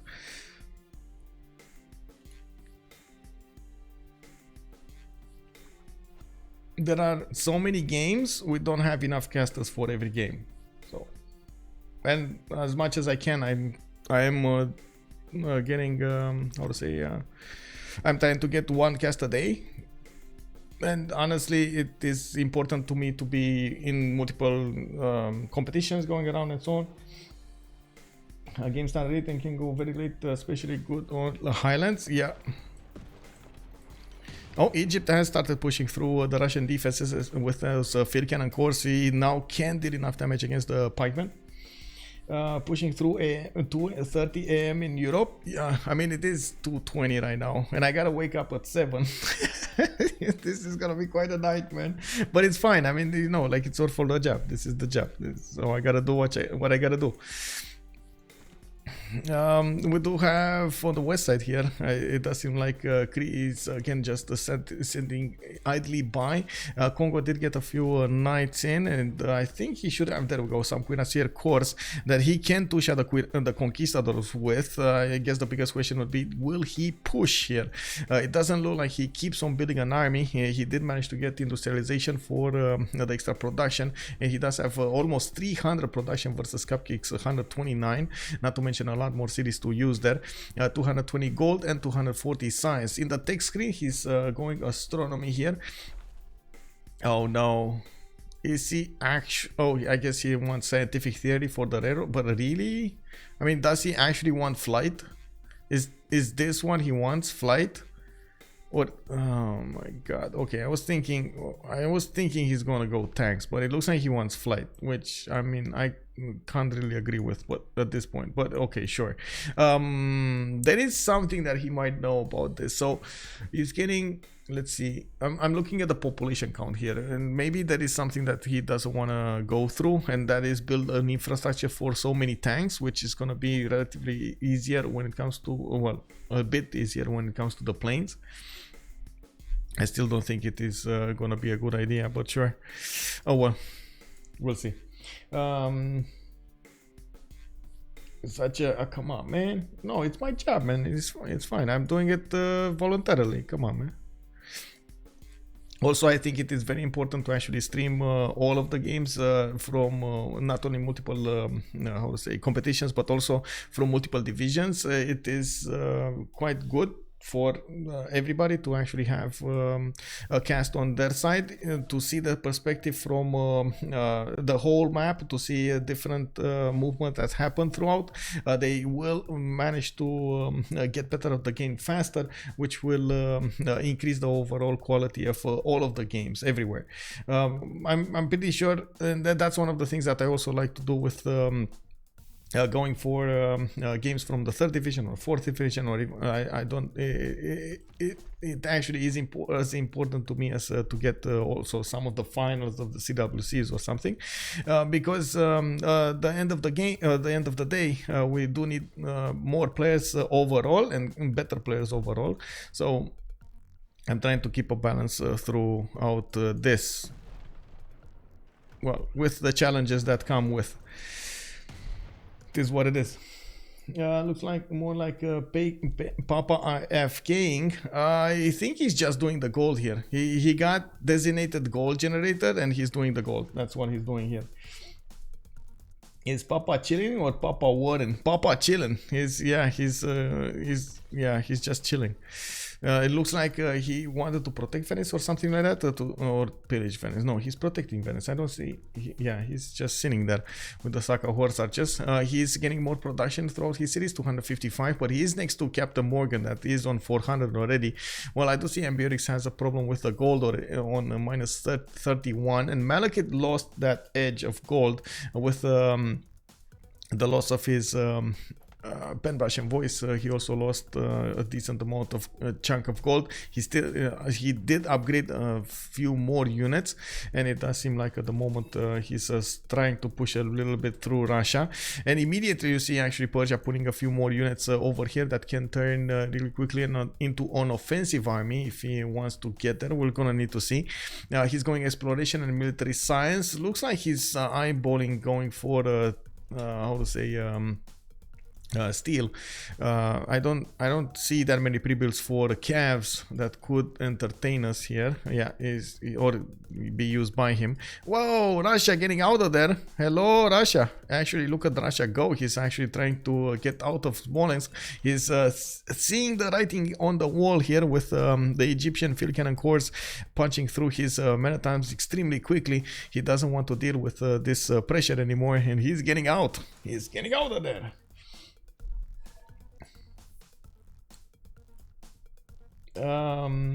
Why is Civ so addicting? That's a hard question, bro. That is a very hard question.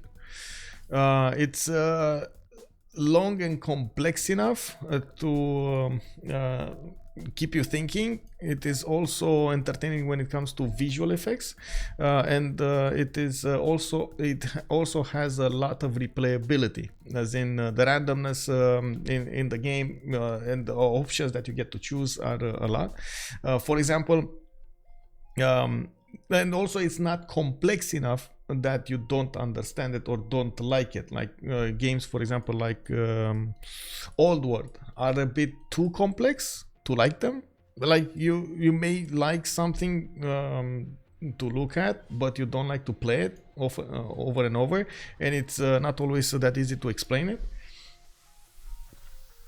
Just one more turn, yeah, because that's a good game. Baron von Ashes does seem to know the answer. Yeah, indeed, it's just a good game.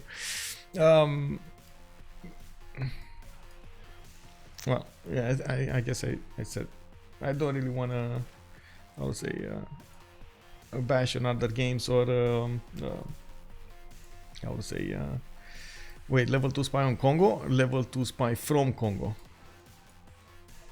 Level 2 spy from Kongo. Where did you see the level 2 spy from Kongo? Oh, this one. Yeah, he does have in Seville a level 2 spy.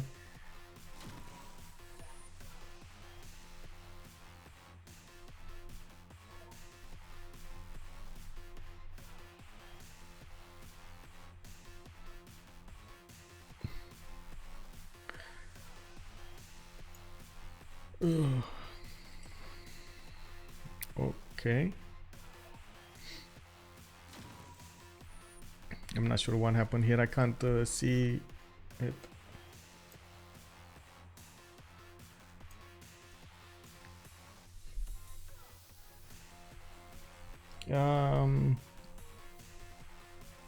Don't you got work tomorrow? Wait, who? This is my work. What do you mean? Because you always want to know what is going to happen on the next turn. Yeah, exactly. One more turn, man. One more turn.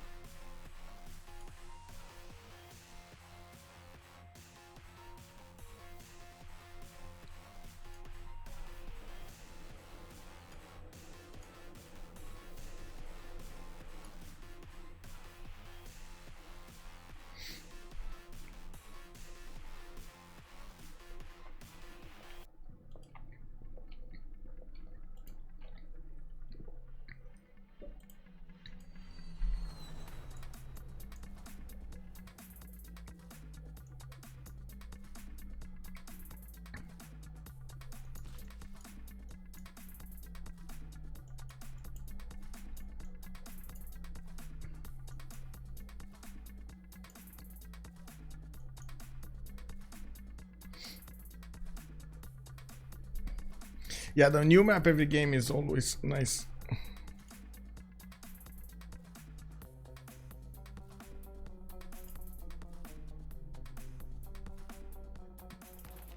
I can't see what happened here.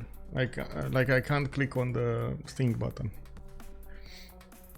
because it's paused and I can't click on it. I would like to see the order of things.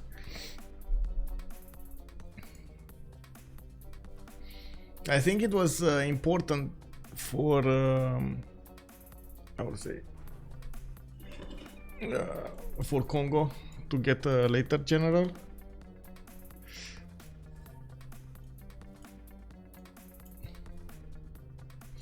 Anno 1800 is a good game. I also like the other ones like 2070 or what was it? The next one. Let me actually take a look because I played them.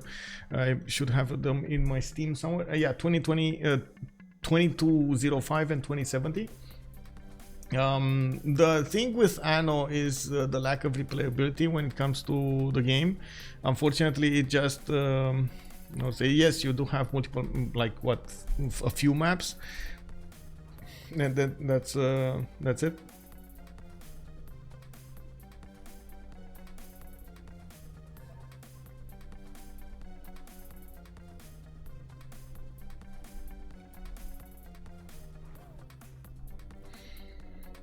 Actually,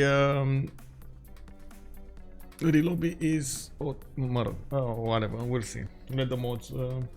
Anno always and up to number 9 when you all up to numbers. Oh, nice. Check. Nice. But that's 2070. Yeah, and then 2205. That's 4 and 9. Yeah, nice. Is anyone winning? I don't see anyone winning at the moment, like clearly winning at the moment. We'll see.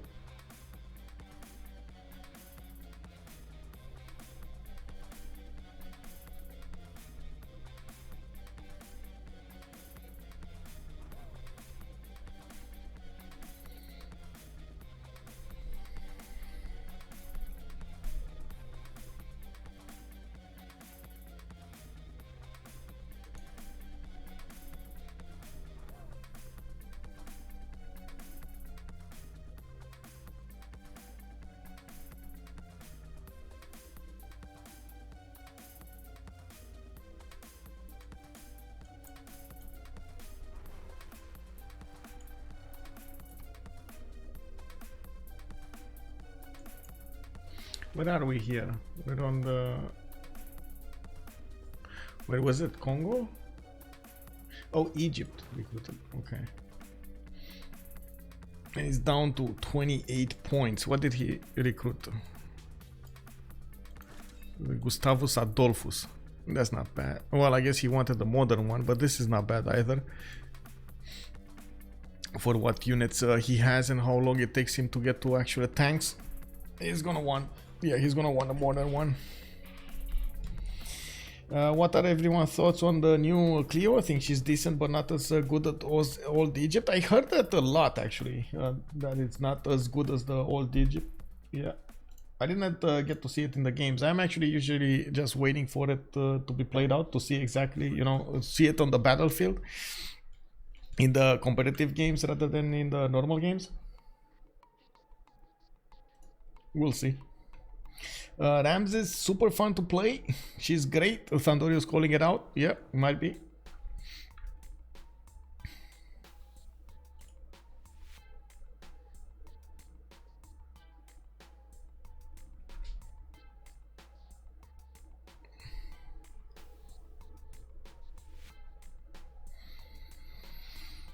Oh yeah, she's getting the she's getting the culture out of the buildings, right? I love her.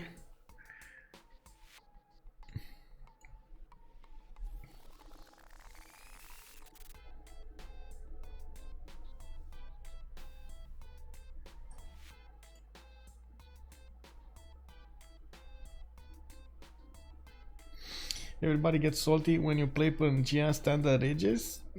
Why, Elephant Guy? Why do you think that? I don't think so. I don't see a lot of national parks used in multiplayer. Usually only, how to say, only Russia late game or Canada late game go for those.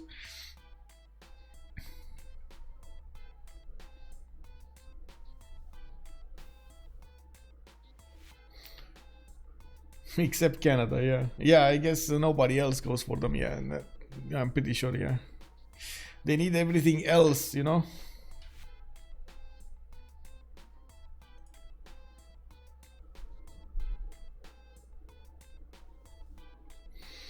Game mostly end before parks come into play. That is true. Well, most of the time. Just the bonuses to resources on floodplain simply useless unless you get like 6 in your first couple cities, then it's kind of strong. Yeah, maybe Sweden. Never played her though. Sweden actually, yeah, I guess Sweden, but it's I would say most of the time the players do like Sweden to go for that Diplo ability. I think Sweden is the one getting more favor, right? And stuff like that. And they usually try to go for Diplo rather than culture. But yeah, it's a strong civ. I would love to see it a bit more, but the people with Sweden, a lot of the times you actually need to get to Oracle, which can be taken away relatively easily from you. So it is quite a disadvantage when you go for it. You make a sacrifice to go for it. And it also requires those more biomes. I believe you get more tourism from like the unique improvement gets more tourism from more biomes. If game goes late, the tanks start fighting. Yeah, yeah, the tanks start fighting. Well, yeah.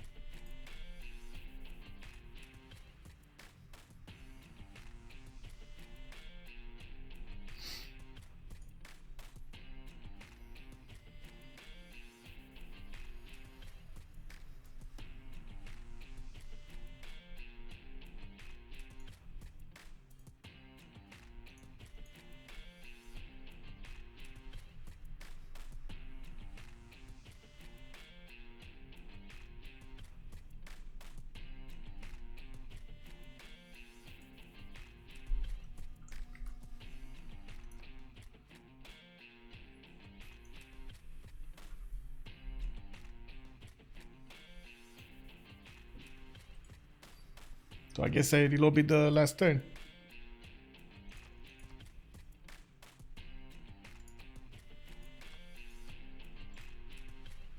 Can't reload after the turn. So. Give me a second so I can share the link with them.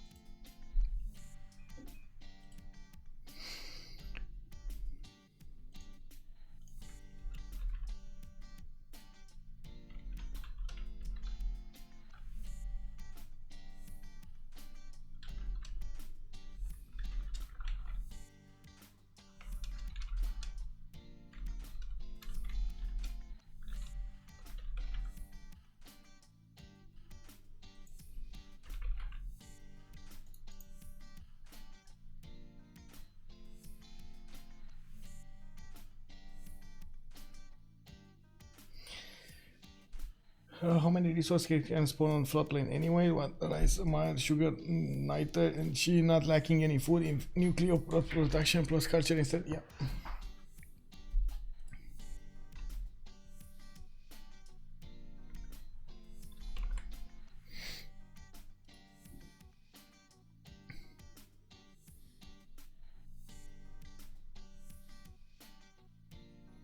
Okay, getting everybody in. We're gonna see them soon readying up. Should be fine.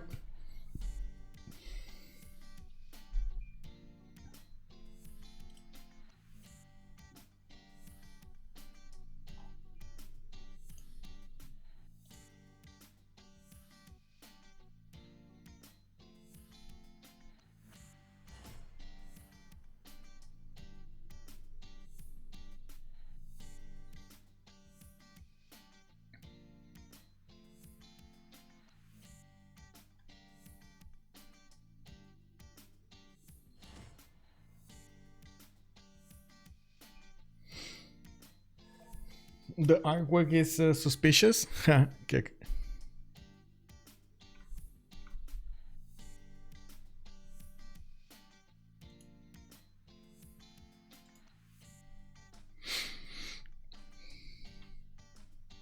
Okay, so we got PAPACHILLIN going in. I do hope everybody actually checked their MSS here, and we're gonna go in.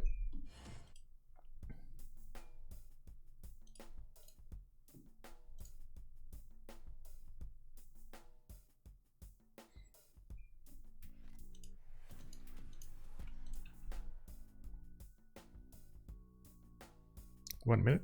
Oh, maybe he's getting something to eat. I don't know.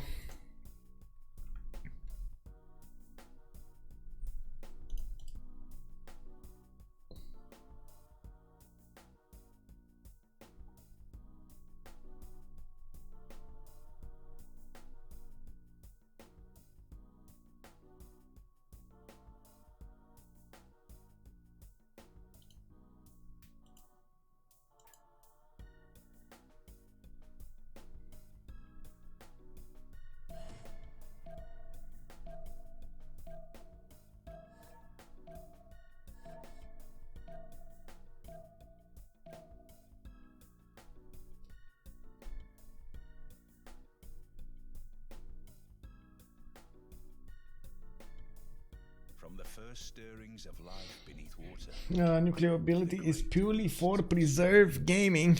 Well, we're gonna need to see if somebody's gonna try to cheese up that preserve gaming there. Can't wait to actually see what the players will do in the competitive leagues.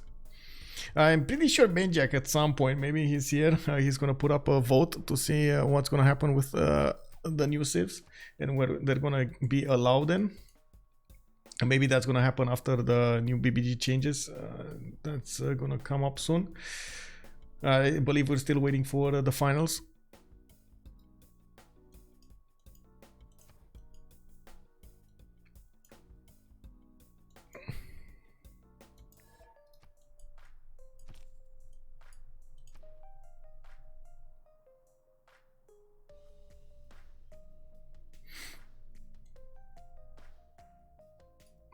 Okay, I'm saying Pharaxis, but I don't know on whom.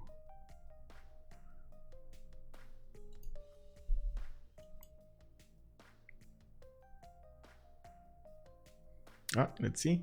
Who did it? Who did it? Cyrus. Doesn't even give us who. It's just Cyrus. That's Ganksta. Oh no. That's the. Oh man. Yeah, it happens. One city with Liang floodplains, one city with Reina and improved further. All Africa hidden cup. Yep. Imagine that. All Africa hidden cup will be quite something. Oh, feature you mean? Yeah, feature.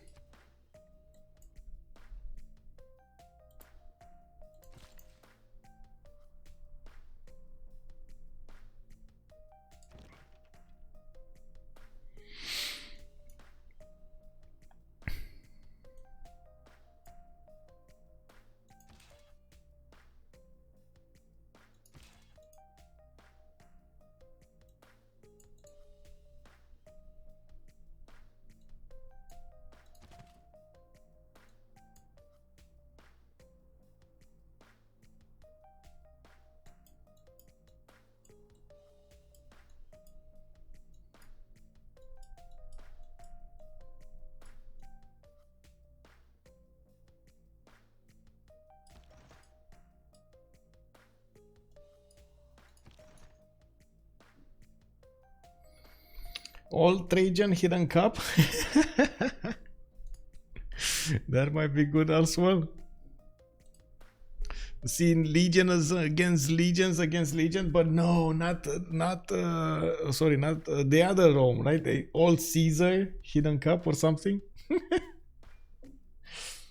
That would be funny.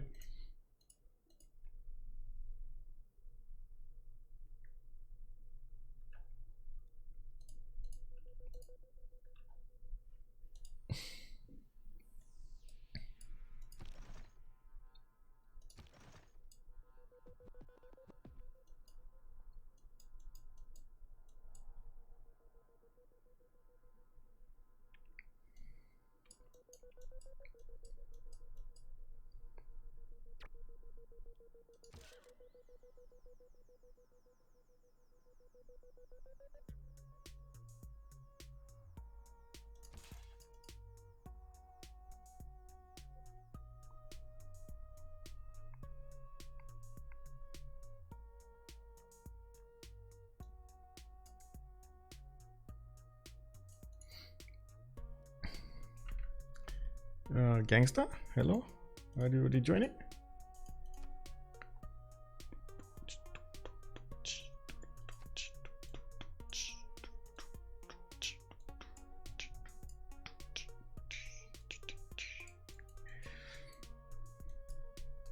Oh, this is a Steam update day? It's Tuesday, right? This is Steam update day. Okay, well now it's Wednesday. It is what it is, man. It is what it is.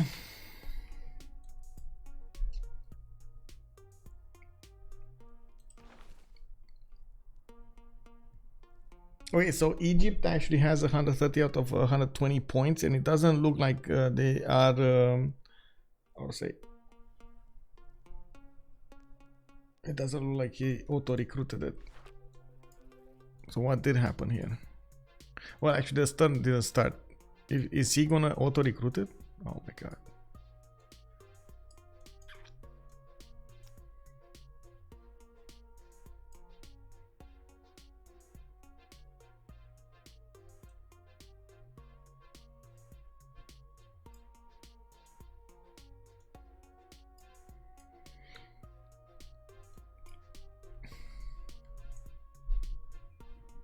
Well, Ganksta is taking his good old time to join.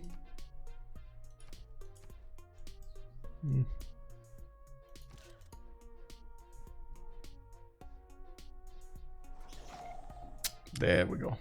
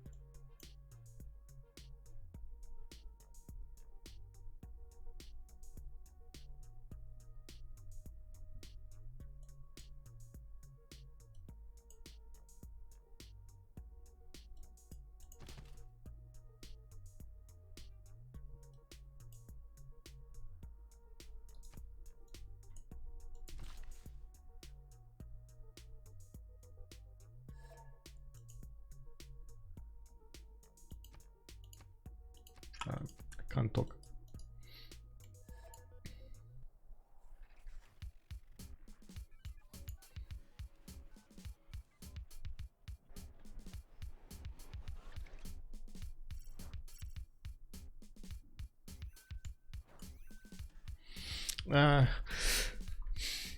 A bit unfortunate that they're not gonna debrief, but I can totally understand that it's getting quite late, and I know how it is.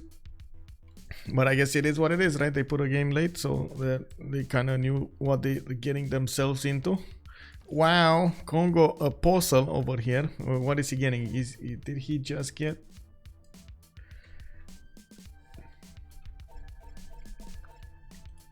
the religion of Egypt, right? He got the religion of Egypt. Very nice. That's what, feed the world and defender of the faith. Oh, he has an extra +3 on him. Very nice. Well, he does have a level 2 spy also in Spanish cities. He's right now getting an extra intel on opponent's movements, and I don't think the spy is activated, so he can get +9 on Spanish units.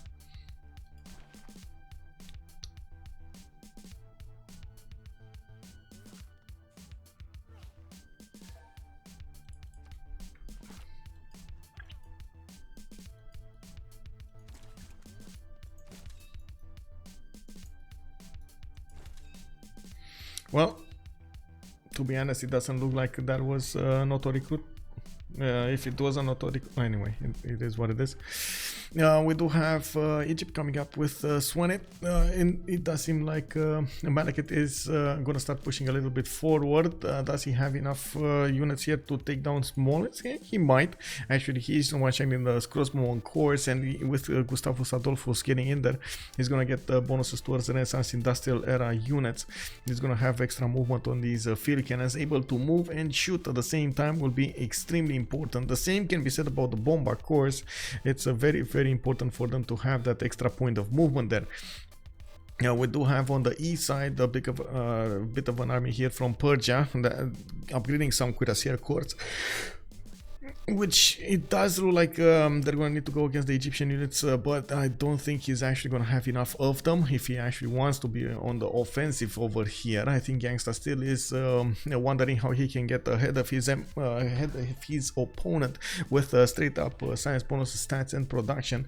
At the moment he's well, not that far away in the stats, 169 versus 171, 79 versus 65. Not that much difference in the gold, and not that much difference in the production. The difference is, I guess, he does have a lot more cities that are still growing in their production, and they're still getting some upgrades on, extra tiles improved, and not to mention these campuses. He doesn't even have universities in these campuses, so it's going to be so important to get those.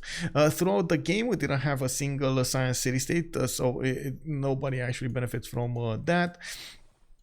We do have actually camps coming up from Scythia, trying to do some form of pillaging here against Durecorteron. Okay, very nice. On this side, Spain is starting to put a few more privateers in the city, and he's also getting out of there. He sees the writing on the wall with Kongo getting field cannons. He knows that cuirassiers are not that far behind, and he's gonna try to get safety settlers out of there. Now this is how to say, now this is the reason he wanted control on the seas over there, so he can actually get the safety settlers out and try to get somewhere around here or somewhere around here next to Ngazargamu, so he can be so far away from his opponents.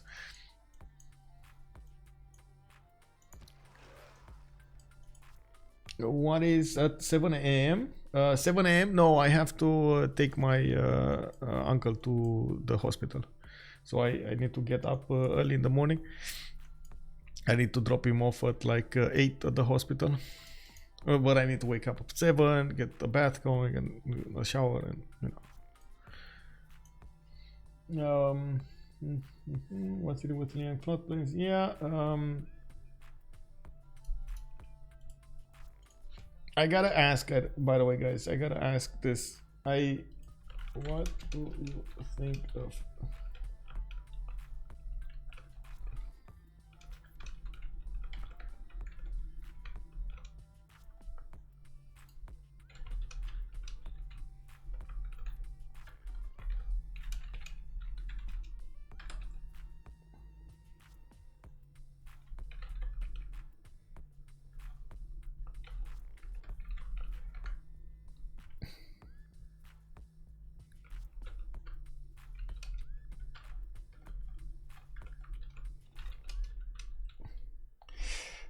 I want to ask you, by the way, about the blog over there. Am I on the right track? What do you guys think of it?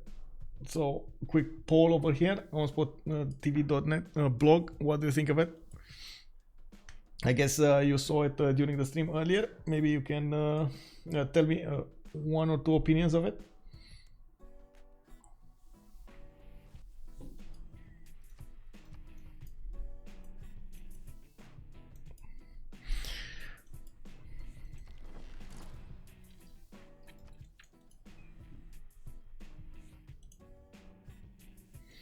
We do have Ratumakos coming up in the south. It looks like with new productions needed. He did bring, he did get actually a harbor over there. It doesn't have an open connection to the eastern seas though.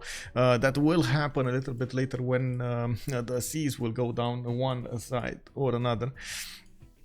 We do have Persia coming up with these cities on the southwest, and it does seem like Egypt does have enough units to defend with, but he doesn't have enough upgraded. He is making gold. The problem is having the actual gold in your coffers to upgrade when you need to.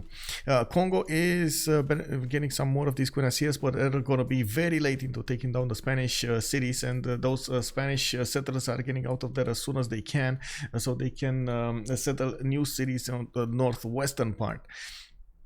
We do have over here Cree coming up with multiple units. I see catapults. I see those crossbows. Between his cities, he is starting to build up encampments, which does mean he's also getting up for the next part of the game, expanding a little bit to the east towards Russia, while Russia is getting pressured by these field cannons. I think right now, just barely now, Gustavus Adolphus moved on the front line there fully, so he can actually get the full strength of these units going there. We're going to need to see if the field cannons are going to be able to deal the damage and successfully survive behind all of this. It does seem like he doesn't have, like, looking right out of this, I think Egypt has a problem with unit count. He's forced to keep an army to the northeast, and he doesn't have enough to actually pull off this attack to the southwest. That's the biggest issue. Fortens for Terracotta Army to come out from Raketet. I do want to see if spies are also being placed in his opponent's cities. I see Persia has one in Egypt, and then Egypt has one in, yeah, I do see one level 1 in Yaroslav. Okay, working on neutralizing governor over there, trying to get a level 2. Actually, we're gonna see if it's gonna pop there or not. We'll see.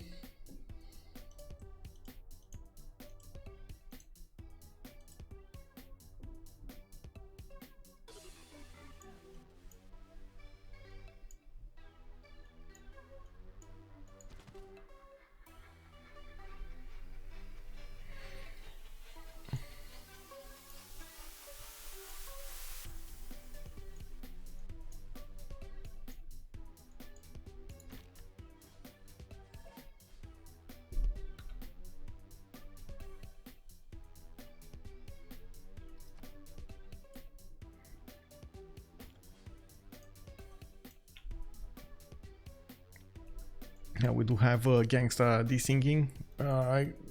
I'm hopeful it will actually fix. I have these issues at some point, and it did fix itself out of the blue there. At some, like, out of the third desync or something like that, it did fix itself. But it was a pain until then.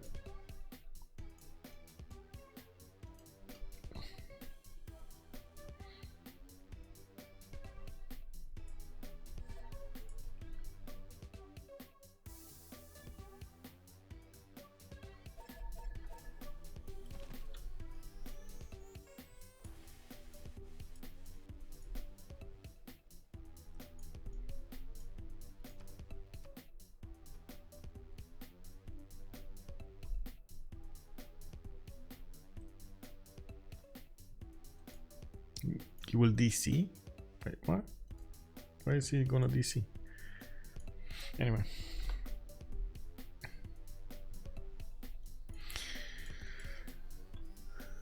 Kongo is building some military academies here and getting the production going, coal power plants. I've seen him getting that production, but 339 versus Cupcake's 126. He still has more production than most of the, or actually all of the opponents here. So does CaptainMorgane. But now CaptainMorgane is going to need to get an army of his own. We do have calves starting to appear in his lands from Scythia, and Durekortonen is going to need to build more of these spiking shots to defend himself with. Biberax is one turning them, and I do see he's getting some in the eastern cities. He needs to put them as soon as possible on the front line on the west side so he can help defend against these units. Unfortunately, that also puts a lot of pressure when it comes to his economy. He's on minus 37 gold a turn here.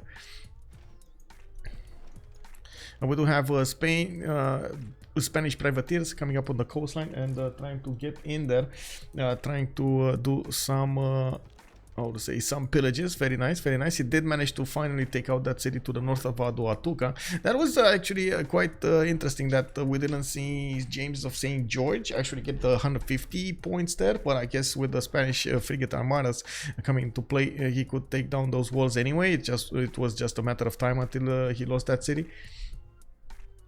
Yeah, Gaul lost the city. Hi Caesar, hello there sir. Black Snow Crow, good evening sir, how are you doing? Hello.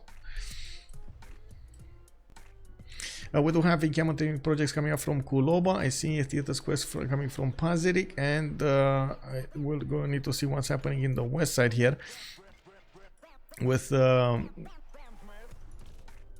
do we call it?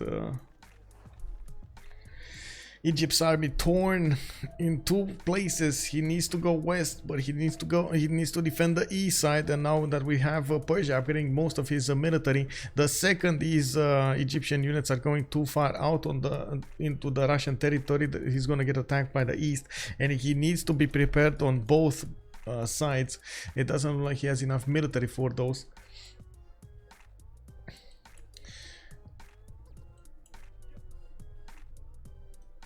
So honestly, this is such a, how to say, this is gonna be such a slow game. Neither team does look like it's giving way here, and they're relatively equally matched, but in different senses. We do have PAPACHILLIN starting to get that production 294, and we're going to need to see if he's going to manage to break Gaul. If he does manage to break Gaul, he is probably gonna swing the opinion of his opponents towards conceding. We do have quite a few Syrian crossbows coming into the fold here against Gaul, and it does seem like Scythia is gonna get to benefit from some farms, but then Gaul is getting the piking shots here. Gonna reload me. Okay.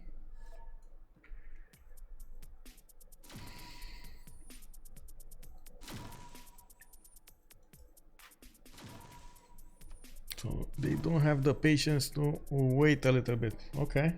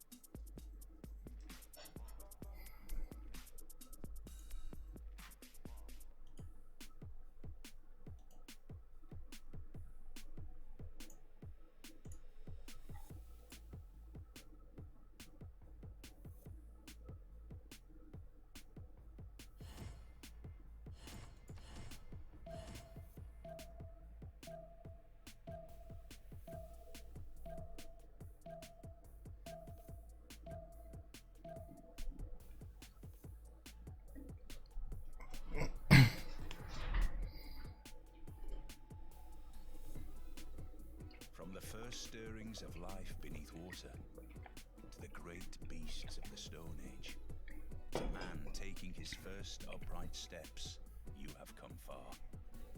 Now begins your greatest quest. From this early cradle of civilization on towards the stars.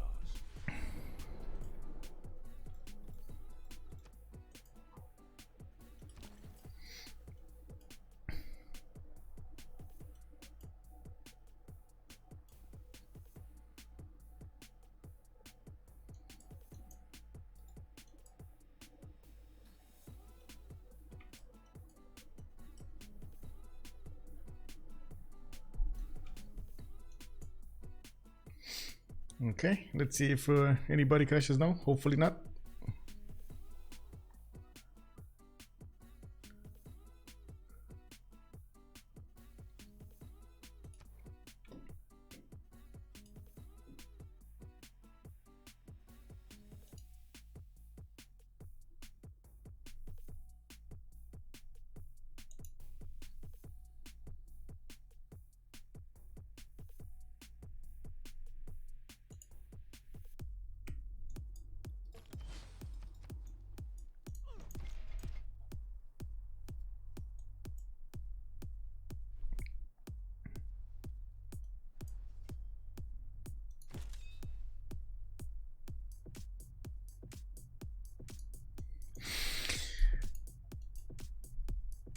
Okay, nobody crashed. Very nice, very good news. That actually means we're gonna get this going more fluently. Let's see, Kongo coming up on the west side with the pole. So, I mean, please be careful with this.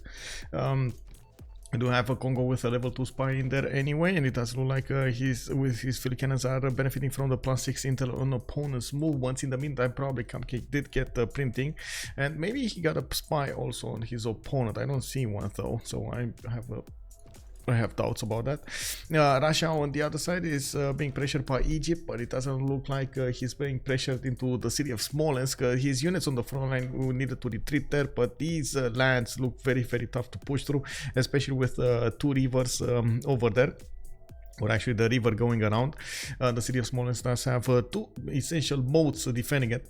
We do have also Ethelfled, that is going to be a Renaissance era general, allowing I guess it only allows the bombard corps to move and shoot. And then Gustavo Adolphus needs to be split between east and west. What is he gonna do here? If Persia is gonna start moving, it does seem like he's gonna do significant damage against his opponent. The good thing is Egypt does benefit from Defender of the Faith. It's only +3, but still it will equal out the extra +3 that Persia has on his side. We do need to see if Egypt is going to build a few more cities, or I should say a few more units, because cities it doesn't look like he's interested in doing. He is getting steel walls in 3 and scorched earth in 3 as well. Shoushin, military science, next turn he's going to get the Cossacks coming up next turn. Also Mahabari Temple in Astrakhan, that seems to be a deny. We also need to take a look at what's going on here. Scythia is putting some line in front, is in the front line, and CaptainMorgane is getting pressured from the west by Scythia. Multiple crossbows are also coming online here. I don't see a general for them, so they're gonna move a little bit slower, and I guess PAPACHILLIN will need to be careful how he does this. He's getting a few more knights going. Okay. Yeah, okay, so he's gearing up for war. That's what's happening. PAPACHILLIN is gearing up for war. At this point, I guess he's not gonna be. He's gonna get ballistics. He's gonna get the cuirassier corps.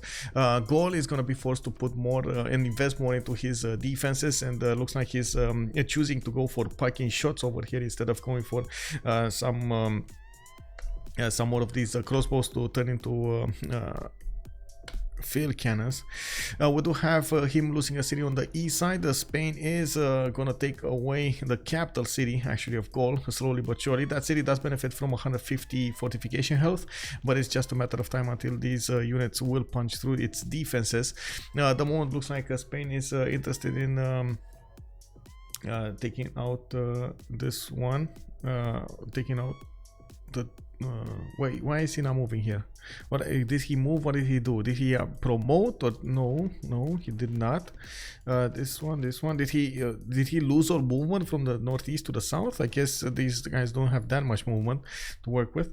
But anyway, or did he attack into this? This one didn't have walls. This is from Noviodunum, so it didn't have walls. Anyway, we'll see. He does need to take care of that Oppidum district also. So I guess we're going to see them try to reposition here. You do see the frigate armada does deal some damage against Aduatuca. It will take time. Last move, first moves, last move, first moves. Like I was saying, that's a strategy that he could keep on applying against Aduatuca. And in the meantime, he's pillaging all of the coast just for good measure. I believe also the Oppidum does benefit from medieval walls. 150 strength is going to be a bit too much. How many relobbies does this make now? 2. I think we just had 2 relobbies.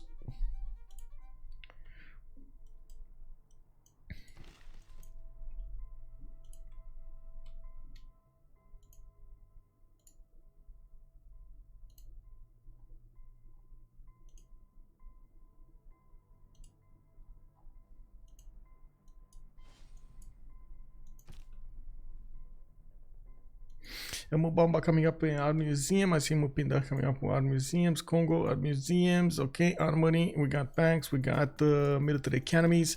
Coming up from Kongo. Looks like he wants to get more economy going. He's on 259. And overall, the economy LSC is a little bit better than TA. Still Tilted as Avengers, but I gotta say I'm still favoring TA when it comes to the advantages in the military here, since Egypt cannot push easily through Russia. We do have Spain that is still alive. This boggles my mind how it actually remained alive here, and he's getting those 2 safety settlers going to the northwest.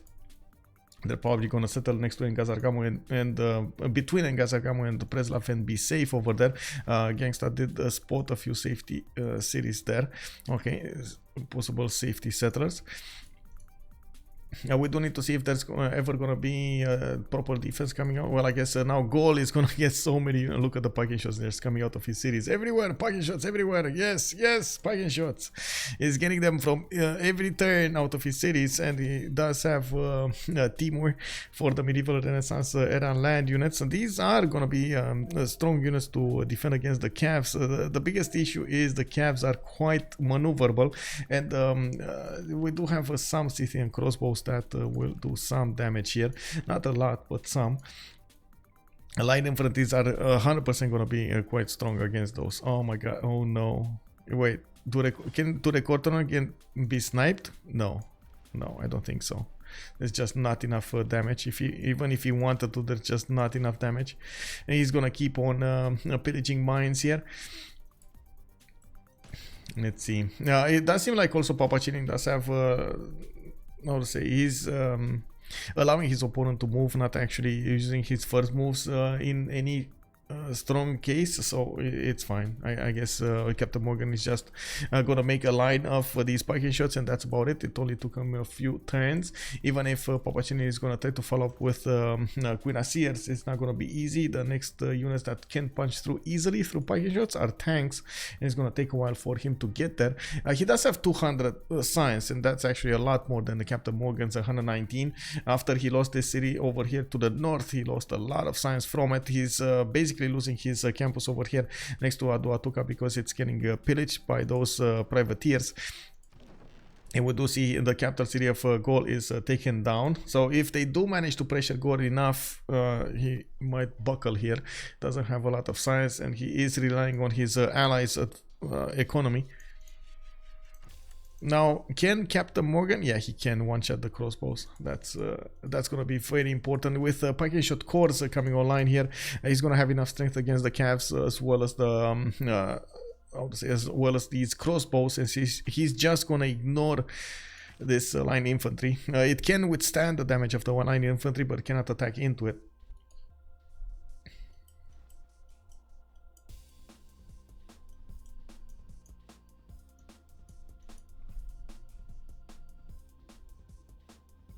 Oh, I just forgot. Just remembered quickly to do something.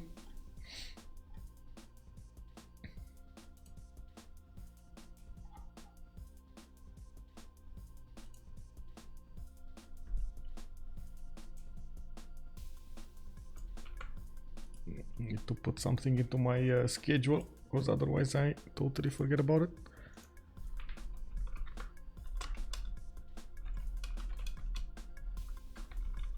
Tomorrow we're gonna have another game from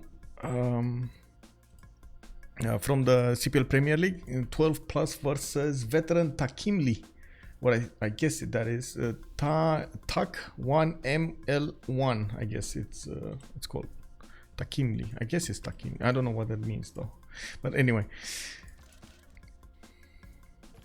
let me actually see what's going on. They're trying to take out one of the PAPACHILLIN shots, and yes, the light infantry did move in. We do have another one getting hit here by the man at arms, and he's gonna caught up probably. There isn't, yeah, there we go. There isn't enough strength for these units, or even units remaining with enough movement to go against Dore Corteron. The frigate Armada did move away, and we do have a frigate fleet shooting at the walls of Atuka. That city is going to go down whatever happens. His government plus got pillaged to the ground. Audience chamber and foreign ministry got pillaged, while now only the district is remaining. What is the quickest victory condition you are hoping for at this time of night in Romania? Dolkim Rukan, good evening, sir. I don't think I'm actually rooting for anything here, because, you know, like there's honestly at this point I might as well not sleep and just wait the next 4 hours, 5 hours, and so I'm fine if we're even going to space here. It's fine with me. I'm just gonna, if I get to sleep 2 hours, it's fine. Afterwards I get back home and I sleep again. A beast on Spain. Where is the beast? Where's the beast? Beast. Where's the beast? Beast. Where's the beast? Was there a comrade? Good evening, sir. Also, what are you rooting for, by the way, Dolkim? Black Snow Column just joined the stream. Where's your favorite civilization in the game? Whoa, my favorite civilization in the game. I'm still holding on to something like Persia, for example, or Persia, Kongo, Rome. Those are favorites.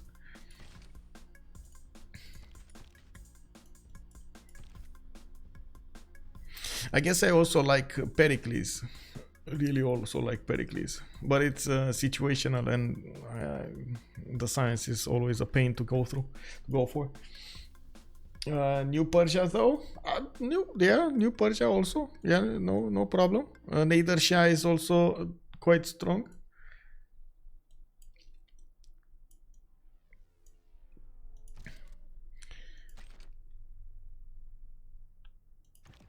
It does look like Gaul is managing to keep these crossbows from moving forward, and yes, we do have Scythia getting a few more of these men-at-arms. I would have loved to actually see him upgrade into line infantry. It's not sure exactly what's stopping him from doing so, because they should have enough gold. Yeah, he does have 700 gold. He's also getting a lot of these heavy chariots in makeup in the city over here, and it does seem like he's getting encampment training projects for the next one. It's industrial modern great generals coming up next. Oh, that's it. That one didn't go down, and he didn't get the heal of his line infantry. PAPACHILLIN, yeah.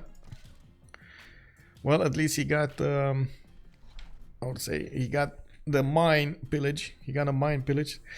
It is what it is. Now we do have armies coming up from Gaul, and he's starting to take down the crossbows. I do see Gaul also getting some field cannons here, while he is slowly tearing apart the defenses of Atuka. Needs to be careful how he deals the final damage on these. Russian Cossacks in Cree's lands. Well, they're not there yet, but they're getting there. I guess Hong Kong is allowing them to upgrade. Kongo did see them, so they should be aware of this happening. We did have Cree actually expanding a little bit more to the east, getting a few settlers going. He's trying to be relevant in the next part of the game, but still the majority of his army is over there to the northwest, and that's actually good coming up from Shoushin. If he's gonna manage to do some damage here, it's gonna be nice. And we do have him with 3 of these strong Cossack horse that can triple shot the cities of Cree, their standing garrison. If they do get the walls though, if Cree does get the walls, that's not gonna happen as easily as he thought. No hentai D7, hello there, sir. I don't think we actually have a victory likely here. It might be concede vote rather than any other victory condition. Nobody is actually getting culture, nobody's getting science, nobody's getting domination that early. So we're just seeing them fight over here on different sides.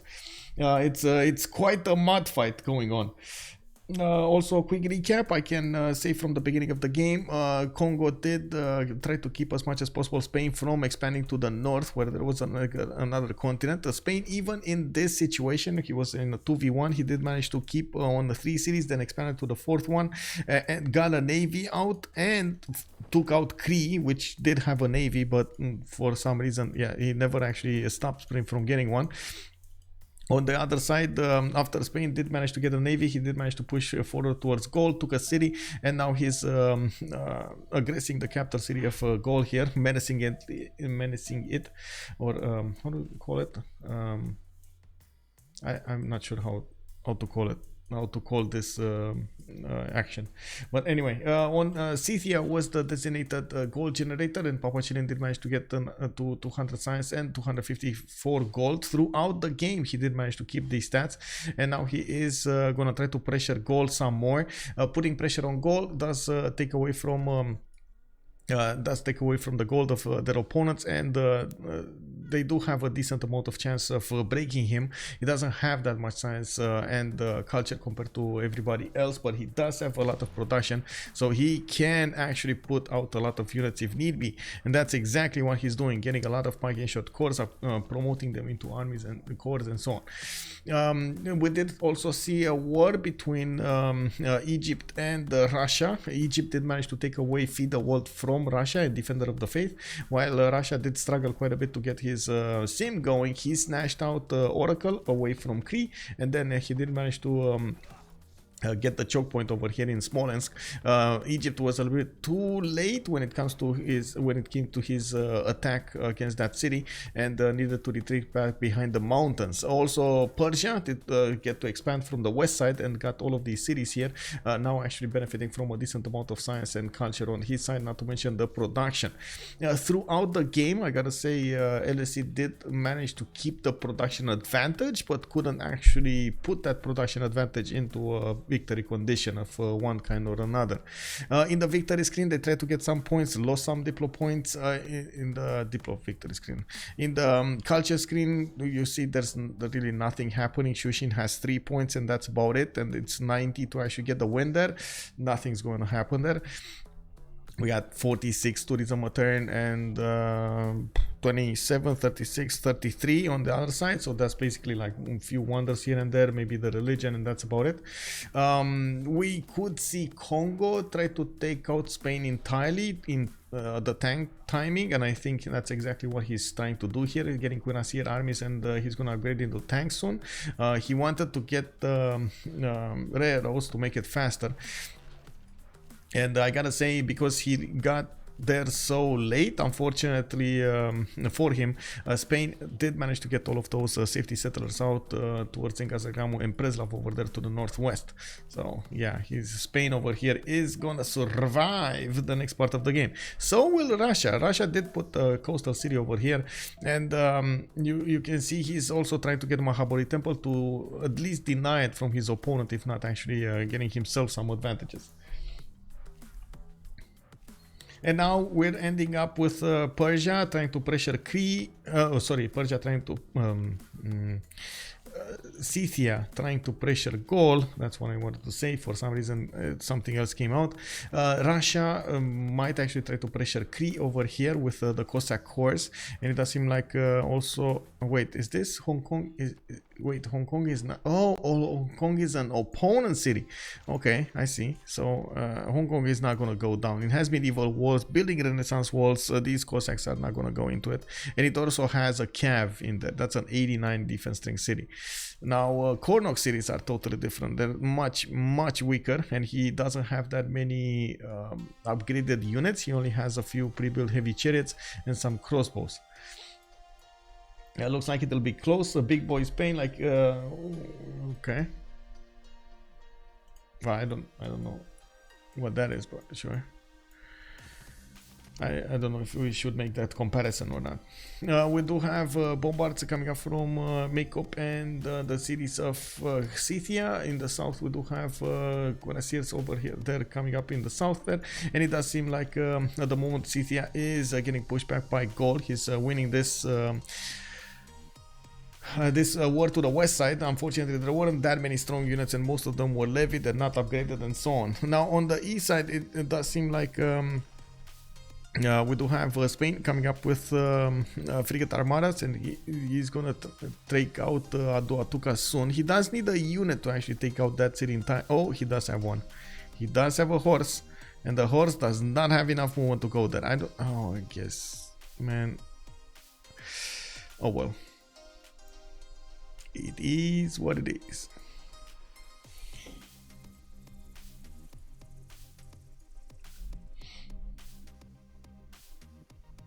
I gotta say, I gotta admit, I'm looking at these cookies and I'm craving to eat the cookies, man. Cookies, cookies, cookies. Oof, cookies.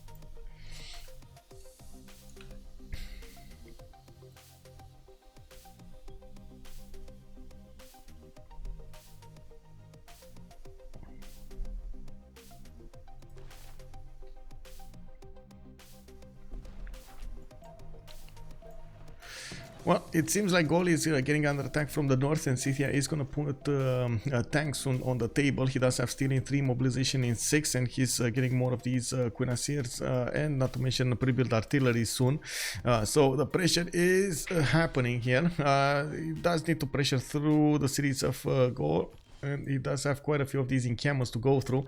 Not to mention Gaul every turn is pumping out units. The parking shot armies should be able to hold at some point. We're going to see if that's actually going to happen. Where are the Cossacks going? Okay, so now we do have Cree getting cuirassiers from those heavy chariots. He did just receive the gold, and the Cossacks are going to try to do some damage against the city's defenses. John Dark also appeared on the front line, so he gets some bonuses from it. And it looks like they can't attack back into the Cossacks, especially when they are in ideal terrain. We're going to need to see if Cree is going to get enough gold to upgrade field cannons to deal with this menace. There's nothing happening between Persia and Egypt. Egypt is gathering more strength here. He's also getting military engineers to help him build an infrastructure to be faster. Not to mention, looks like LDK is giving him gifting him an observation balloon, so he can actually get artilleries and attack from afar into his opponent's lands. Looks like Malekit is 4 turns away from combustion, so he's gonna get quite fast the ability to upgrade into tanks. Not to mention, he already has the ability to upgrade into artilleries. Oil is probably gonna be a problem. We do have we don't have that many encampment. Well, actually we do. 1, 2, 3, 4, 5. It's fine. Actually, encampment is fine. That's 10 oil per turn that he's generating. Maybe he has some extra oil underneath the district or something, and so he's getting it from that. It should be fine. It should be all fine. We'll see.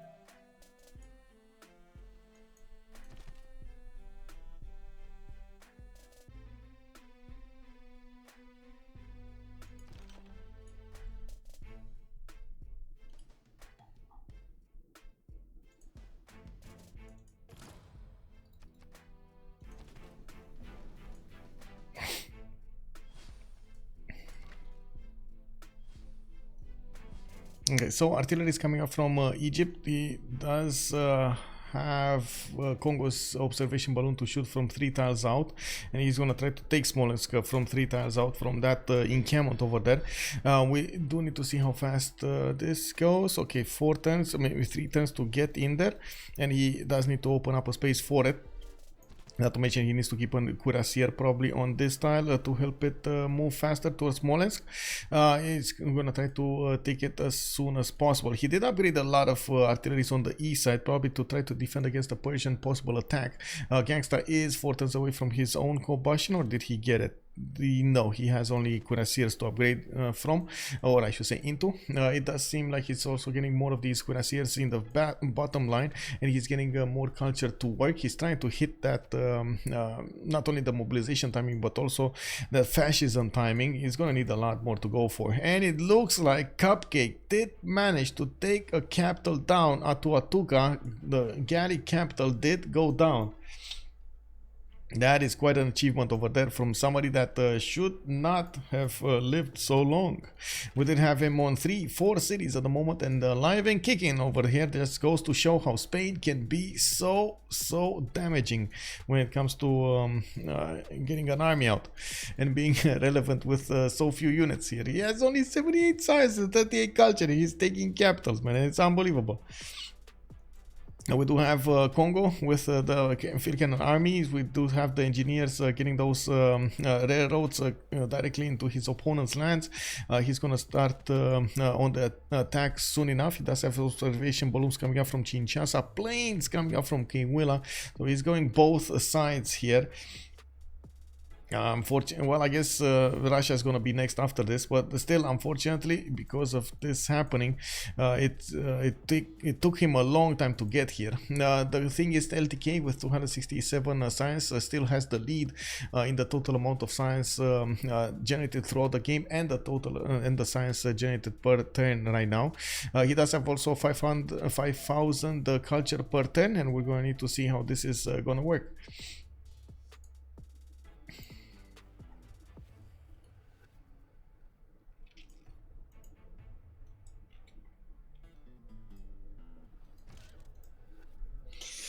Thundorius, Persia needs to make a play here. Yeah, I think he needs to make a play, but I think he's just going to end up against the Egyptian tanks, and it doesn't look like he's actually going to have a play to make. Egypt is countering him quite nicely. He did manage to, even in this scenario, by the way, he did manage to get more production than Persia, which is extremely surprising with less cities. Well, I guess the amenities will have a problem. We'll have, let's see the amenities here. -3. Yeah, this is what's happening. This is wrong here. This is what's wrong here. It's -3 happiness in multiple cities, while I guess, let's see on Egypt, does he have? He's on +3. So this is the major difference. Now we do need to see if Russia is going to do anything here. He pillaged the tile and then needed to push back. I think he actually lost one of his Cossacks. I think the one Cossack, there was one Cossack there, it died. And we're going to need to see if another one goes in. There is another city here, and it looks like Cree is trying to get out of there into a safety position. Cree did manage to get back with 85 cents and 75. Well, I say get back, but it's, you know, I guess it's more than surviving, right? He's needing an economy. He's actually needing more cities. He's trying to build them. He has an army out. He's upkeeping his army. At least, you know, that's I guess a win.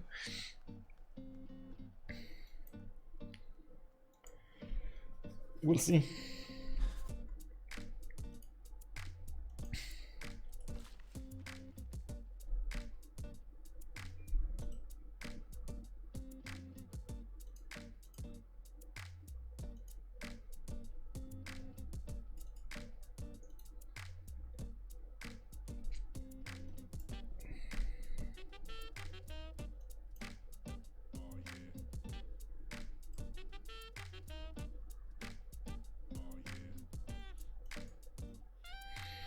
Okay, we do have more cuirassiers coming up from Scythia. He's preparing to do some tanks here. He does have 1, 2, 3 of these encampments put down. That's also, oh, that's only 6 oil per turn. Does he have any other oil? Because that shouldn't be enough oil to actually upkeep full push. Usually, oh yeah, he does have 3+3 here. Okay, so I guess that's gonna be 9 oil per turn. Okay, that's not bad. That's actually coming up on the 10 that you usually need. He has another encampment coming up from Kisik that's gonna start to build those barracks, what I should say, the stable, and get the armory in there, get the military academy and so on. It should be fine. I'm actually quite curious if Persia is actually going to want to attack into this. I'm pretty sure he actually sees what's going on, and he doesn't have that many chances. Wait, volcanic. Whoa, that's a lot of science taken down, and the strength from these units. Malekit just got hit by a volcano here in Thieves. I do see the observation balloon is trying to get in there as well, and it's gonna take a while until he actually moves. Yeah, it will take a while to actually move there. I think this is the place where he needs to put it. I don't know why he's actually moving it somewhere else. In the meantime, Russia did get to upgrade his own field. Whoa! Wow! Was that a level 3 field cannon core? Was that a core or not? Oh my god, the field cannon core just wiped it clean off the map here. 94 strength against that 66 on the defense. Very nice, very nice. And Malekit here is running out of options. He should actually just move the engineer, build the road there, and then use the artillery core. But anyway, I guess it is what it is. We're gonna need to see when he's gonna make the move and how he's gonna make the move. Unfortunately, he got a little bit overexcited and thought the field cannon shot, but it didn't, and tried to shoot at it, and you've seen the result there. His field cannon just got cleaned off the map, just wiped off the map. Easy peasy. Atuka is about to flip. Is being taken back, but the damage has been done. His cavalry plaza got taken down anyway. It was extremely hard for it to be rebuilt in any case, and maybe this actually helps him, right? Building somewhere else. Maybe we're gonna see it pop somewhere else in the series of CaptainMorgane.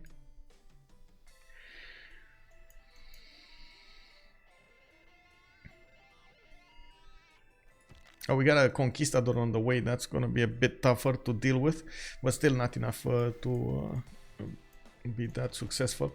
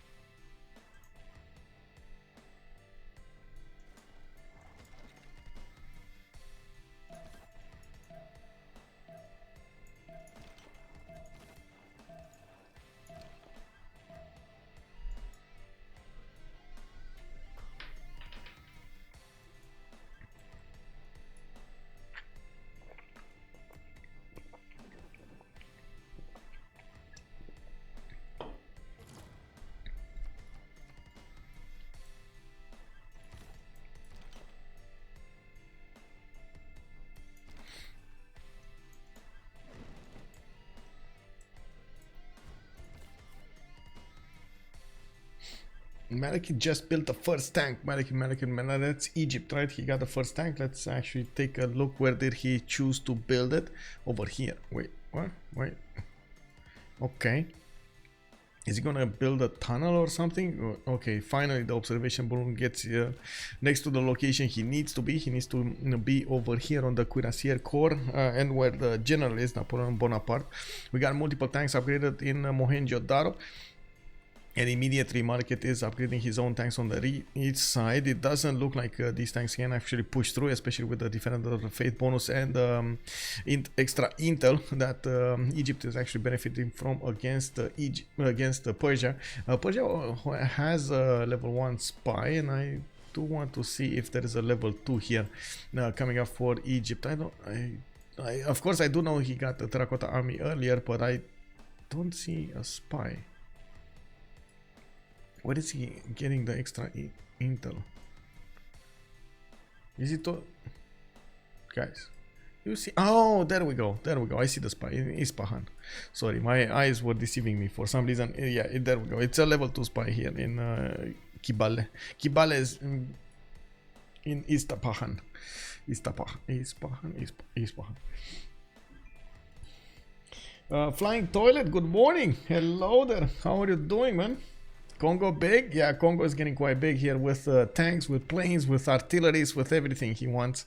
The biggest question is, can he deal the damage fast enough so he can actually get a win for his team? Because at the moment, Egypt is holding, Russia is holding, Cree is holding. There's nothing happening here. Like, Gaul is holding, but he lost his capital. He got it back with steel walls. This is going to be much harder to punch through. Yeah, much harder to punch through, significantly harder to punch through. And I would say now that Gaul did manage to get the field cannon, at least he's gonna have extra strength from all of these walls to attack into the frigate armadas. Will Spain's navy help hold off Kongo? No. I guess if he would have had something like battleships, maybe, but no. Like right now, no. With the amount of artilleries, with balloons coming out here, it's not happening. Still, Spain will be relevant when it comes to holding this, holding this ocean. Even if he's gonna have the colonies in the north, the colonies above Persia, he's still gonna get the control over the coast, which is something that he managed to get over Cree. Why? Okay. Misclick. Oh, fire axis on Papa. Okay. Oh, that's unfortunate. I hope he gets in without a problem. Don't. He's fine.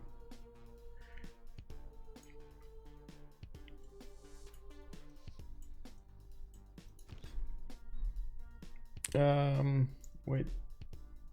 Do GMC, not as big as your Kongo, not enough. Kick W. Any. It is what it is, man.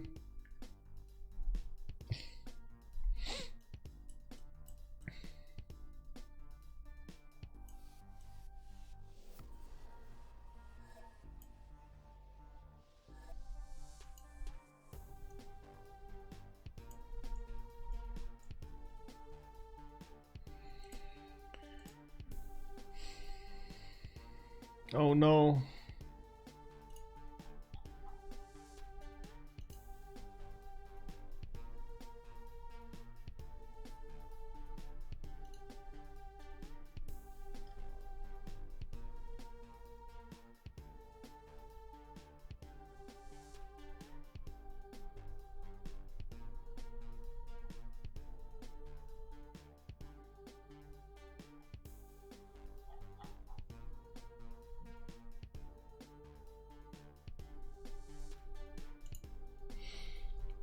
Battle of the Ages. Well, PAPACHILLIN is getting back, so we'll see. I just hope he doesn't desync. That's my only hope. Hope.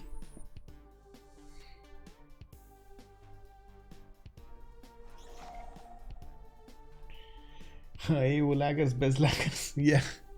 Hey, what's up, man, Jack? Did you finish? All good? Yes, guys, there's gravy. Michael, you have a long face of regret, the kind of regret I say, why did I agree to this? No, I don't know. I'm not saying that, man. I don't think you see that on my face, man. Don't project. No, man, supper. I hope you had a good one. Now for 20 PVC turns. Oh, very nice. Wait, you're actually in 20 games? Wow. Wow, so many games, man. That's so many games.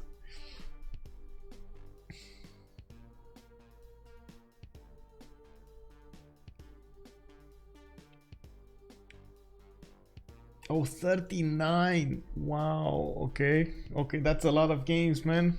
That is a lot of games.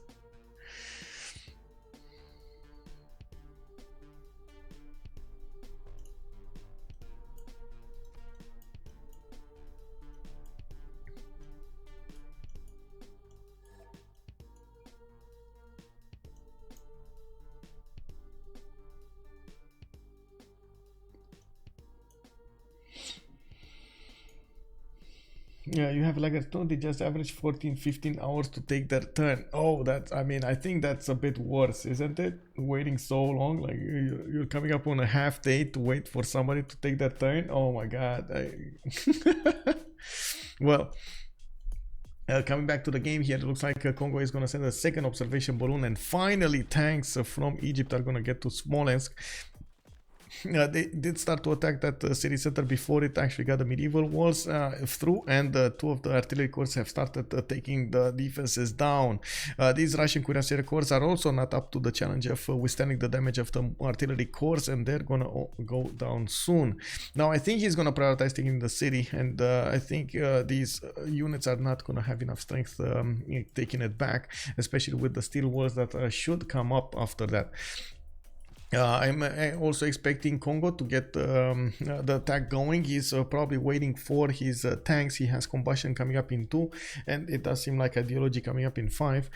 We've got the research labs in Kinshasa. I see stock exchanges coming up for more gold, and of course they do need as much gold as possible, especially since Malekit just doesn't have any gold anymore, while CaptainMorgane is on minus 96.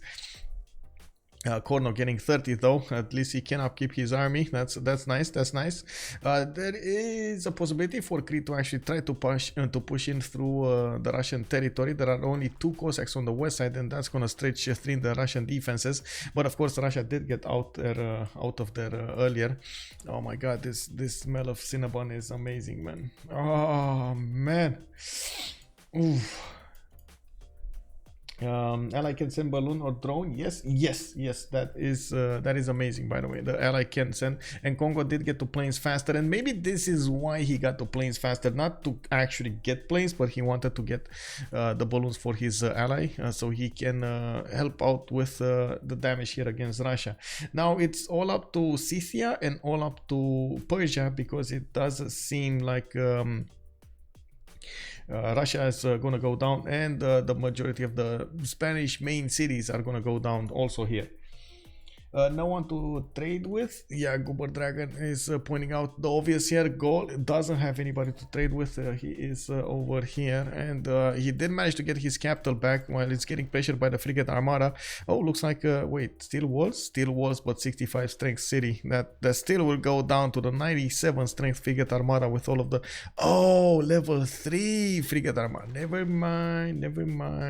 That's quite tough. That is tough. Needs to take it out of there. There is a conquistador coming forth at the city of Aduatuca. Gold building banks. No, he's not. At least one bank, man. One bank to rule them all. You know, like at least one bank. The city you trade with, get a bank there. Soberman, also good evening, sir. I don't think I saw you earlier.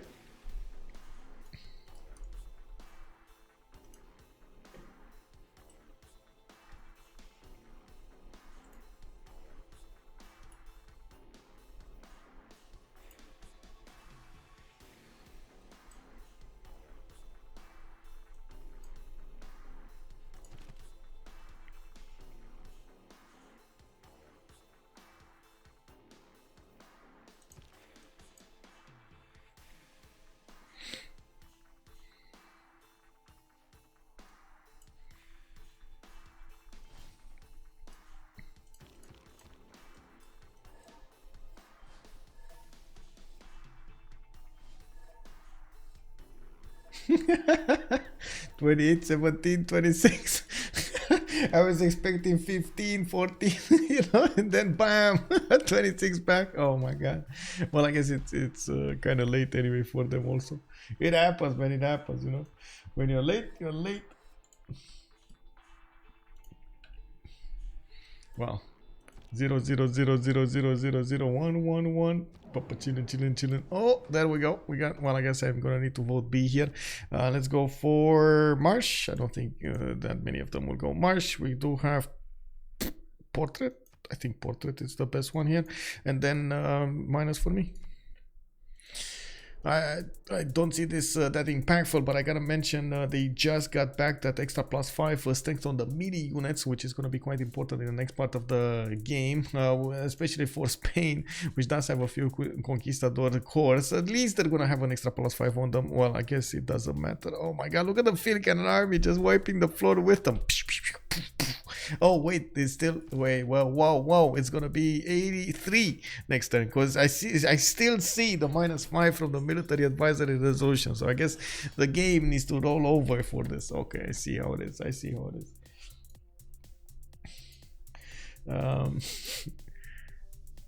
We'll see.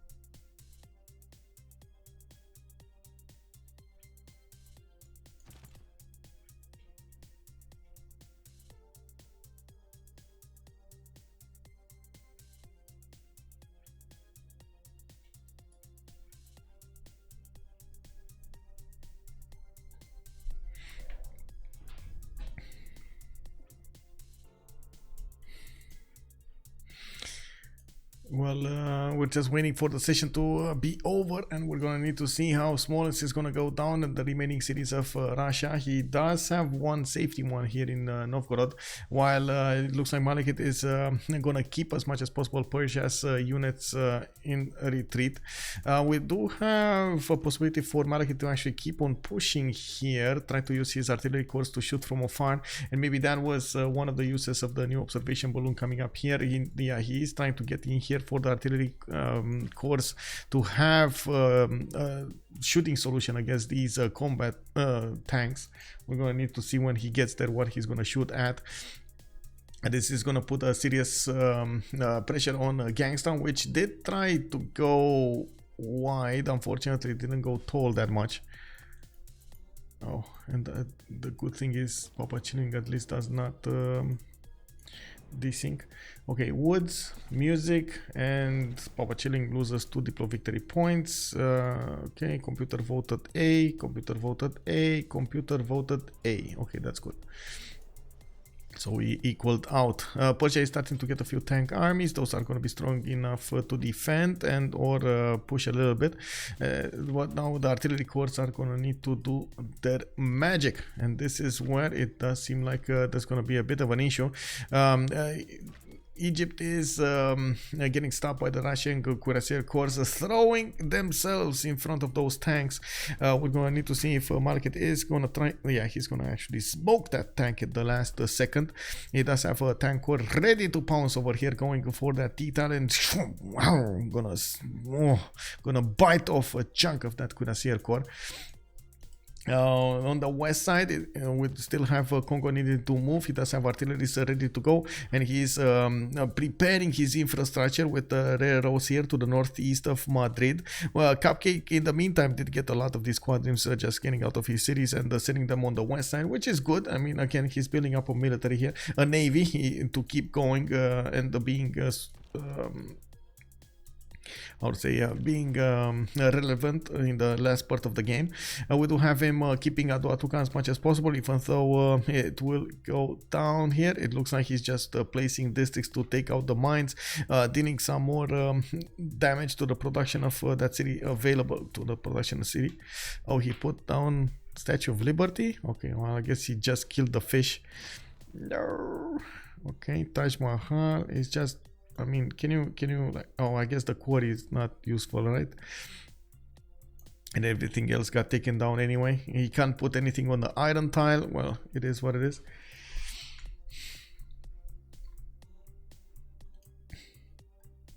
A fish is indeed always the biggest.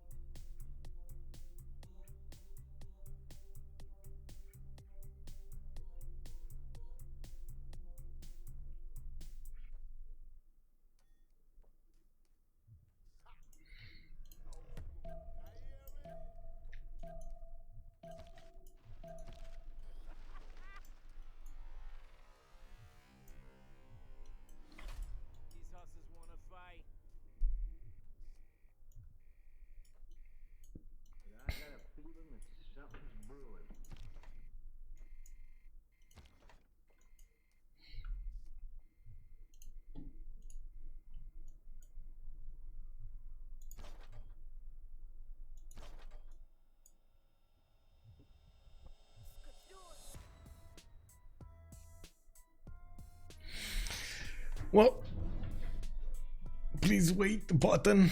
Please wait, please wait, please wait. Okay. There we go. Okay, going. I do see Cree starting to move towards Russia. Slowly but surely, he's getting those field cannons to bear against the Russian Cossacks, and he needs to be careful because if they do get counterattacked, those field cannons will go down. Those cuirassiers will need to do some bodyguarding over here so the field cannons can go through. Cree is also preparing some siege units, and we do need to see what's happening here. The tanks did go in, and it does seem like there was a counter-attack on that tank. Almost went down. It does have a promotion, so it will heal back up, while we do have a new artillery course getting in there. Gustavus Adolphus, well, Gustavus Adolphus, not good for that one. What is the Napoleon Bonaparte? That's going to be a modern one, but it's in Swenet. Did it move or not move, or did it? Well, I guess it didn't move. It would have been nice to actually have it here while that artillery corps was moving, so he can actually shoot. But anyway, it's a mute point at this moment. We do have the balloon of Kongo needing to get to the south on the lines of Egypt over here. I believe it is going to be much useful over to the southeast of Nek, and then it is going to be in Memphis. I don't think he actually has that much to deal with there. I guess it was just in the road and wanted to move there. Okay, there we go. We got some tank armies pushing. Ganksta is getting his tank armies to try to do some damage against the Egyptian units, but those armies did stand over there for some time, and yeah, there we go. The observation balloon is starting to get in place, so it will help out the artillery corps deal from damage from further away. We do have multiple encampments starting to come out of the cities of Persia, and he's putting as much effort as he possibly can into getting those military academies, getting the oil per turn going. He did manage to upgrade a few natural tiles that he has to get that oil. And it does seem like they're going to need to put some more oil on Scythia also. Scythia's tank armies, this is what I want to see. 122 strength against the Viking shots 111. I don't believe Duatuka, or I should say CaptainMorgane, has enough strength to actually go for his AT crews to actually properly defend against the tanks, especially upgrade the next upgrades from the Viking shots.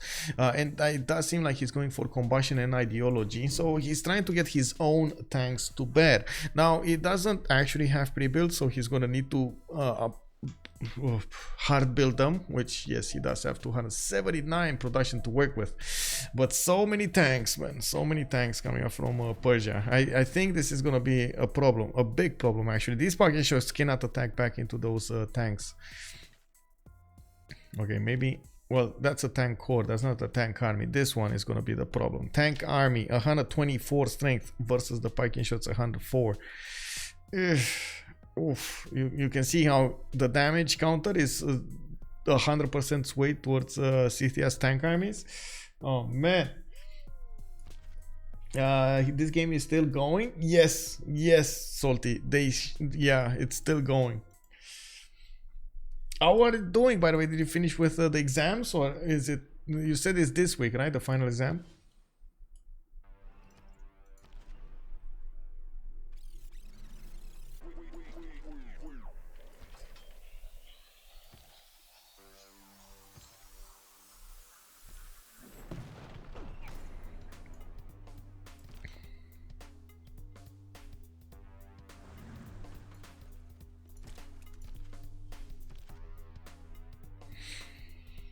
The final exam Kongo will the final will be in March, this week after the LAN. Oh really? Wow, the week after the LAN. Okay, well I guess that, yeah, that makes sense why I can't actually get to the LAN. I'm so sorry. Well, I guess you still have quite a bit of time to go, since Kongo will inevitably get him. I thought he was pushing. Well, you mean Scythia? Yeah, well, Scythia does look like it's pushing forward, and with the Pakistans dealing the initial damage, the tanks getting that extra +5 on their side and the +10 charge on them promotion. It's amazing. Smolensk did get taken down. Now Russia is getting pushed back to Novgorod, where we do have some projects going on, some more units getting there. It doesn't seem like he has enough strength to deal with this, especially with the observation balloon on Kongo and those multiple tanks available there. Now I do see Ganksta is trying to get in there, maybe snipe one of the artilleries, take it down with the tank horse, while in the meantime it does seem like no, he got denied. Those tank horse did wipe the floor with the that field cannon corps wiped the floor with the tank army. It was out of position, not with his buddies, and got taken down. We need to see how Malekit is gonna try to get everything going here. He needs to be careful to use all of the bonuses he has on his side, and he is doing just that with River, with the 45, with the balloons of his ally, and with his artillery corps. He's doing as much possible damage against Persia, keeping him out of his land's reach. On the west side, we do have the tanks of Kongo now getting the position on Madrid. Next turn, we will probably gonna see that the city taken down. Kongo does have an artillery, and it does seem like his observation balloon got damaged. Wait, what? Oh, did it get damaged, bro? Was that a volcanic explosion or something? And wait, don't these balloons pop if they get damaged? Why don't they pop if they get damaged? Have you ever seen a balloon, bro? Like, it doesn't take much to actually pop it out of existence, you know? I would have shown you raclette. Yes, exactly, right? I was looking forward to finally catching a land, but nope. I hope the next one will be outside of exam phase. Well, yeah, hopefully. I don't know when the next one is. I honestly don't know what the next one is. But I'm hopeful. Maybe the Germans will actually think to do one. You know, maybe. Let's go.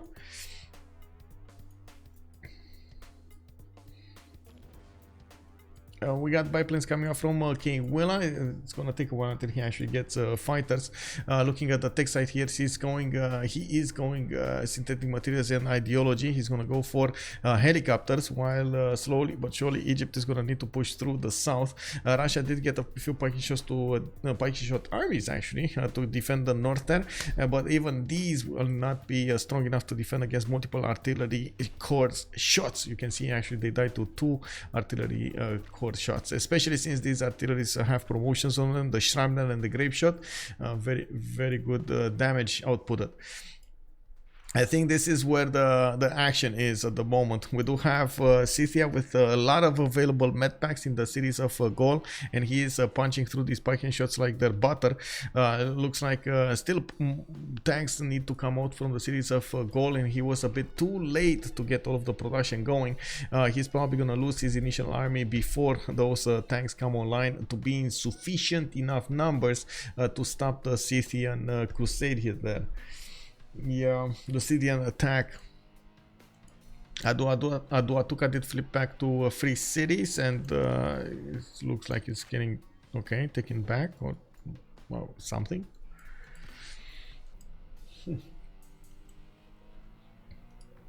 Getting there. Aerodromes coming out from Scythia also. Okay. I guess this is gonna be the question, like, are we gonna see nukes? Because the biggest issue with nukes is how you deploy them against an opponent. Since Kongo is gonna have most of the west side here, and yes, they might actually take down Russia, their only possibility to do something would be with nukes against their opponents to actually get Gallic land back and maybe go against Scythia. Biggest issue with that is sea control. They won't have sea control, and I guess the other option would be to try to go for something like either space. Let's see the production, 600 production. Okay, I guess 400 science is good enough. Okay, I mean, he could try to go space here. It's going to be 126 or something space. Where is he going? He's going advanced. Okay. It's going top 3, bottom 3, top 3, bottom 3. Okay, and these cities are gonna fall very quickly. By the way, from Spain, even if it's getting the walls, they're getting melted by the artilleries and the tank armies. It doesn't seem like they're going to withstand much more of this. But again, Spain did manage to get a lot of pre-builds out in the water, so that will help him keep on funding, what I should say, keep on having a military. Even if he's not going to have the science and the culture, he still has a lot of frigates. He's trying, well, steel walls might be a dream, might be a dream. Thinking of how long it will take him to get the steel walls, I don't know, man. Did he get battleships though? That's very important. Did he get the upgrade button for battleships? Wait, let's check out the frigate. Yes, he did. Look at the upgrade button here. So he has battleships. This is gonna be so important, by the way. If he has coal per 10 from his allies, well, coal per 10. If he gets coal from his allies, it's gonna be so important to keep the seas occupied. They could even take out Miki Sivwachik with the battleships here.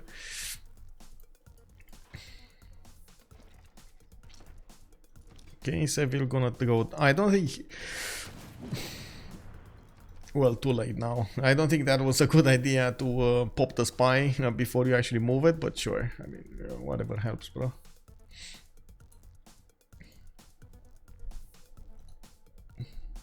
Have a good evening. Have a good night. Have a good night's sleep. It is way beyond time for me to sleep. Okay. Yeah. Yeah.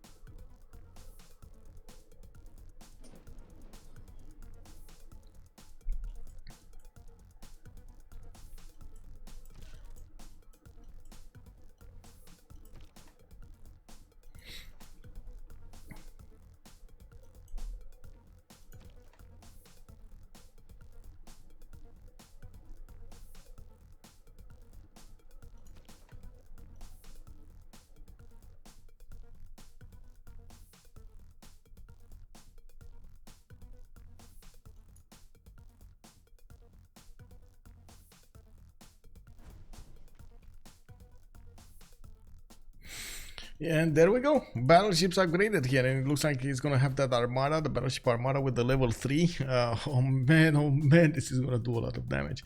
Okay, there might actually be when is this happening? By the way, when is the next polar melt? In 4 turns, we're gonna have the next polar melt, so he might actually get away in the southern cities with battleship armada. He can take down Raktumakos. Maybe get the 4th promotion and get the extra range to take out Durecorteron. This is gonna be, well, I guess at this point it looks like Gaul is gonna go down. Losing a military alliance, it's gonna be a problem. Also, I guess we're gonna need to see if they're gonna manage to take out both of the. They're not actually. So Spain is now going down. Russia, oh no, Russia is gonna get another safety settler. He knows that he might be attacked here, and he needs to get a safety settler out. If he does manage to survive over there, it's gonna be quite a problem in the Diplo screen. It's still gonna be a 4 versus 3 situation, even though honestly I don't actually favor any of the teams in the Diplo screen. On the contrary, I actually favor LSC getting that victory here. But anyway, well, I guess I favor them because they will deny the victory until science victory. Wow, artillery corps actually surviving. This is a beast of an artillery corps. Let's go back, bro. Let's go back and get back a new one. Get a new one there. He still needs some observation balloons to that observation balloon to move south, but I guess the military engineer needs to move first. And we do see Ganksta did try to poke in with a tank army that is getting attacked from multiple sides now. It doesn't seem like it's going down though. This tank that still has movement in the south doesn't have enough strength to take it down entirely. And Malekit here, well, is having a pickle on his side. There's no more unit that he can attack with. No more unit. Oof.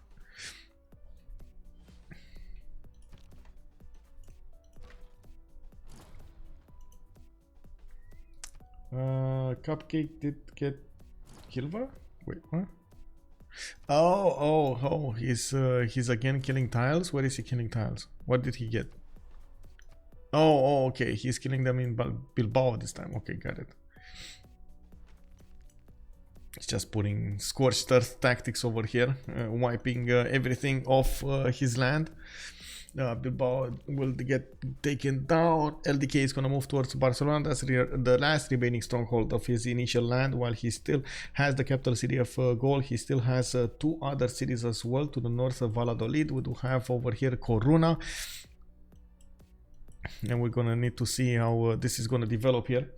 Natro, hello there, sir. I feel for it's only 8 p.m. here. Wow, only 8. Wow, that's early, bro. It's just when the evening starts. No, it's good, man. It's all good. It's all good. I'm pretty sure I'm not actually gonna sleep tonight. So what, I have 4 more hours until I need to actually get with my uncle to the hospital, then another like 20 minutes, 30 minutes until I get back, and then, you know, I'll see.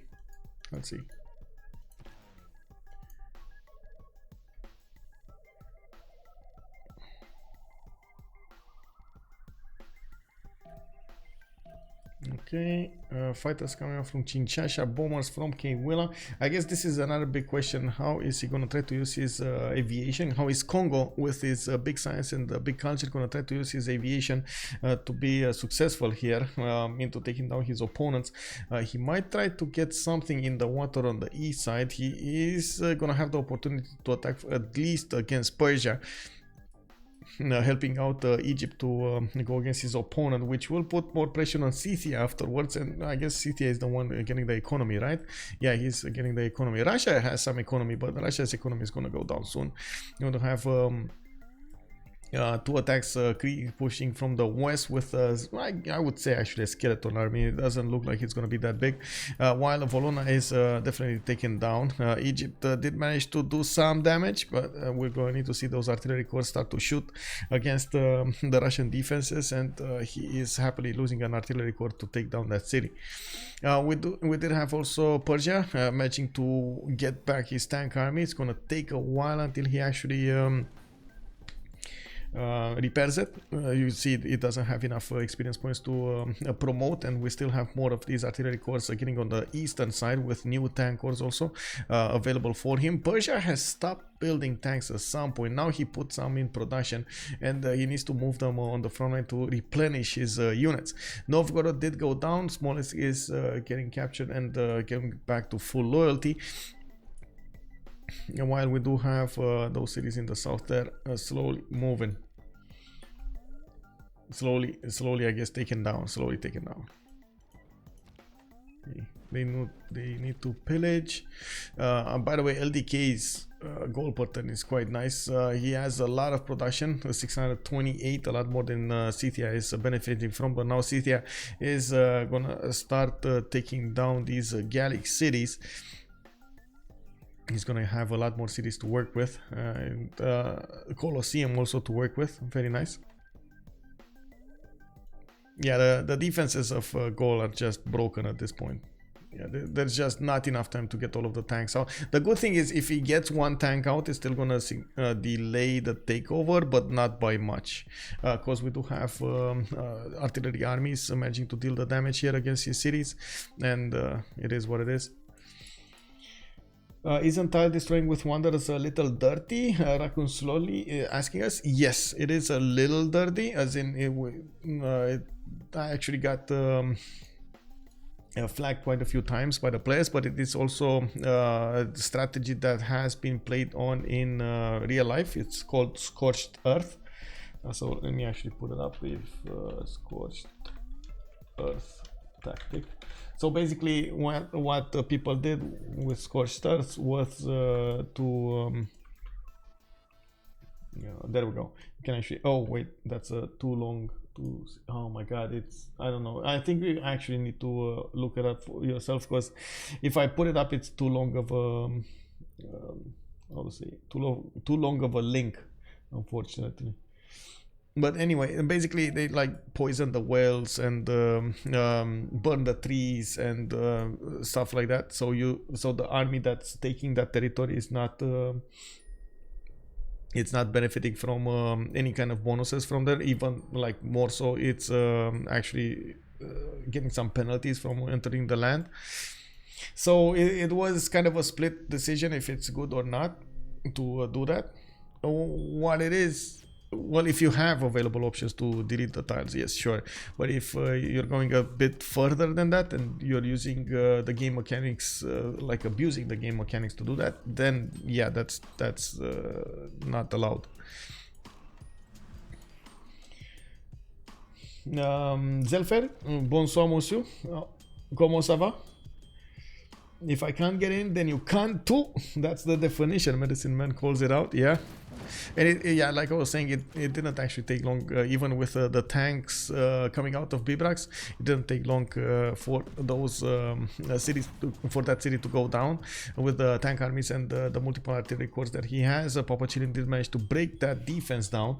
Now Barcelona is the last remaining city over here. We do have the artillery corps moving in for the kill, and I think we're gonna have a repositioning and a rearming of Kongo nation on the east side.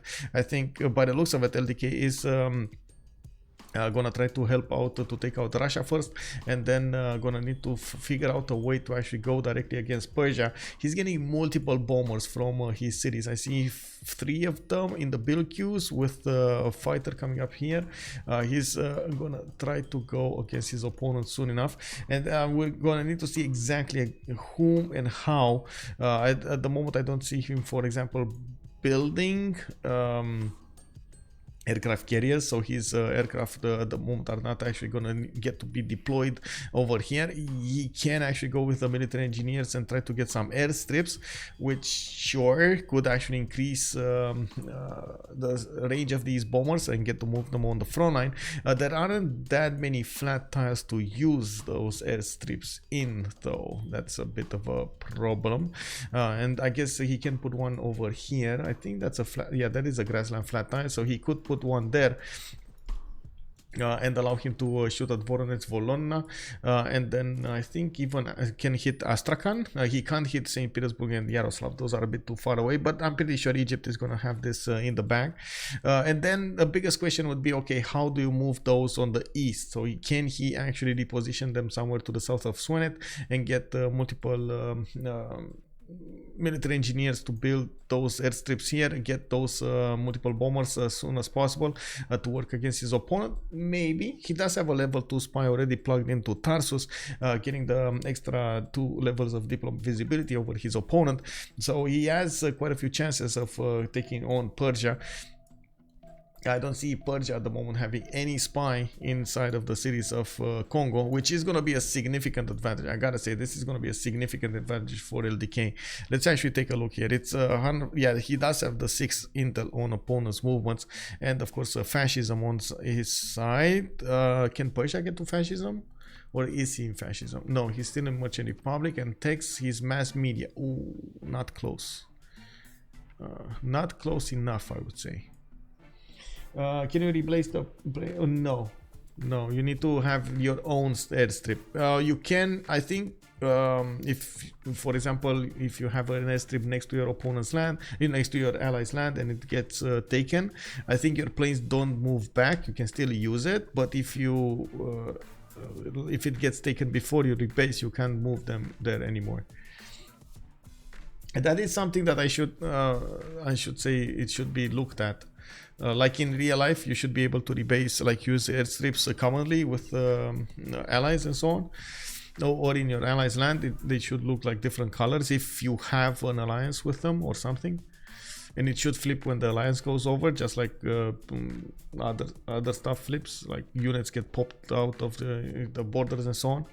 But I guess that was a little bit harder to code or something. I don't know. I'm just spitting out ideas here. Okay, so the majority of the army, if not all of the army of Gaul, did get taken back. He is trying to retreat towards Ratumakos, and it looks like the ice melted in the south. So that battleship of Armada can actually go into the south and take out the Rakontumakos slowly but surely. I don't know why it's not doing that, but sure. We do have Atuatuka getting back his fortification health, and that city is going to rebel in one. Oh, that's why he's not doing that. It needs to be called upon to take back Atuatuka from the Gauls. Okay, well, we're starting to see all of this action. Jet bombers from Kongo. That's going to be a lot more firepower attacking into these tanks of Persia. He might actually get to hit Mohenjo-Daro as well. 136 against that city center. Slowly taking down the advantages that Persia has on the front line. If they do break this line of defense, they should be able to go through and pour through the other side of the empire. Ganksta only benefits from 319 production. He does have 200 science. He's trying to go for ideology, trying to go also for mass production. Okay, interesting that he's going top 3, back on top 3. I was expecting him to go full on, but maybe he's just switching off, going for synthetic materials, so he gets some more units out, like for example these ones in Ispahan. He doesn't have a lot of them. And what's happening in the oil situation? Is anybody having problems with the oil? No. Okay, no. It's fine. It's fine. St. Petersburg is under attack. Egypt is gonna slowly get that. We do have the jet bombers upgraded here in the cities of Kongo, and we still don't see actually Kongo getting airstrip somewhere, so he can actually attack into his opponent much more efficiently. He's getting a lot of jet bombers though, a lot of them.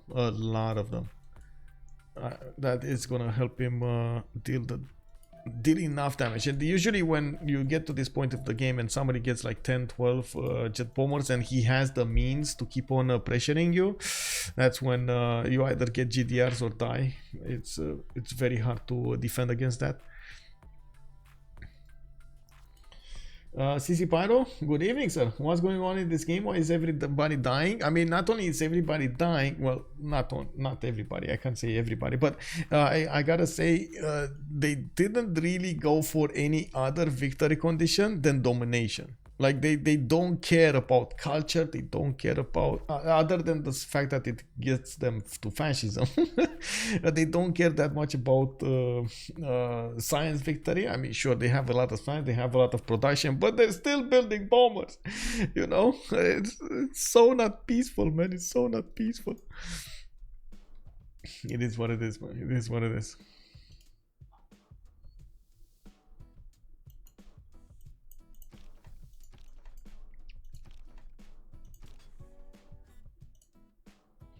All elite players be like violence solves everything. You know? Offense is the best defense, right? Offense is the best defense. I don't really think on that side violence solves everything, but offense is the best defense. So I guess if they are thinking of defending themselves here from their opponents getting a win, yeah, taking out to their opponents much faster is a viable tactic. Well, let's see where the jet bombers are going to land here. I'm quite curious how LDK is going to try to use his jet bombers, if he's going to try to pressure Russia, even though I do see Malekit is doing a great job taking down St. Petersburg and soon the other cities. We will need to see if the jet bombers will get repositioned anywhere, and how is Kongo going to try to do this next war. He does have a settler coming out, and maybe this is going to be something like placed. No, I don't think that's a good idea, really. Like thinking it further, I don't think that's a good idea. Wait, National History Museum coming up from Kongo? Is he actually gonna try a sneaky culture? 3 out of 123. Is he going? Oh my god. Is he actually going there? 140 tourism a turn? Is he gonna try to do the supermarket thing? Oh, kick, bro. So, supermarkets, right? No. Where is it? Markets? Not markets. Whoa. Where is it? Mobanza neighborhood, right? In the neighborhood. You get urbanization and...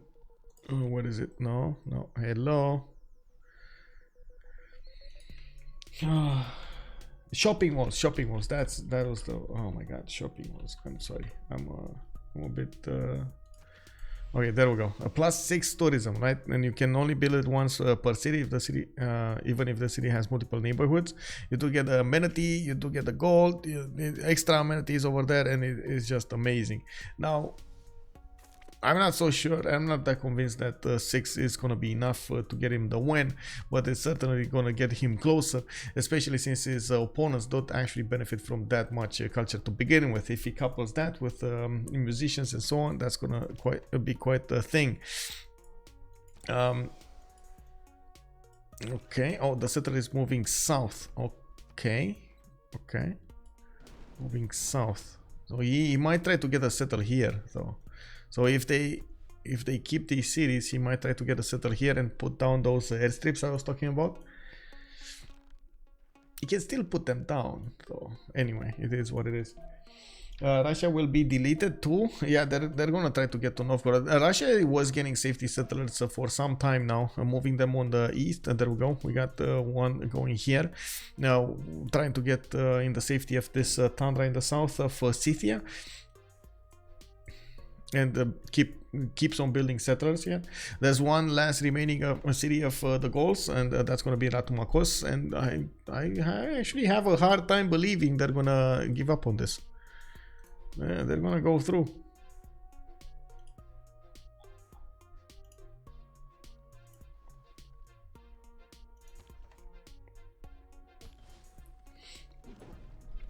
So Spain and Russia will be reduced to token cities, and Gaul as well. I think Gaul doesn't have a safety settler out, so he's gonna be deleted from the game.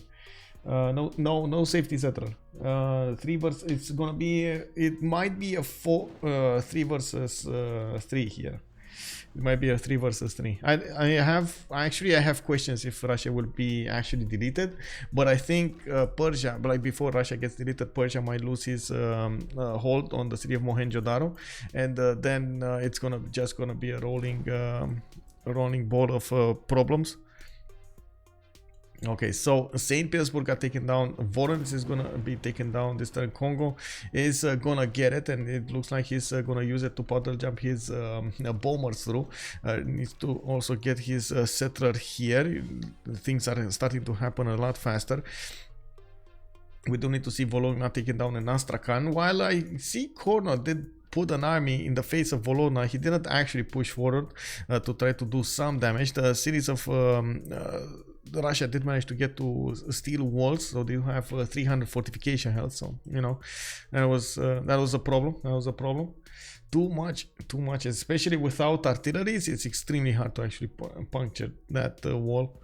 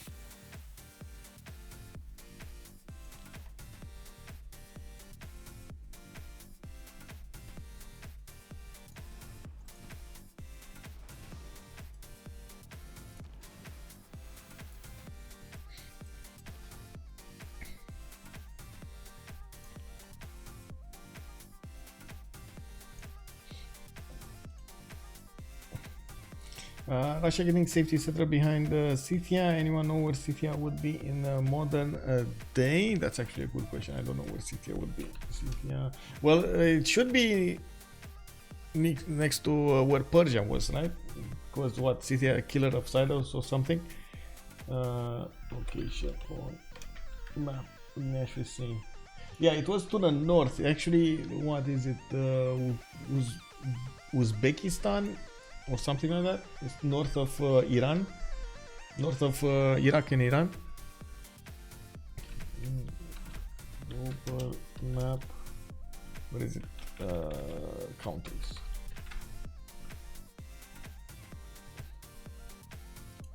Images.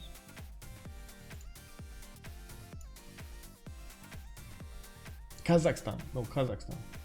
Sorry, no, not well. It's Uzbekistan as well, but Kazakhstan mostly.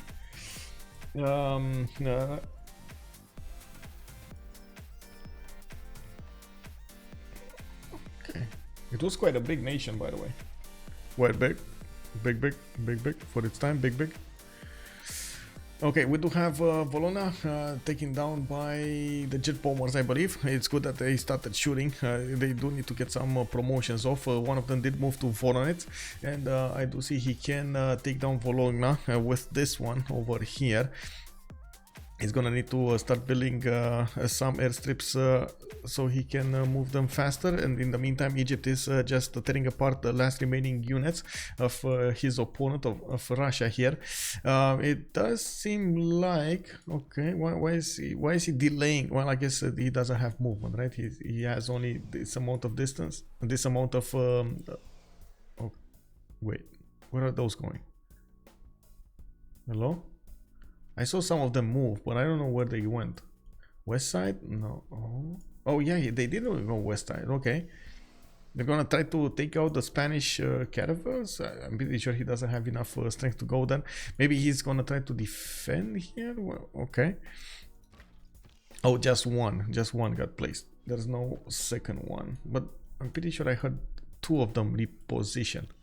Jet bomber. That one got there. Is he getting one here? No. So maybe, of course, we're going to need to see exactly how they're going to plan out this offense. But I'm thinking the LDK does need to get a settler somewhere around here. And that's going to be either Egypt takes down Yaroslav and... how to say, takes it down entirely as a city, and then lets Kongo place a new city over there, or he's gonna need to go into the desert and place it next to those rivers probably, and then put down around it some of those strips. This will or should allow him to take down the defenses of Persia much faster than usual. And even if Persia does have anti-air guns, I'm pretty sure these are not gonna be that good against whoa, I spoke too soon. That's anti-air. That is level 4 Victor. That is level 4 Victor. 25% bolster their defenses. This is okay. That's a problem. That is a big problem. Of course, he can still deal the damage where the anti-air guns are not defending, and that means in the south over here, where we do have multiple artillery corps getting over here their damage points also, and they're going to start tearing apart the Persian tank armies sooner rather than later.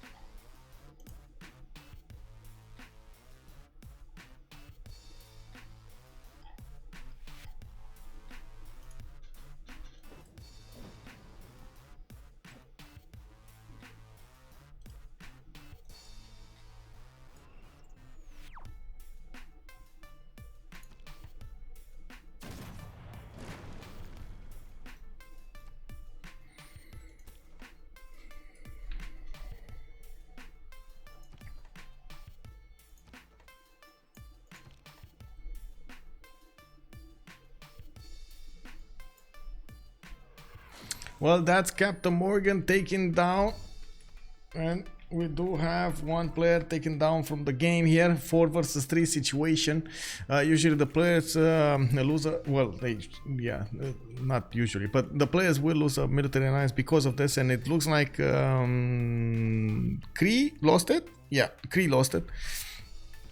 That's actually the one. Well, I guess Cree at the moment just needs to get a bigger economy going, and that's about it. He does have 300 gold per turn. That's good enough. We do have LTE going for nukes here, and we will need to see if he's gonna be, he's gonna have successfully, he's gonna get the nukes successfully deployed. We do need to see also. Okay, there we go. So he gave Yaroslav to his opponent while he.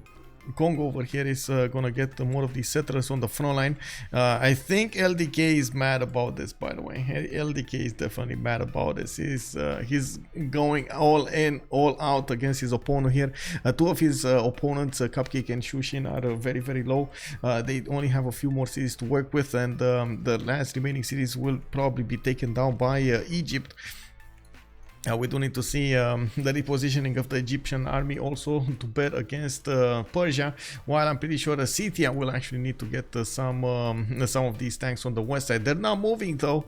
These guys are not moving. I'm pretty sure PAPACHILLIN will need to reposition his armies over here on the west, or at least a strong part of it, so he can actually help defend against his two opponents, Egypt and Kongo. Now, I guess until those armies actually arrive, we're gonna have more of these Egyptian units coming to the fight here, and these artillery corps are going to get more bonuses. We're going to have the reposition of the jet bombers and so on. It's going to be harder and harder to deal with this. They don't have that much of a strong economy to work with. PAPACHILLIN did need to get a lot of gold into his units, and he is in a heroic golden age, so he's benefiting from reform the coinage alongside the two arms and the heartbeat of steam, while LDK is doing exactly the same. I believe LDK is a much better position when the golden age rolls over to actually get his gold back, or keep on the positive side. He still has 164 out of 163 points right now. That means he's going to be in the golden age, while PAPACHILLIN does need 8 more points to get to another reform the coinage. We do need to see also if Scythia is going to get quickly back his, or I should say should manage to get an economy going with the cities he got from Gaul. I did manage to get the benefits of Forbidden City, for example, for an extra card, and I do see over there Colosseum. He still needs to get the capital, by the way, Aduatuca. Well, that's gonna flip, so I think he just is gonna wait for it to flip. Okay, bombers coming up. He did try to attack with one jet bomber. It looks like that jet bomber got damaged significantly. He's probably not going to do that again. He now knows of Governor Victor being in there and able to defend the Persian armies.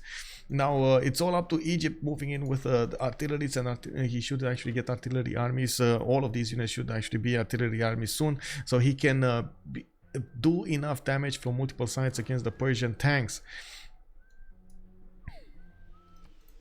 Okay, another city goes down. Astrakhan, that's with Mahabodhi Temple. Vologna. I think, honestly, I don't know why. Wait, Kongo. Oh, he attacked with 2 on the Mohenjo-Daro, or I should say on the units of Persia. Okay.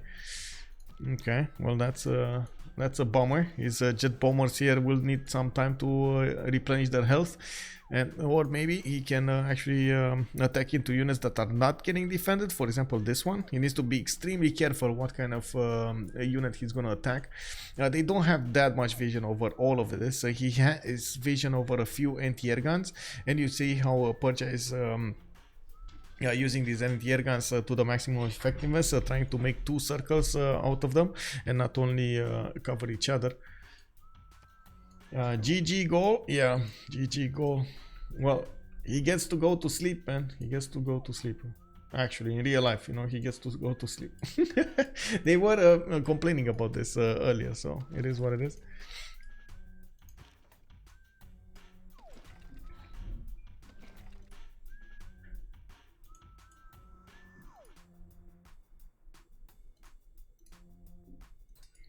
Okay, there we go. We start to see multiple artilleries doing the damage there. The Persian tank army is taking that damage, but lowering the HP way too much.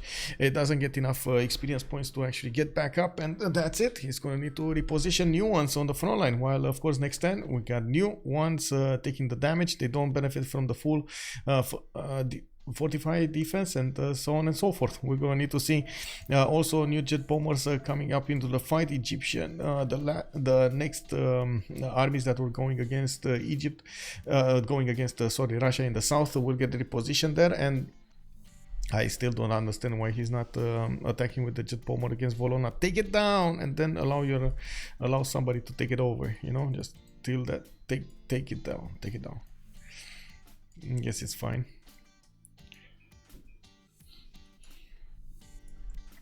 A delay over there. A delay.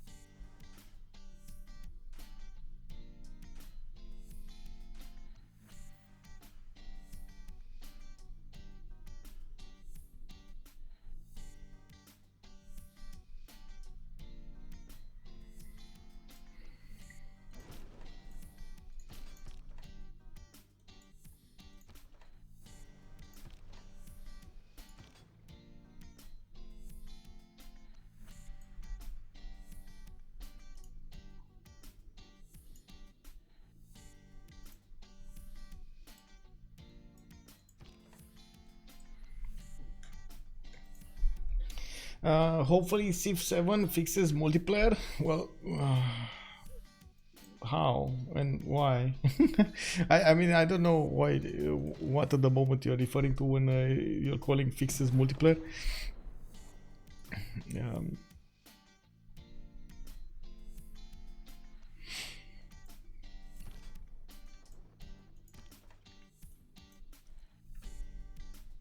Rear a ladder.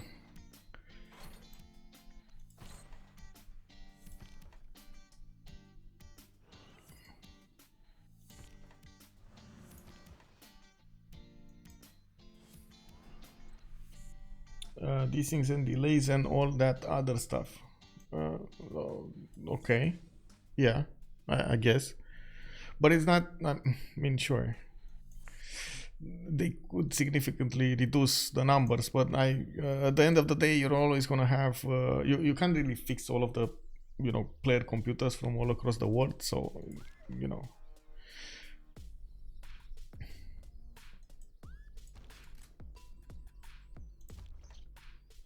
Not to mention they do also rely on an extra platform, like for example Steam. That's not always up to specs, and it doesn't always hold the connection to the players and so on. Like there's an extra layer of stuff that needs to be done. I wouldn't put it all on them, like there's multiple layers that need to be fixed there.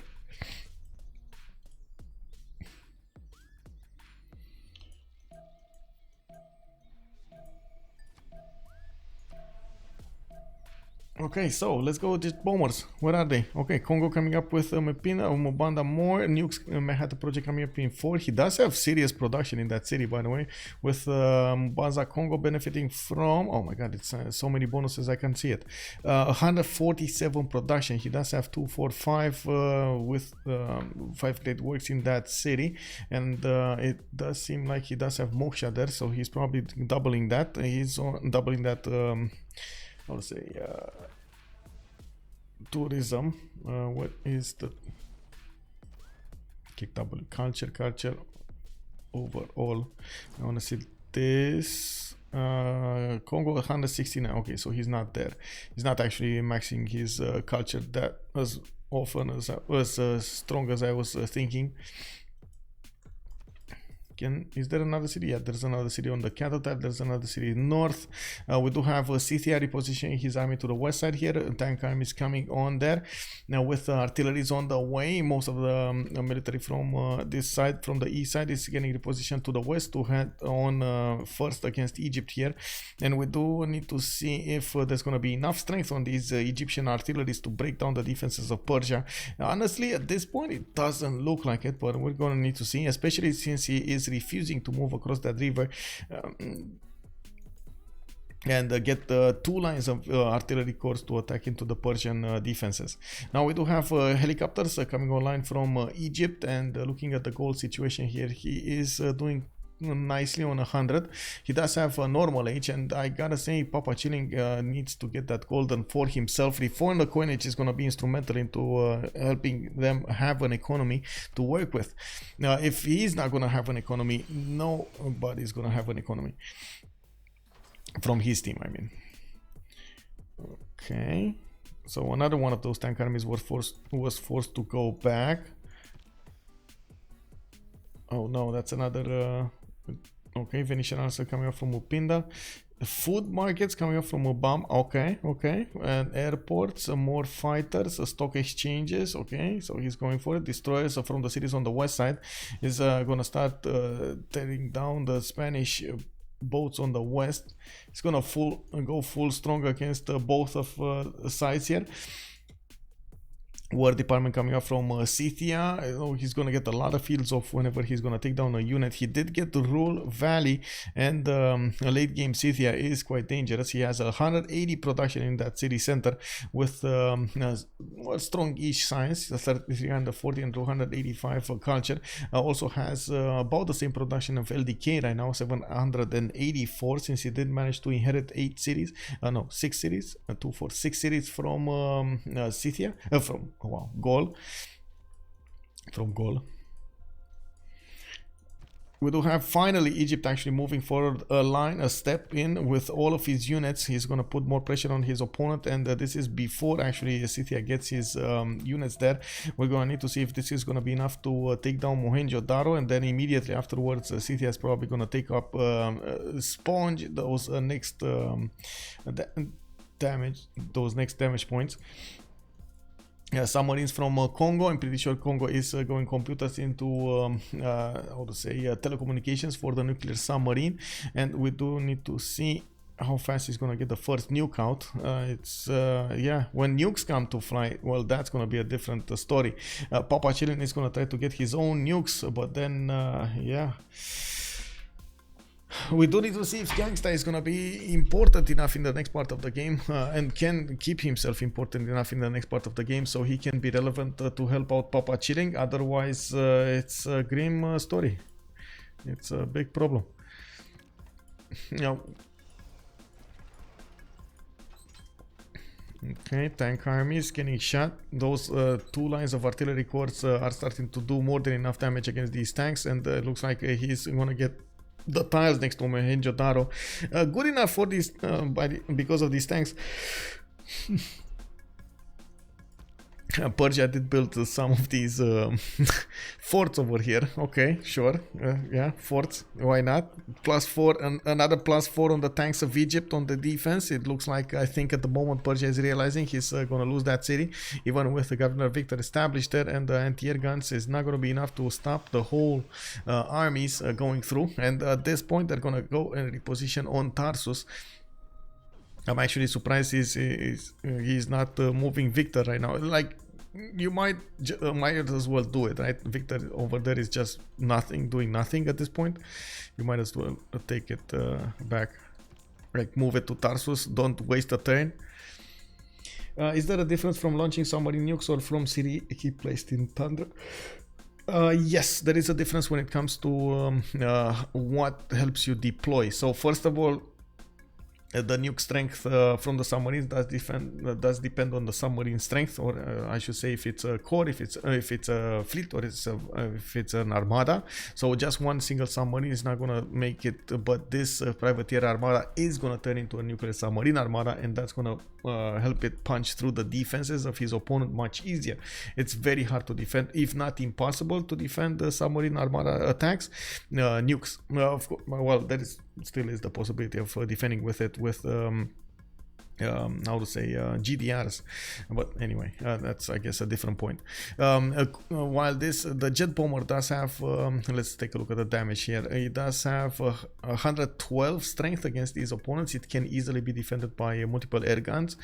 You've seen with the bolstered defenses that it actually loses more health, which actually denies the nuke. So that's why he's preparing with nuclear submarines, so he maximizes the chances of the nukes going through.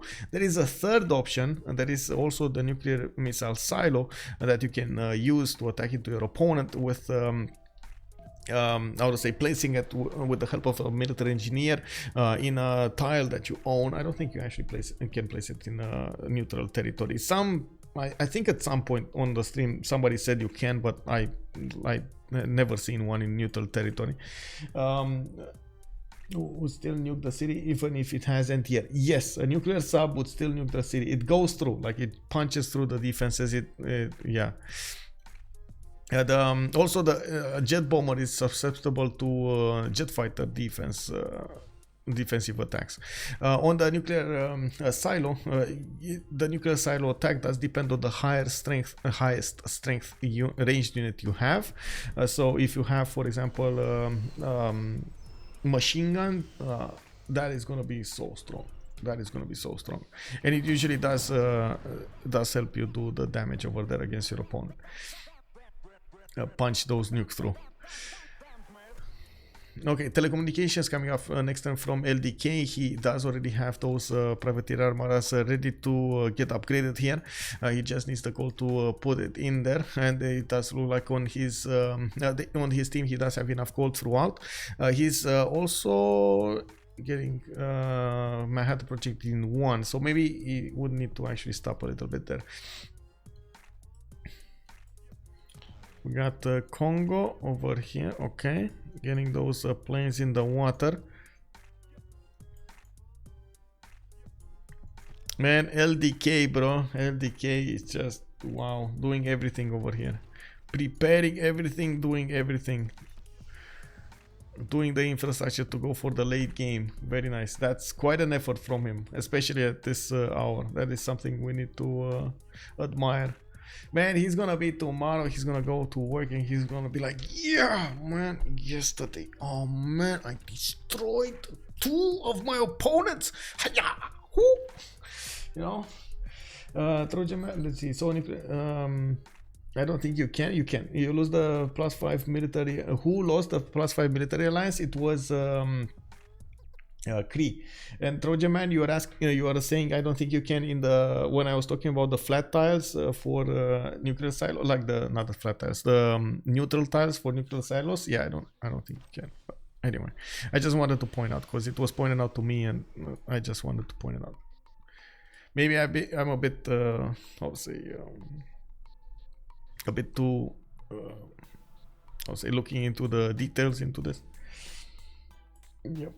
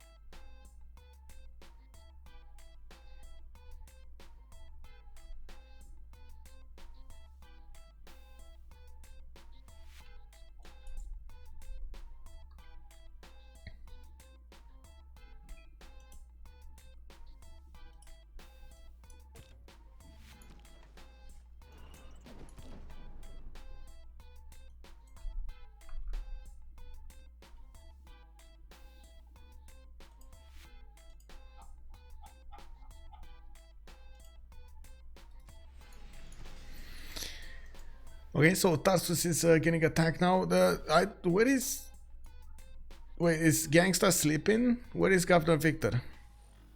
Like, Mohenjo-Daro got taken, right? So Governor Victor should have moved somewhere else. He needs, like, this is not the moment you should be sleeping. This is exactly the moment every turn counts. Like, exactly the moment every turn counts. If that bolstered anti-air defense doesn't get activated, you basically got that level 4 for nothing. Looks like Tushpa is about to go down on the east side of Mohenjo-Daro, and more of these fighters are coming up from Kongo to deal the damage against his opponent. Maybe there is some discussion on their side. Maybe at this point there is some breakup in communication here. We do have an anti-air gun. Did they just buy an anti-air gun in that city of Tarsus? I think so. Of course, multiple tanks coming up from Egypt. We do have observation balloons getting there from Egypt as well. Those artillery armies will need to get repositioned so they can start dealing the damage against these units. And I do have to point out Egypt will need to actually get a level 2 spy into Scythia's land. That is not something he's benefiting from. He only has a level 1. Well, I guess... neither does Scythia. Yeah, he only has a level 1. Ari Maspu. In your experience, is it better to go only for GDR or a mix of nukes and GDR, or is it dependent on uranium resources? It is dependent on uranium resources to begin with, but usually it is. I would say it's better to go for a mix of them. The GDRs actually are kind of like mini nukes, but they, how to say, they don't heal. That's the biggest problem, and I guess the biggest weakness of them. It's much easier to go for nukes, take down the armies, and then with the GDR just walking through and take down the cities and the remaining land. They take a lot of damage and so on. They can withstand a lot of damage, I would say.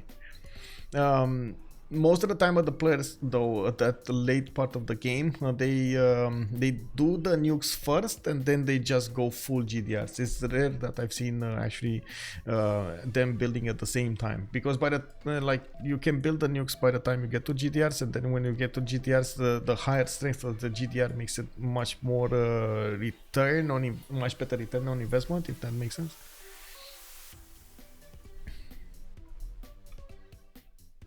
But still, they're gonna have some nukes.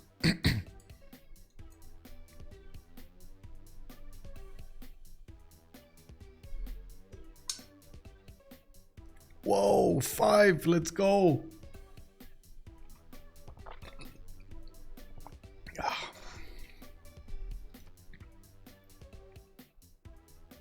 And if I knew this, I would have if I knew this game is gonna go for so long, I would have actually drank a coffee before or during the game. I did not actually, and I'm sorry, I didn't have my usual, extreme energy going because of the coffee. But I think, I hope actually I did still deliver a good entertainment here. Yeah, we do have one of the encampments taken down from Tarsus in the main in the main Congo cities. We got nuclear devices starting to come online here. 2 turns to get the first one. 3 more nuclear devices coming up from those cities there, and finishing up Venetian Arsenal. He is getting the upgrades on the nuclear submarine armadas, while we're gonna see those nukes pop over here in the coffers of LDK. We do need to see also what's gonna happen here. I think PAPACHILLIN was discovering he's 1 turn away with nuclear fission, so I guess the first nuke will drop way before he gets nukes. Well, I mean, okay. He's getting fighters. He's got that one. Okay, Kongo did manage to get Novgorod, and he's gonna probably reposition another jet. Oh, never mind. He's actually gonna nuke. Oh, I see what is happening here. He's gonna nuke the capital of Scythia. Do they know? They should know, right? Do they have vision over it? Yeah, they should know. Oh my God, he's gonna directly nuke the capital of Scythia.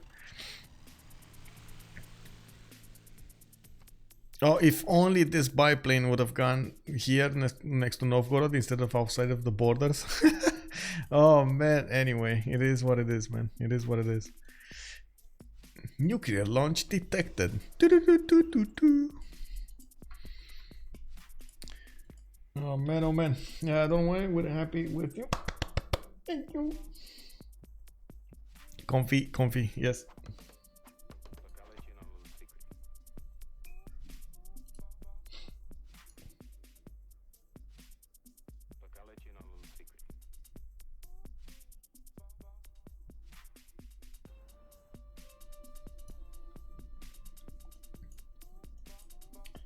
Raku slowly is still is saying he didn't save Victor. He didn't place it anywhere. This is quite confusing. Did he like totally? Maybe he forgot. Like this might be late for him as well. Maybe he totally forgot about Victor there. But I think it would have done so much of a difference over here in Tarsus, because Victor is the only difference between that city getting a successful defense against jet bombers and not getting a successful defense. And I can show you actually. Oh, jet fighters. Oh, that's gonna be a different beast. Oh wait, let me see. Chosen. Oh, okay. Well, let's go for recon. Let's go for gold faith, maybe, because nobody actually has that much faith. And then me. Then I go down, and well, warfare is gonna go up. Okay, let me show you the difference here. Jet bomber, tank army. You see now, it doesn't take that much damage on return.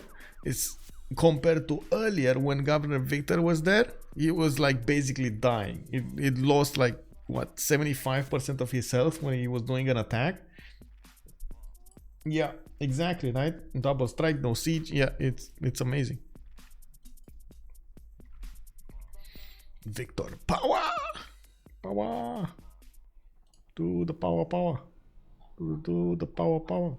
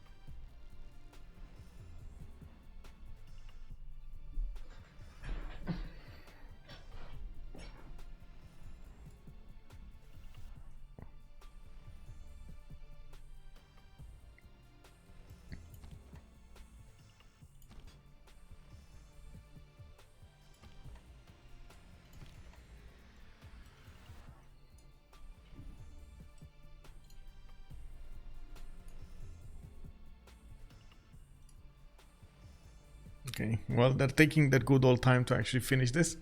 It's definitely a problem on TA, or how they want to play this. What are they going to put the +5 on, or a -5 on? We'll see. We'll see what they end up with. I'm pretty sure the second one is not that important. We do have LDK going for GDRs also, going for rocketry, and of course he does need rocketry for satellites, and then for robotics. Since he already got computers, that's going to be relatively straightforward to get there. I also see Malekit is not actually taking Tushpa, which does create a defense against the possible Scythian units, taking it, not only taking it back, or stopping them from taking it back, but also flipping it. I'm very curious about Novgorod though, so this nuclear submarine needs to get in. We got jet fighters coming online. These jet fighters will be a bit stronger than the fighters of Scythia, and we do see the Scythian fighters are already getting under attack. Probably next turn that one is gonna go down. Tarsus, and nuclear bombs. Let's see, did he get a nuclear? Not yet. He has probably one more turn. There we go, one more turn. What happened in the Congress? A siege unit lost 5 combat strength. It's gonna be harder to push through, but again, nukes are gonna come online, so I don't think that matters. We got the gold 100% cost, and then Peter gains 2 Diplo victory points. Okay, sure. Yeah, Peter gaining 2 victory points puts him on 11 out of 20. And yes, he did not build Statue of Liberty, but with his science, with his culture right now, it's hard to imagine he's ever gonna build it. Nuclear submarine going in is gonna need to get in closer. Actually, gonna need to finish his full movement if he wants to take out the capital city of Scythia. If he does manage to take out this and stops him from actually getting a Manhattan project, that is gonna be probably game over right there. Like, without Manhattan project, stopping nukes and GDRs later on in the game is next to impossible.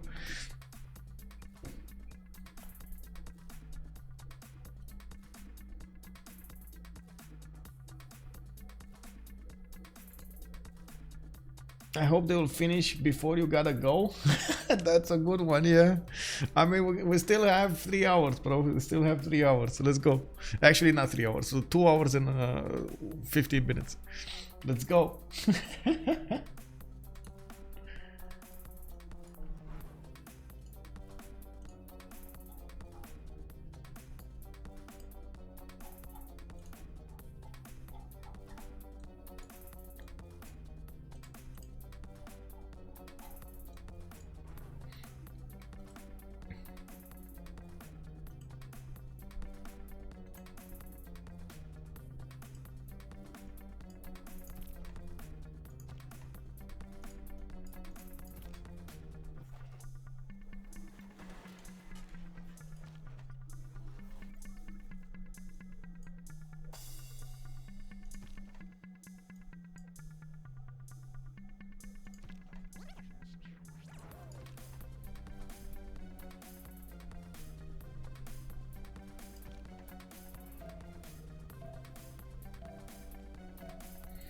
Okay, we do have these nuclear submarines here, and I'm actually curious because there's one nuke next turn, like one nuke, and then we're gonna have a trio of nukes in the 2 turns thereafter.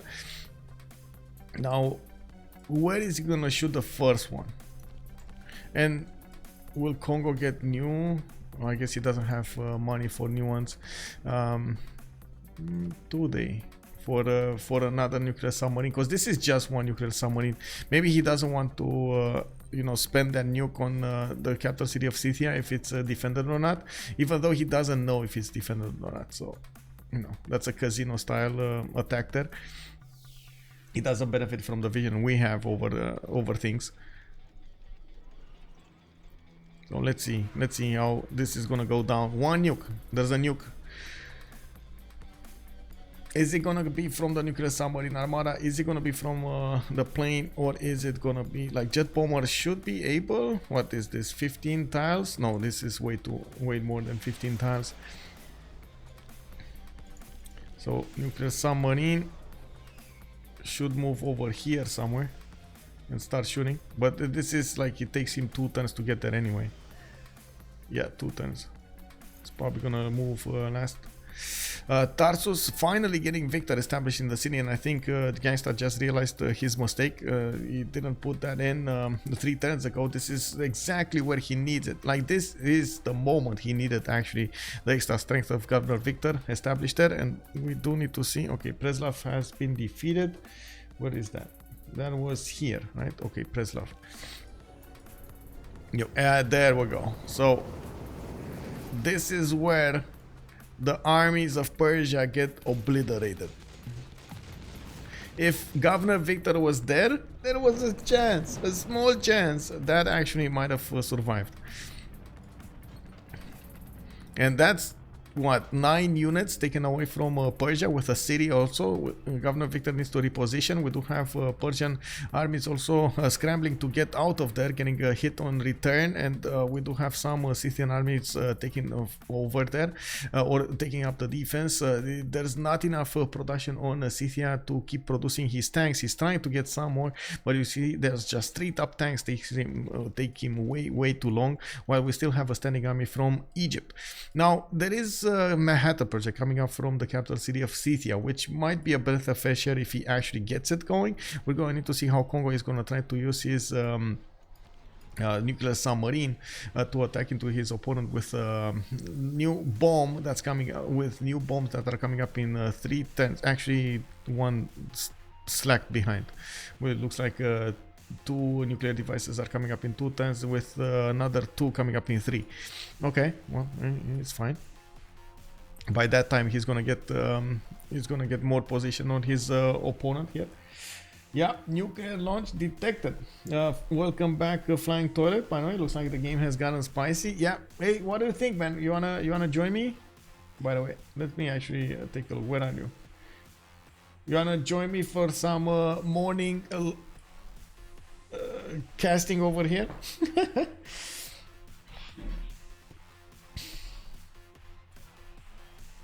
We can go into post game 1 if you want.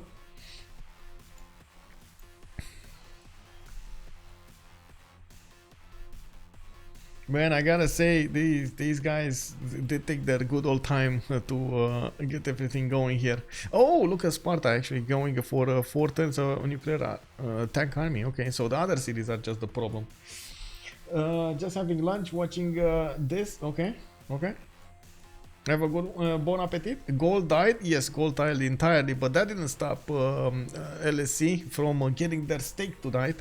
And it does seem like now they're going against the main cities of Persia, and they did manage to take down the main cities of Russia over here with only a few safety settlers coming around. Scrambled all over the map there. Who is getting nukes? Yeah, it's PAPACHILLIN, but it's 3 turns and he only has one like very good city. We'll see if he actually manages to get enough to counterattack into this. I think we're gonna see GDRs soon. Looking at the tech side, we've got LDK going for the guidance systems. Oh yeah, guidance systems. Robotics satellites. I don't think, did he get satellites? I don't know. Anyway, it looks like the Scythian armies are torn apart here also, with the jet fighters coming online. They're doing more than enough damage against the tanks. Man, these guys do so much damage. Plus 9 intel on opponents on Scythia. Plus 9 intel on opponent. Scythia never got a spy in Kongo. That makes such a big difference. Nukes plus GDR until CC. Yeah, I think it's nukes plus GDR until CC. Any win condition? No, nothing happening. There was some movement here from Kongo at some point, but then he was like, nah, I'm just gonna go against my opponent, take him out, you know, it's fine.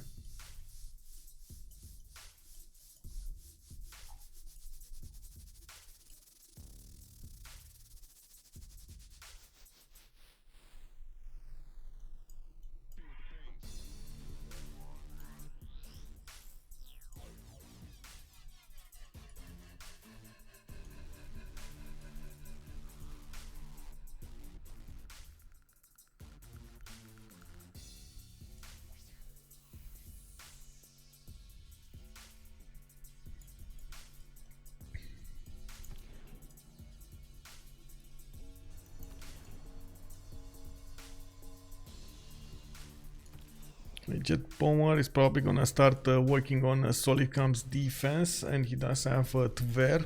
There was another one going to the north somewhere. I don't know where it is though. Where is? Oh, here. Okay, so I don't know. Oh, I see where it's going. What's the vault? Okay, but these are Kongo Oh, look at the Kongo armadas, by the way. Okay, Kongo destroyer armadas coming in, and they're gonna start moving through the waters, get point defense against their opponents.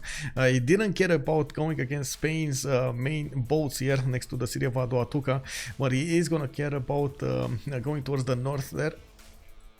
Taking down the remaining cities of Spain on the water. He has 3 more to go for. This one, I count this one as well.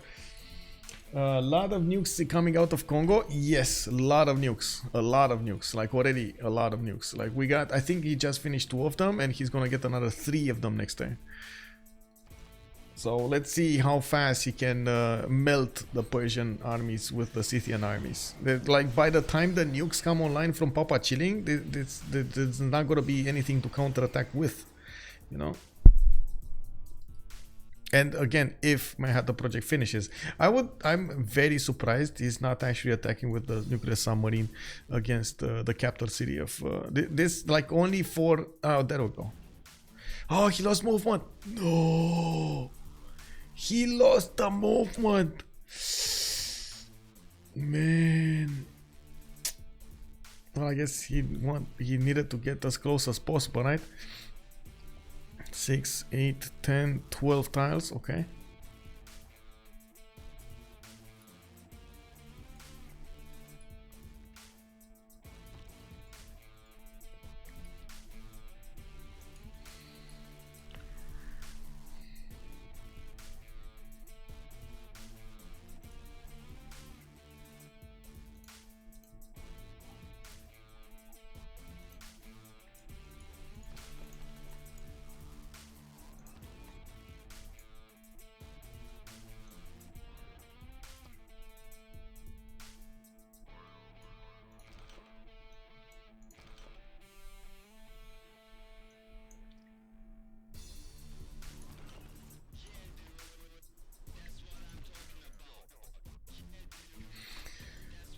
Oh man, the majority of the Scythian army is artillery corps. These are gonna melt so quickly to the tank armies.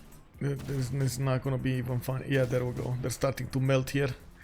I think Malekit just figured out there aren't that many tanks to counterattack into his army, and I guess, oh, I see. Okay, he repositioned a lot of them to the south here to take down that city of Persia, and now he's gonna move everything towards Bactria next turn. Okay. I don't know why I was having an impression that there were a lot more here. Oh well.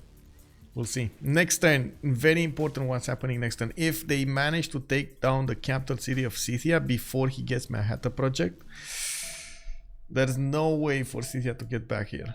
There's no way for it. We got LDK getting robotics in 2 turns, space race in 1. I do see PAPACHILLIN is going for lasers, so he can get those advanced fighters, the jet fighters, and then rapid deployment coming up in 2. Does Papa Pov see the incoming nuke stuff? No. No, I don't think he can. I mean, unfortunately, we don't know if he sees it or not, but I don't think he can. As far as I know, I don't think. The second this submarine shoots, yes, that's gonna reveal it. But right now, no. He doesn't have submarines in the water there next to it. So let's see, is he gonna shoot or not? Okay, so there we go. There we go. Wow.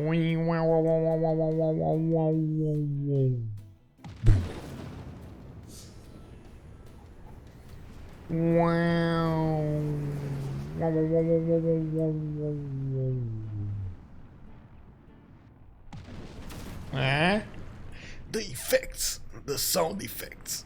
Ha ha ha ha. They know it's there, but not right there. Yeah, I mean, they know it's in the water, but not exactly where, and they can't really get it back either.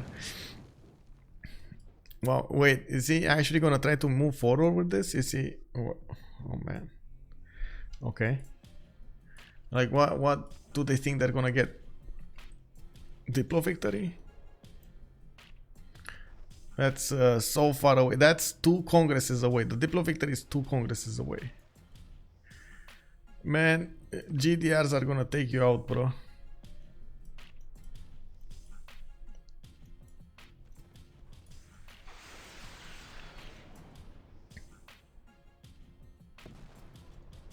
And now they see it. Now they see the submarine. Oh well, jet bombers can actually deal the damage over here against the solid comms against Tver, and I believe they should actually start dealing the damage then. There we go, Tver is gonna be the one going down first. While Russia did put one of those horses in the water, he just lost it. Malekit can actually embark his tanks and then disembark going directly against Tver and wiping that down, but he does want to go through the remaining cities of Persia to effectively take him out of the game. We don't have that many units coming up from Persia anymore, and it does look like the ones he has are not strong enough to deal the damage. Nor are the Scythian units. He has some air guns in the Billikus. I see tank armies there in Isik, and we do need to see when he's gonna start building them. Close to troll. Oh man, LDK is, yeah, it's kick W, man. He's getting so many nukes out. He's so mad that he was forced to play at this late hour of the game. Oh man, he's taking out his opponents, man. In GDRs we trust, yeah. GG Trojan man. Good night, sir. Thank you for joining.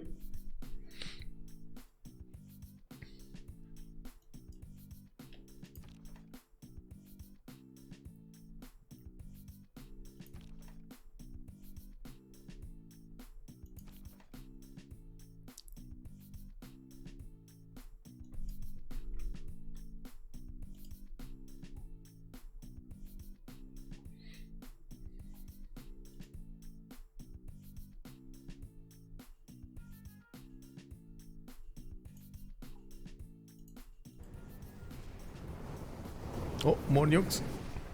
And another one. This one, Diprovska. Oh, got defended. Whoa. Whoa. Well, what can I say, man? LDK will need to put a new one. He has 2 more nukes to fight with, and it looks like he's gonna throw another one to the mix here. Where is he shooting? Okay, there we go. Capital city of Pasargade. He's moving the tanks in. Malekit is moving the tanks in to go for that domination. They do need to get all capitals here, and it looks like Scythia is gonna get attacked by Kongo's destroyer armadas. It does seem like Kongo is moving into for the kill here.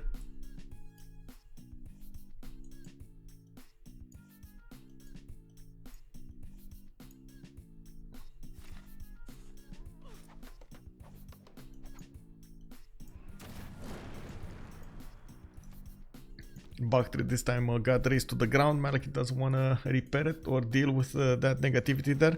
There was a Scythian tank army that did also try to attack into the artillery cores. I think it actually got one, and then it got shot back on return. We got another nuke going in, dropping it on new tanks and artilleries to take more of the PAPACHILLIN armies out of the way here. The last trick, this game is already over. Kinda, yeah. Barcelona, it's time. It's time. It's time. Let's see. It's time. Nuclear submarines. Let's see. Oh, GDRs. It's time. He's calling it. Yeah, it's time. Did Scythia have nukes? No, he didn't. Like the one turn, he had one turn to finish the project in his capital city, and he got nuked in there, so it got delayed significantly. Now he needs to finish Manhattan. He actually needs to finish the bombs, and in the meantime you can actually see the GDRs are starting to come online from Kongo. We see the first one that are getting here. I am actually quite curious, what are these boats gonna do against GDRs? They're probably gonna smile and wave, boys. They're gonna smile and wave. We got more nukes in production, and there we go. This is the mix I was talking about. Now the GDRs are only quote-unquote baby GDRs. They don't have the full promotions on them, so they don't benefit from all of those extra strengths. But the longer the technology is going to go, the more GDRs is going to start to build. The better the technology is going to get, the more GDRs is going to start to build.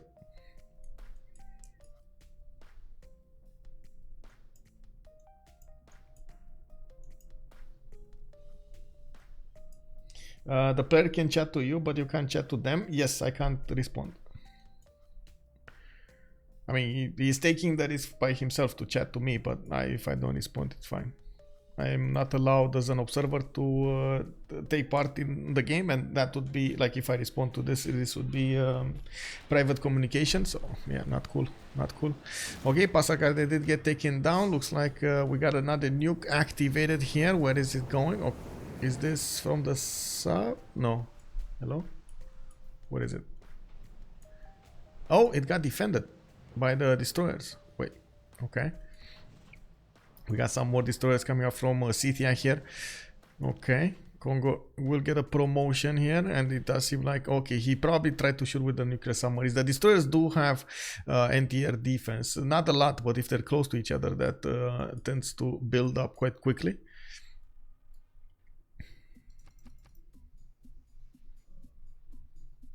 How much production does this CFD have right now? It was 150 plus before it got taken down. And can I see it? Okay, it's 60. Wow. Okay. Yeah, that's gonna take a while to get everything back. He's trying. He's trying. So he's texting you knowing you can't reply as a way to flex to... Yes, yes, basically. He wants to send a message to the... streamer sphere over here.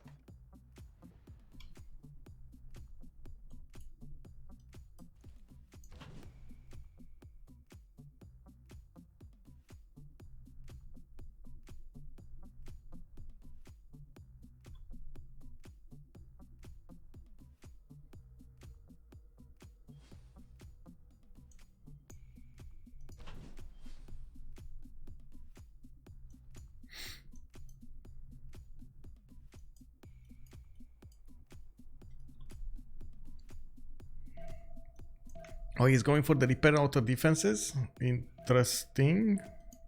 Okay. Well, we're going to need to see what's going to happen in the seas over here. We do have more submarines there, and the LDK will need to first move his to try to get a promotion off. Very important to get this promotion off. He does have stronger units overall, but he's a bit outnumbered here. That's a bit of a problem. We do have tanks and GDRs going towards the southwest, slowly moving. The GDR will get there in 3 to 4 turns, while we're going to have more nukes finishing up from Kongo's land. He has, from what I can see, another one that just finished. Okay, first moves. He got it out of the way. He did get it out of the way, and yeah, there we go. So Scythia over here has quite a bit of a problem on his hands. He's starting to lose this battle on the seas. Oh, that's a lot of health back from the War Department. That's very nice, very nice. Okay, nuclear submarine. He shouldn't shoot with this one. He has one single nuke available for him, and we're going to need to see where he's going to drop it. I think he lost. I think Kongo lost a nuclear submarine here. It doesn't seem to appear anywhere. I think one of the PAPACHILLIN artillery probably took it out. It did have vision over that tile right after.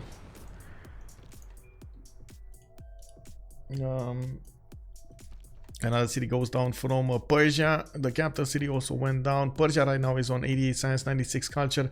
Doesn't really have a standing army to work with here. Only one single tank army, two tank armies from what I can see, and that's about it. They're trying to get back towards the city of Stranga, and honestly, at this point, I have like a lot of questions in my mind. We do have Kongo also needing to take down the last remaining cities of Russia, but I think slowly he's going towards Scythia here.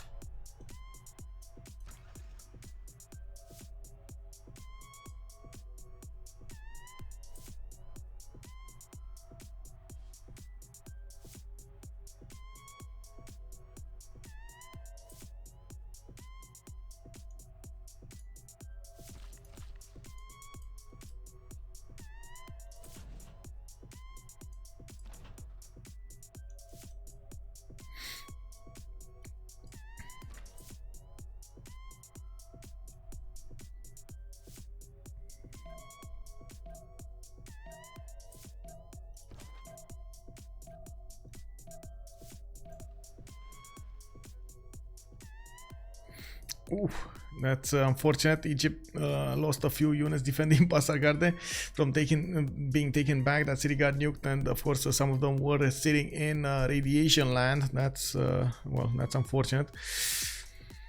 There is one single artillery army of Scythia next to Sparta, while I don't see that many tanks coming up from him, and it looks like Scythia made awkward mistake of discovering modern armor armies. These are gonna take a long time to build, and they don't actually bring to the table that much more strength. Actually, they in some cases they lose strength because they don't have the abilities of the generals.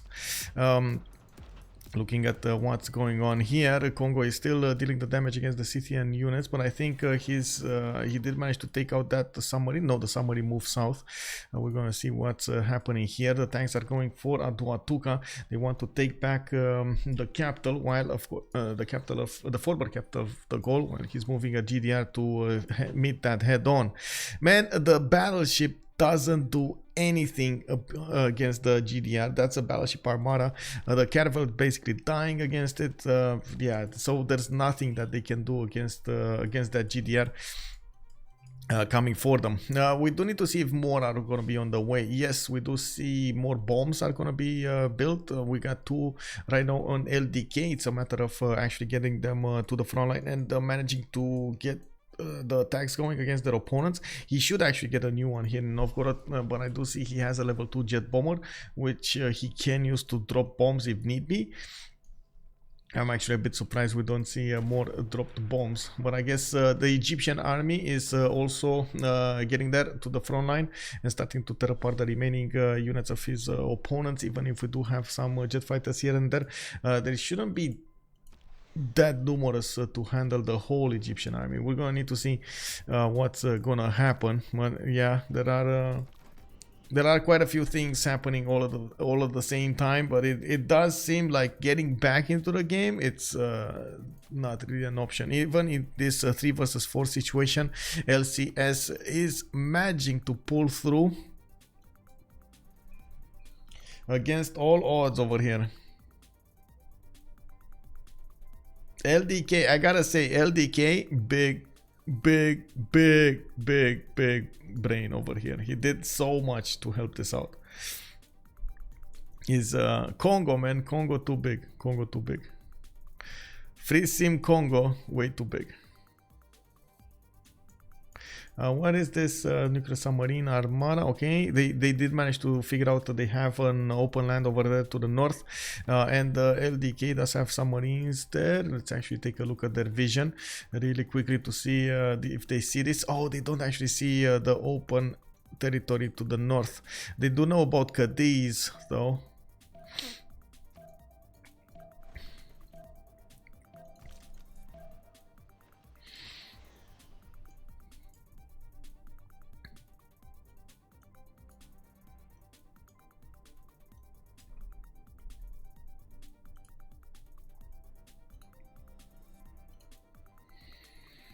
Man, even this, wow, whoa.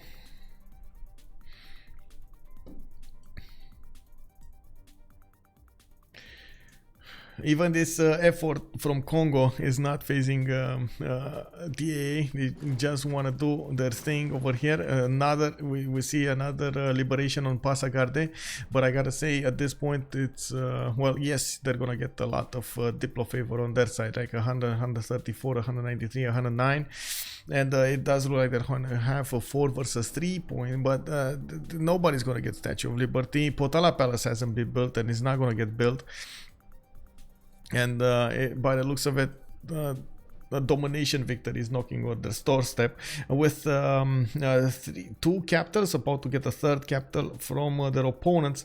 They should be able, so they already have Madrid, right? They can get Passagarde anytime. This is really not a problem for them, and they only need to get the capital city of Scythia, which is slowly getting pushed here. But I guess Kongo did underestimate how much of a fleet Scythia did have, and it looks like it did get caught out of position there.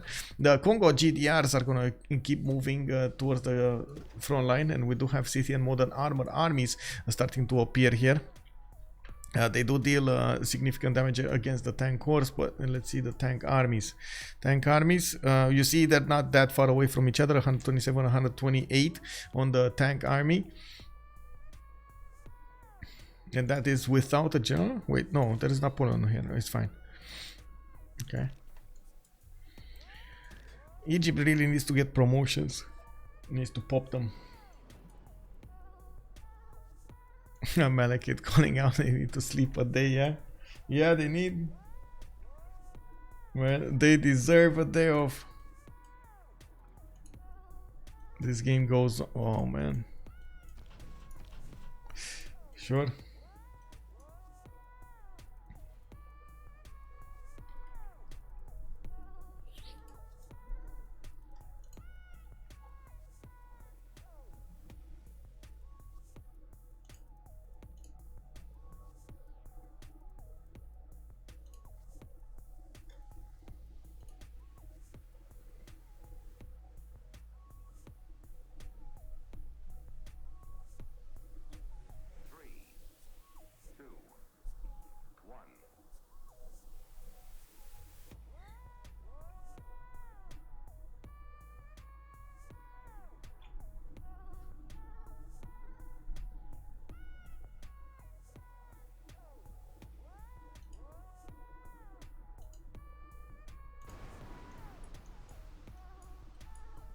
Bombs, bombs, bombs. Oh, I'm at 10. Okay, so this is gonna start slowly to go city by city. Okay. We got also Malekit coming up with modern armor armies on his side. He's going to need to upgrade some of these tanks on the front line here. But he has a new heavy chariot cores that will need to turn into modern armor soon. Looking at the gold situation between them, is still a better off. It's still better situation on LDK, Kornok, and Malekit. They actually have more than 1,000 gold on their side, with more GDRs coming up on the front line. Oh, that hurts. That hurts actually. Spain managed to take down one. How did he? Oh my god, how was that even possible, man? I can't believe it. Can you imagine caravels attacking into an aircraft carrier and actually taking it down in reality? Oh man. Oh well, I guess it is what it is. Well, Kongo just got back the capital city of the Gauls. And it looks like Scythia just has another one of those I would say problems on the east side. His modern armor armies are dying in one shot by these GDRs, and I'm pretty sure we're gonna see a lot more of them soon enough. Let's see. No, he's not. Actually, he's not building that many. He should really build more. We do have Operation Army coming up from Mubanda. Looks like PAPACHILLIN is trying to repair his capital sooner rather than later, and I do see he's gonna be faced by these units, by the Egyptian units soon enough. Egypt did manage to get to Ver and upgrading machine guns in his territory, while Egypt does also have modern tank armies to upgrade here to outmatch these modern armor armies of Scythia. Good thing is Scythia does have. Oh, I see the GDRs. Okay, they're coming. They're coming. So that's another city that's gonna be taken down. So okay, where is he? Is he just straight up buying them with gold?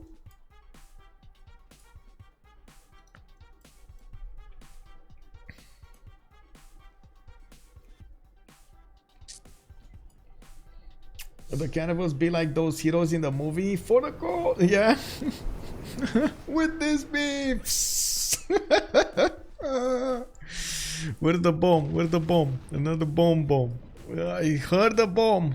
Oh, I guess Pasagarde did get taken down another time. Wow. I mean, okay, sure.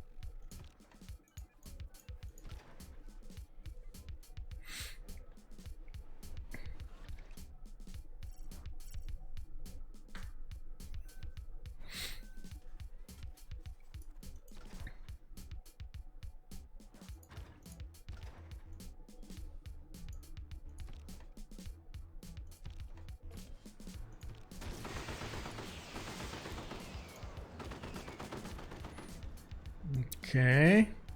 Well, okay. Looks like we're gonna need to see that GDR come into play here sooner rather than later, taking on these modern armor armies, because the Egypt does need to get a lot more gold on his side to upgrade his moderns. And he is building the infrastructure to reposition. There we go. That's another one going up there. And it does do significant damage against his opponent. Okay, GDR, come on, go in. Take this city or destroy it. What does he want to? I guess GDR takes city. Does need to go in and take it over. And from the east side, of course, we do have the tanks moving. I'm actually quite surprised. Oh, the GDR was far away. That's why it didn't go through.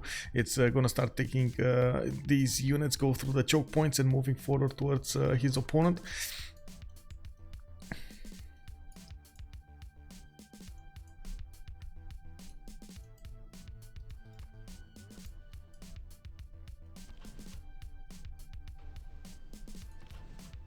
Oh, this destroyer armada is not dying, man.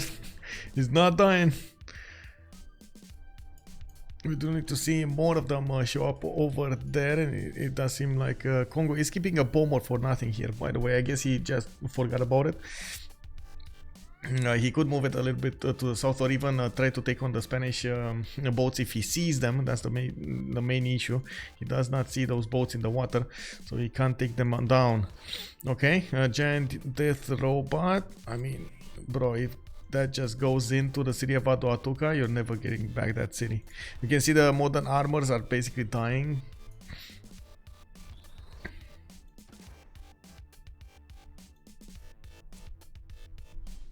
Hey, Project Cisco, hello there, sir. That's a wait, that's a late hour for you as well, right?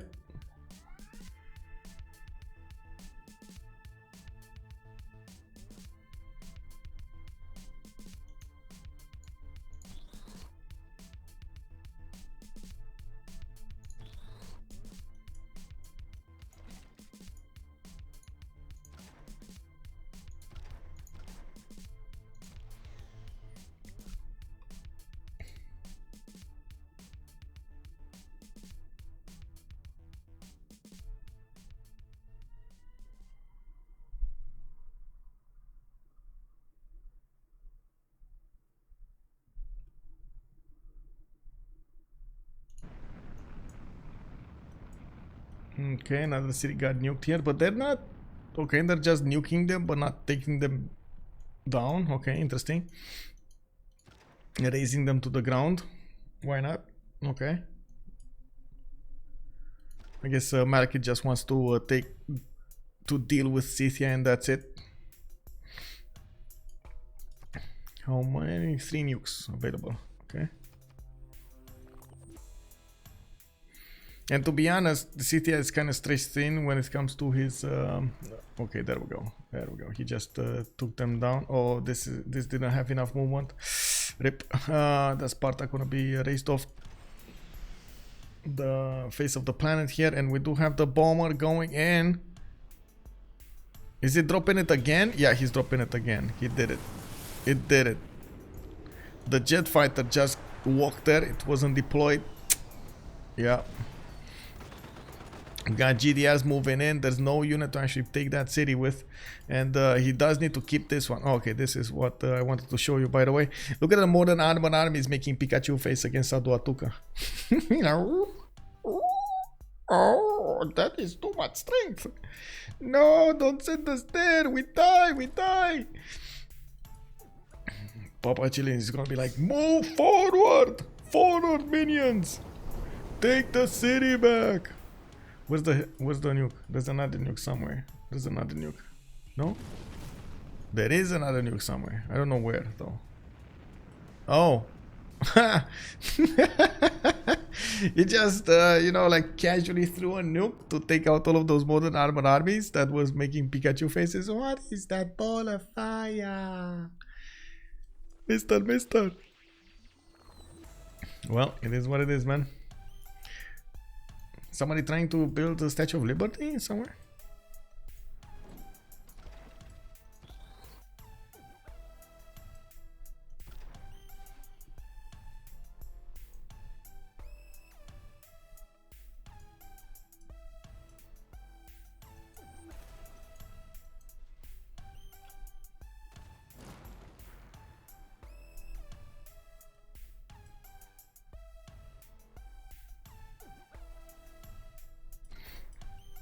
So I guess next turn we might see, in a few turns we might see the CC. That GDR is still walking, just walking, not giving a care, not having a care in the wall towards the capital city of Scythia.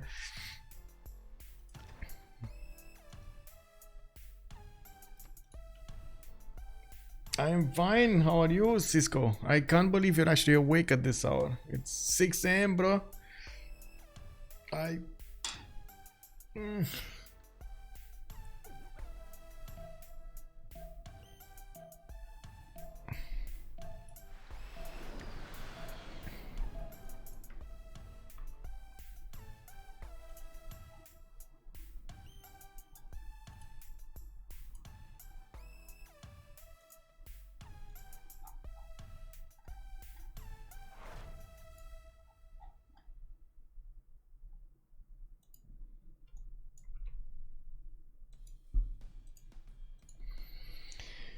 Michael, so strong covering all of those games, even this kind is that is super long. Yeah, no, it is the job, bro. It is the job. I gotta do what I gotta do. Oh, GDR actually got attacked multiple times here, and but still the Modern Armor Corps walked in, and we're gonna see it try to take over Jenny next turn. Everything was going for that GDR, and it looks like everything else got yeah, destroyed. We got E6. Oh, that got no, it didn't get defended actually. That's another Modern Armor taken down with the encampment as well.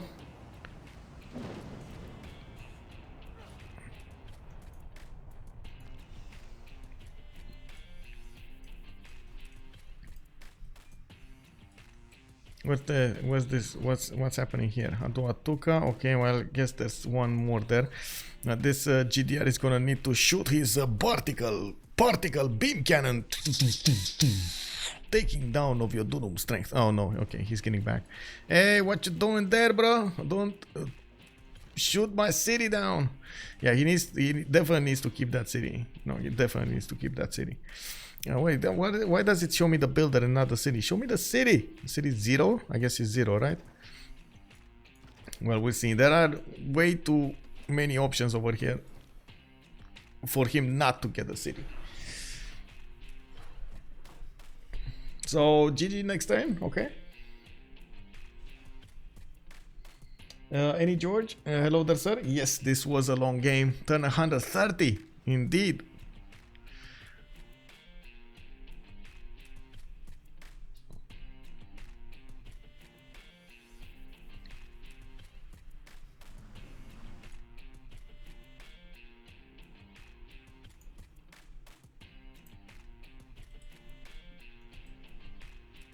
Oh, GG.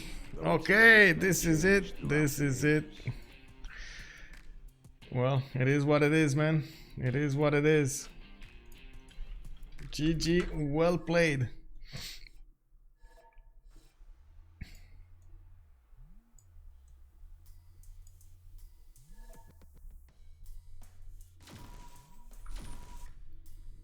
Well, we'll see if they actually come for the post debrief.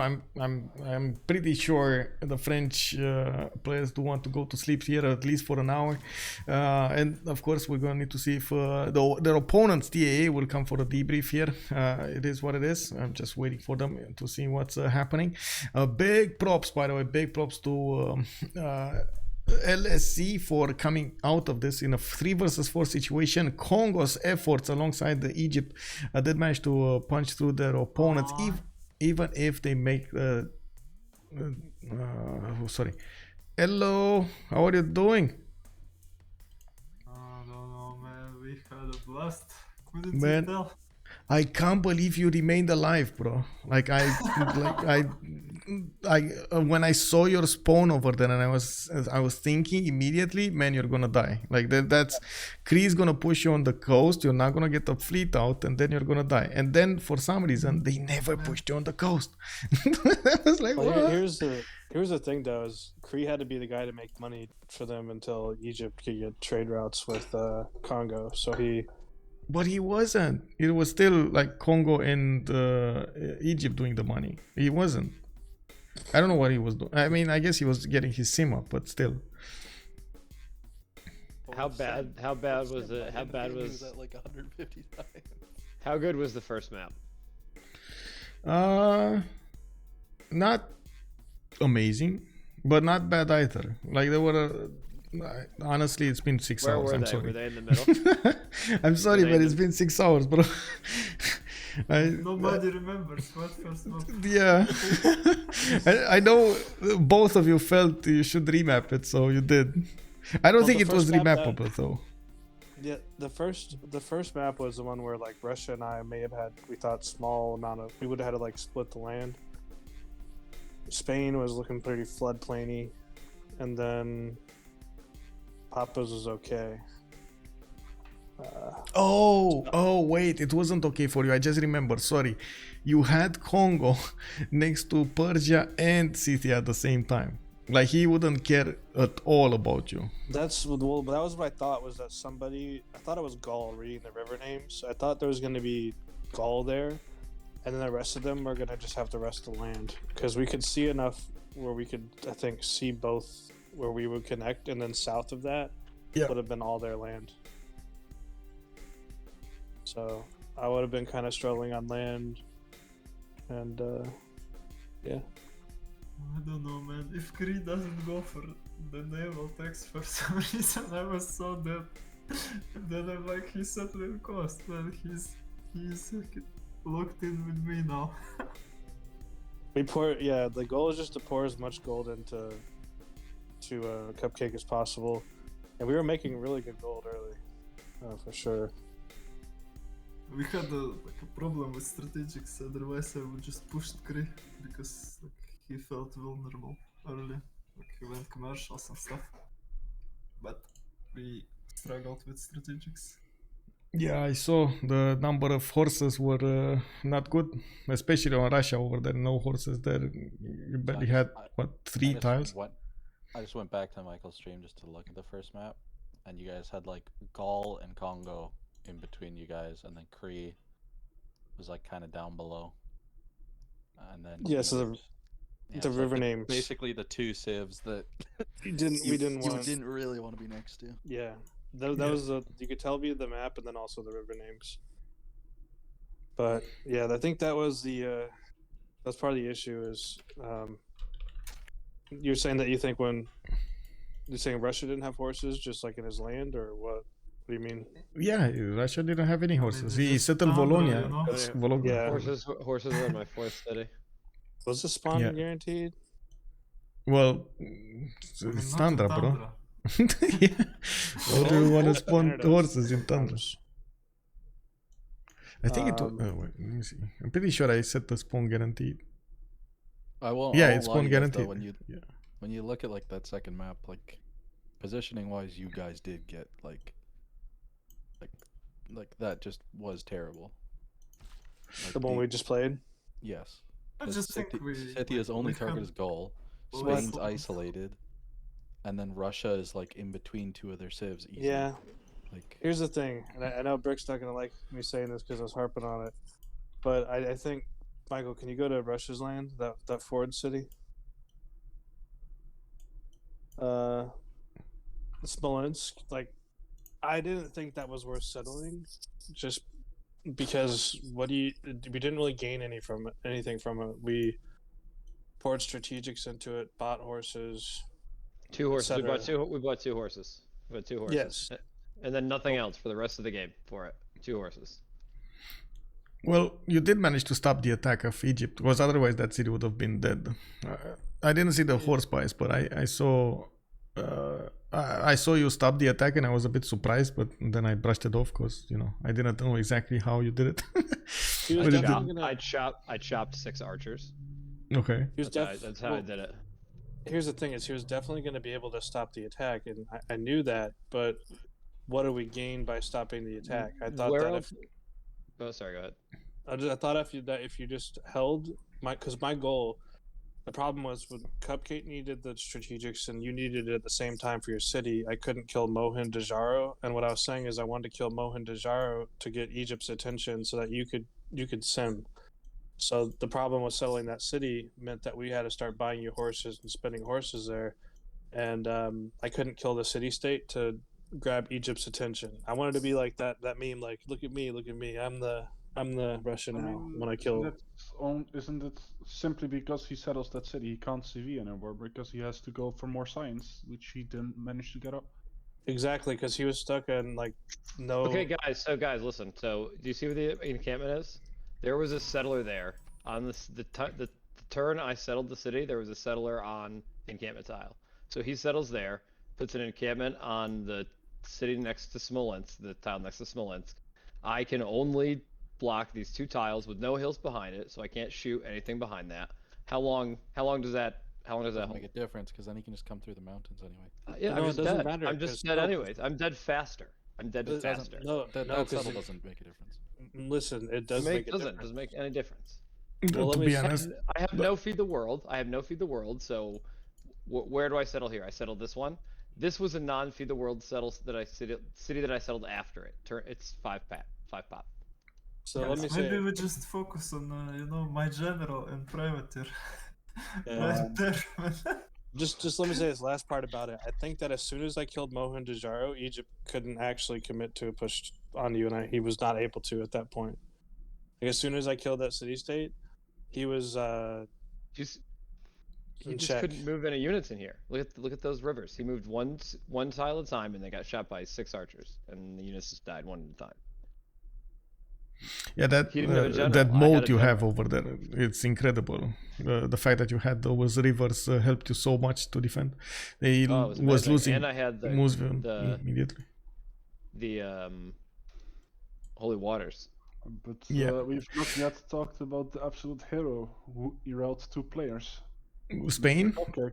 Man, I was telling him when you guys were joining, I can't believe he's alive. Like I can't believe actually when Cree realized he can go boats and like pressure you, like if you only kept galleys in front of your cities, you couldn't have built a navy. And if you couldn't have built a navy, you would have died to Kongo. I don't understand why he didn't do that. I guess there was some pressure on their side, or maybe some miscommunication on their side. He only got one. He got his coastal settled late, right? I think It was I just like started one. to build Yeah. boats before him, so. Yeah, you did. That's my surprise. I was like, what is going on? Anyway, it is what it is. Kongo also didn't quite push. He kind of stopped and got a... I mean, those look were at the the land. shocks. He definitely pushed. He had like 10 fucking members. He wanted to stop you from settling north, and he did well. Like, he mean- stopped you, obviously. It does not look like that to me. Like, he had 10 swords that, like, to stop me, he would just park 2. I can never attack into them, but they are broken. I definitely made a wrong call on one of the Congress where we downvoted Diplo on them because, well, yeah, because like Papa could have gone for like statue or something. But do we have any points on Papa? No. Yeah, went I had for, Russia. I had one of the most until we voted on Russia later, but yeah, I could have built them all actually, all the Diplo things. Yeah. We fumbled that. We should have known by map position. I think that should have been my. If you actually did that, we known. would have won. I mean, you have 7 out of 20 points right now on him, and if you would have built what I guess Potala Palace, Statue of Liberty, and Mahabori, right? You could have built Mahabori also, so that's 6 points. That's 13. With you are missing still 2 congresses. Well, that was the game plan though. Was like Ooga Booga and then go for Diplo. Okay. But I don't know. I think we should have probably known, especially once Russia lost feed, that his map position we needed in the future. I'd say just make sure we put Diplo on somebody safer, even if they don't have a religion. I mean, it's not that hard to build a religion. I know, but we didn't really think about that. It's about efficiency, right? If they have to make a holy site, then they're like it could just slow them down. And yeah, I mean, the But I Zen agree, I meditation agree. is still I very agree good later. when it is about positioning too, which is more important. But like the point being that if you have someone on the back line who already has holy sites, you might as well just have them do it. But yeah, Russia is He definitely. didn't though, but overall, I'm really happy with the team's performance. I think that there's some things we could work on here. Yeah, but I'm really happy with the game we played. My stream is asking you, Ganksta, did you forget about Victor? I had Victor in the forward city, and then on the back one, behind Mohenjo-daro, yeah, I forgot about it for a few turns. Yeah, that was like I was watching this. Might have and stopped the nuke, right? Yes, you could have stopped the nuke. Like if you had Victor established there, you could have stopped the nuke. Yeah. Or I guess, wait, I don't know if you would have stopped it entirely, but it was a significantly increased chance of stopping that nuke. But the nuke though, yeah, I mean there's the city center. Yeah. He didn't shoot my city center first. He shot the. No, he did. Yeah, he did. The nuke was entered through the city center. Yeah. Okay. Yeah, I don't know why I didn't put it in there. I mean, it's just. I mean, it a small happens. Mistake that, like, Yeah. like you're doing like 80 moves or more than that per turn, right? Like. Yeah. Something like that'll slip your mind pretty easy. Yeah, part like that really also hurt me- spies. Yeah, I was gonna say the part that hurt me though is I almost bought the general in time to get the upgraded version of tank general so that I could have upgraded all my when I still held Moho and Dejaru, I could have upgraded those into modern armor instead of just tanks and had the general. That would have helped. That was interesting. Hi, Michael. How you doing, bro? Long time, huh? Hey man, yeah, long time. Well, I guess we brushed each other with streams and so on. Yeah. You doing all right? Yeah, I'm all good, man. I'm all good. Just doing the business so every day. That's good. Hardworking man. How are you? How are you, man? How are you holding up? Good. Just trying to get back into the Civ. Computers stuff going on. Updating BIOS and all that stuff. So what happened loops. there, man? Dude, I was stuck in the reboot loop. But I long don't story think I ever short, seen like, that. Like the only time I've seen that was maybe like my PSU gave out or my CPU gave out, like crashed, and I never got it back. That's crazy. Yeah, I had to restart. I had to restart and install Windows all over again. But other than that, I'm just fixing some browser stuff, and then we should be back at it. I'm excited to play more. Cool. I crave Civ a lot. Yep, it's a good game, and we start to have so many competitions going on. There's so much content, man. Amazing. I just hope the players enjoy the play, everything.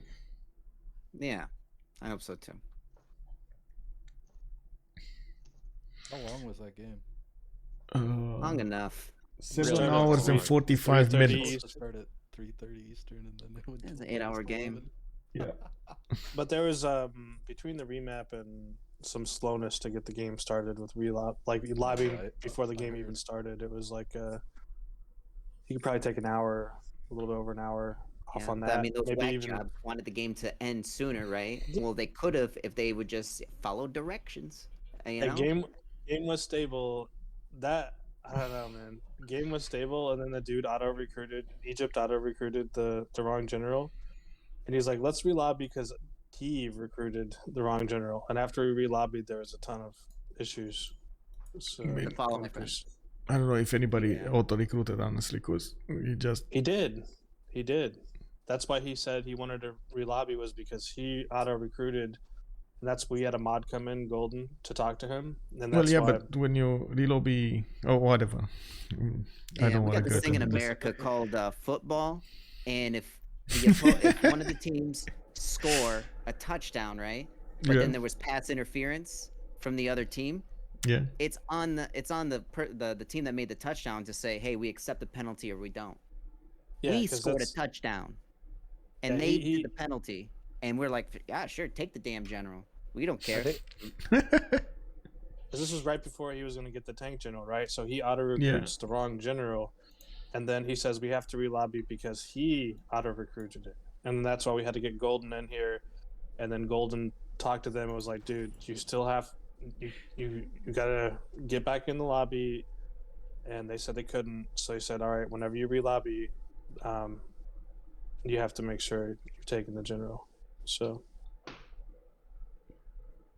wait, sorry, he passed it, is what you're saying? Or like, no, he auto recruited it. Did someone pass? So if he would have auto recruited it, he should have got it the second relobby, but he didn't.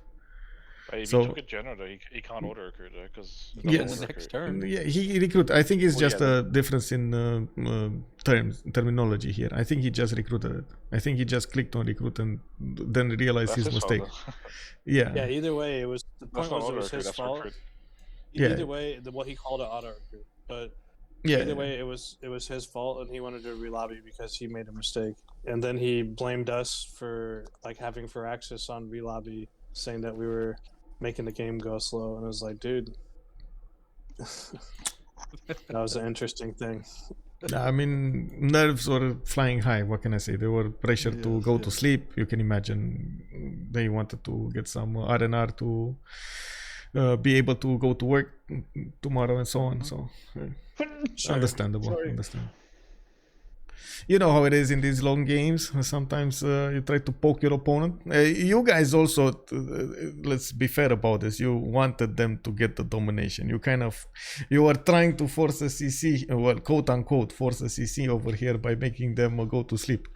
You know? No, I think we want a proper game. That's all we want. We want a proper game. And when they do some stuff, I'm like, you know what? I feel like I can do something. Them nuking my capital was a really good move. Oh, amazing! Turn off the nukes, because otherwise that turns tied. That turns I know. Tied around, right? Yeah. They said that we were making the game last before I'd even lost Mohin Dejaru. Like, it was.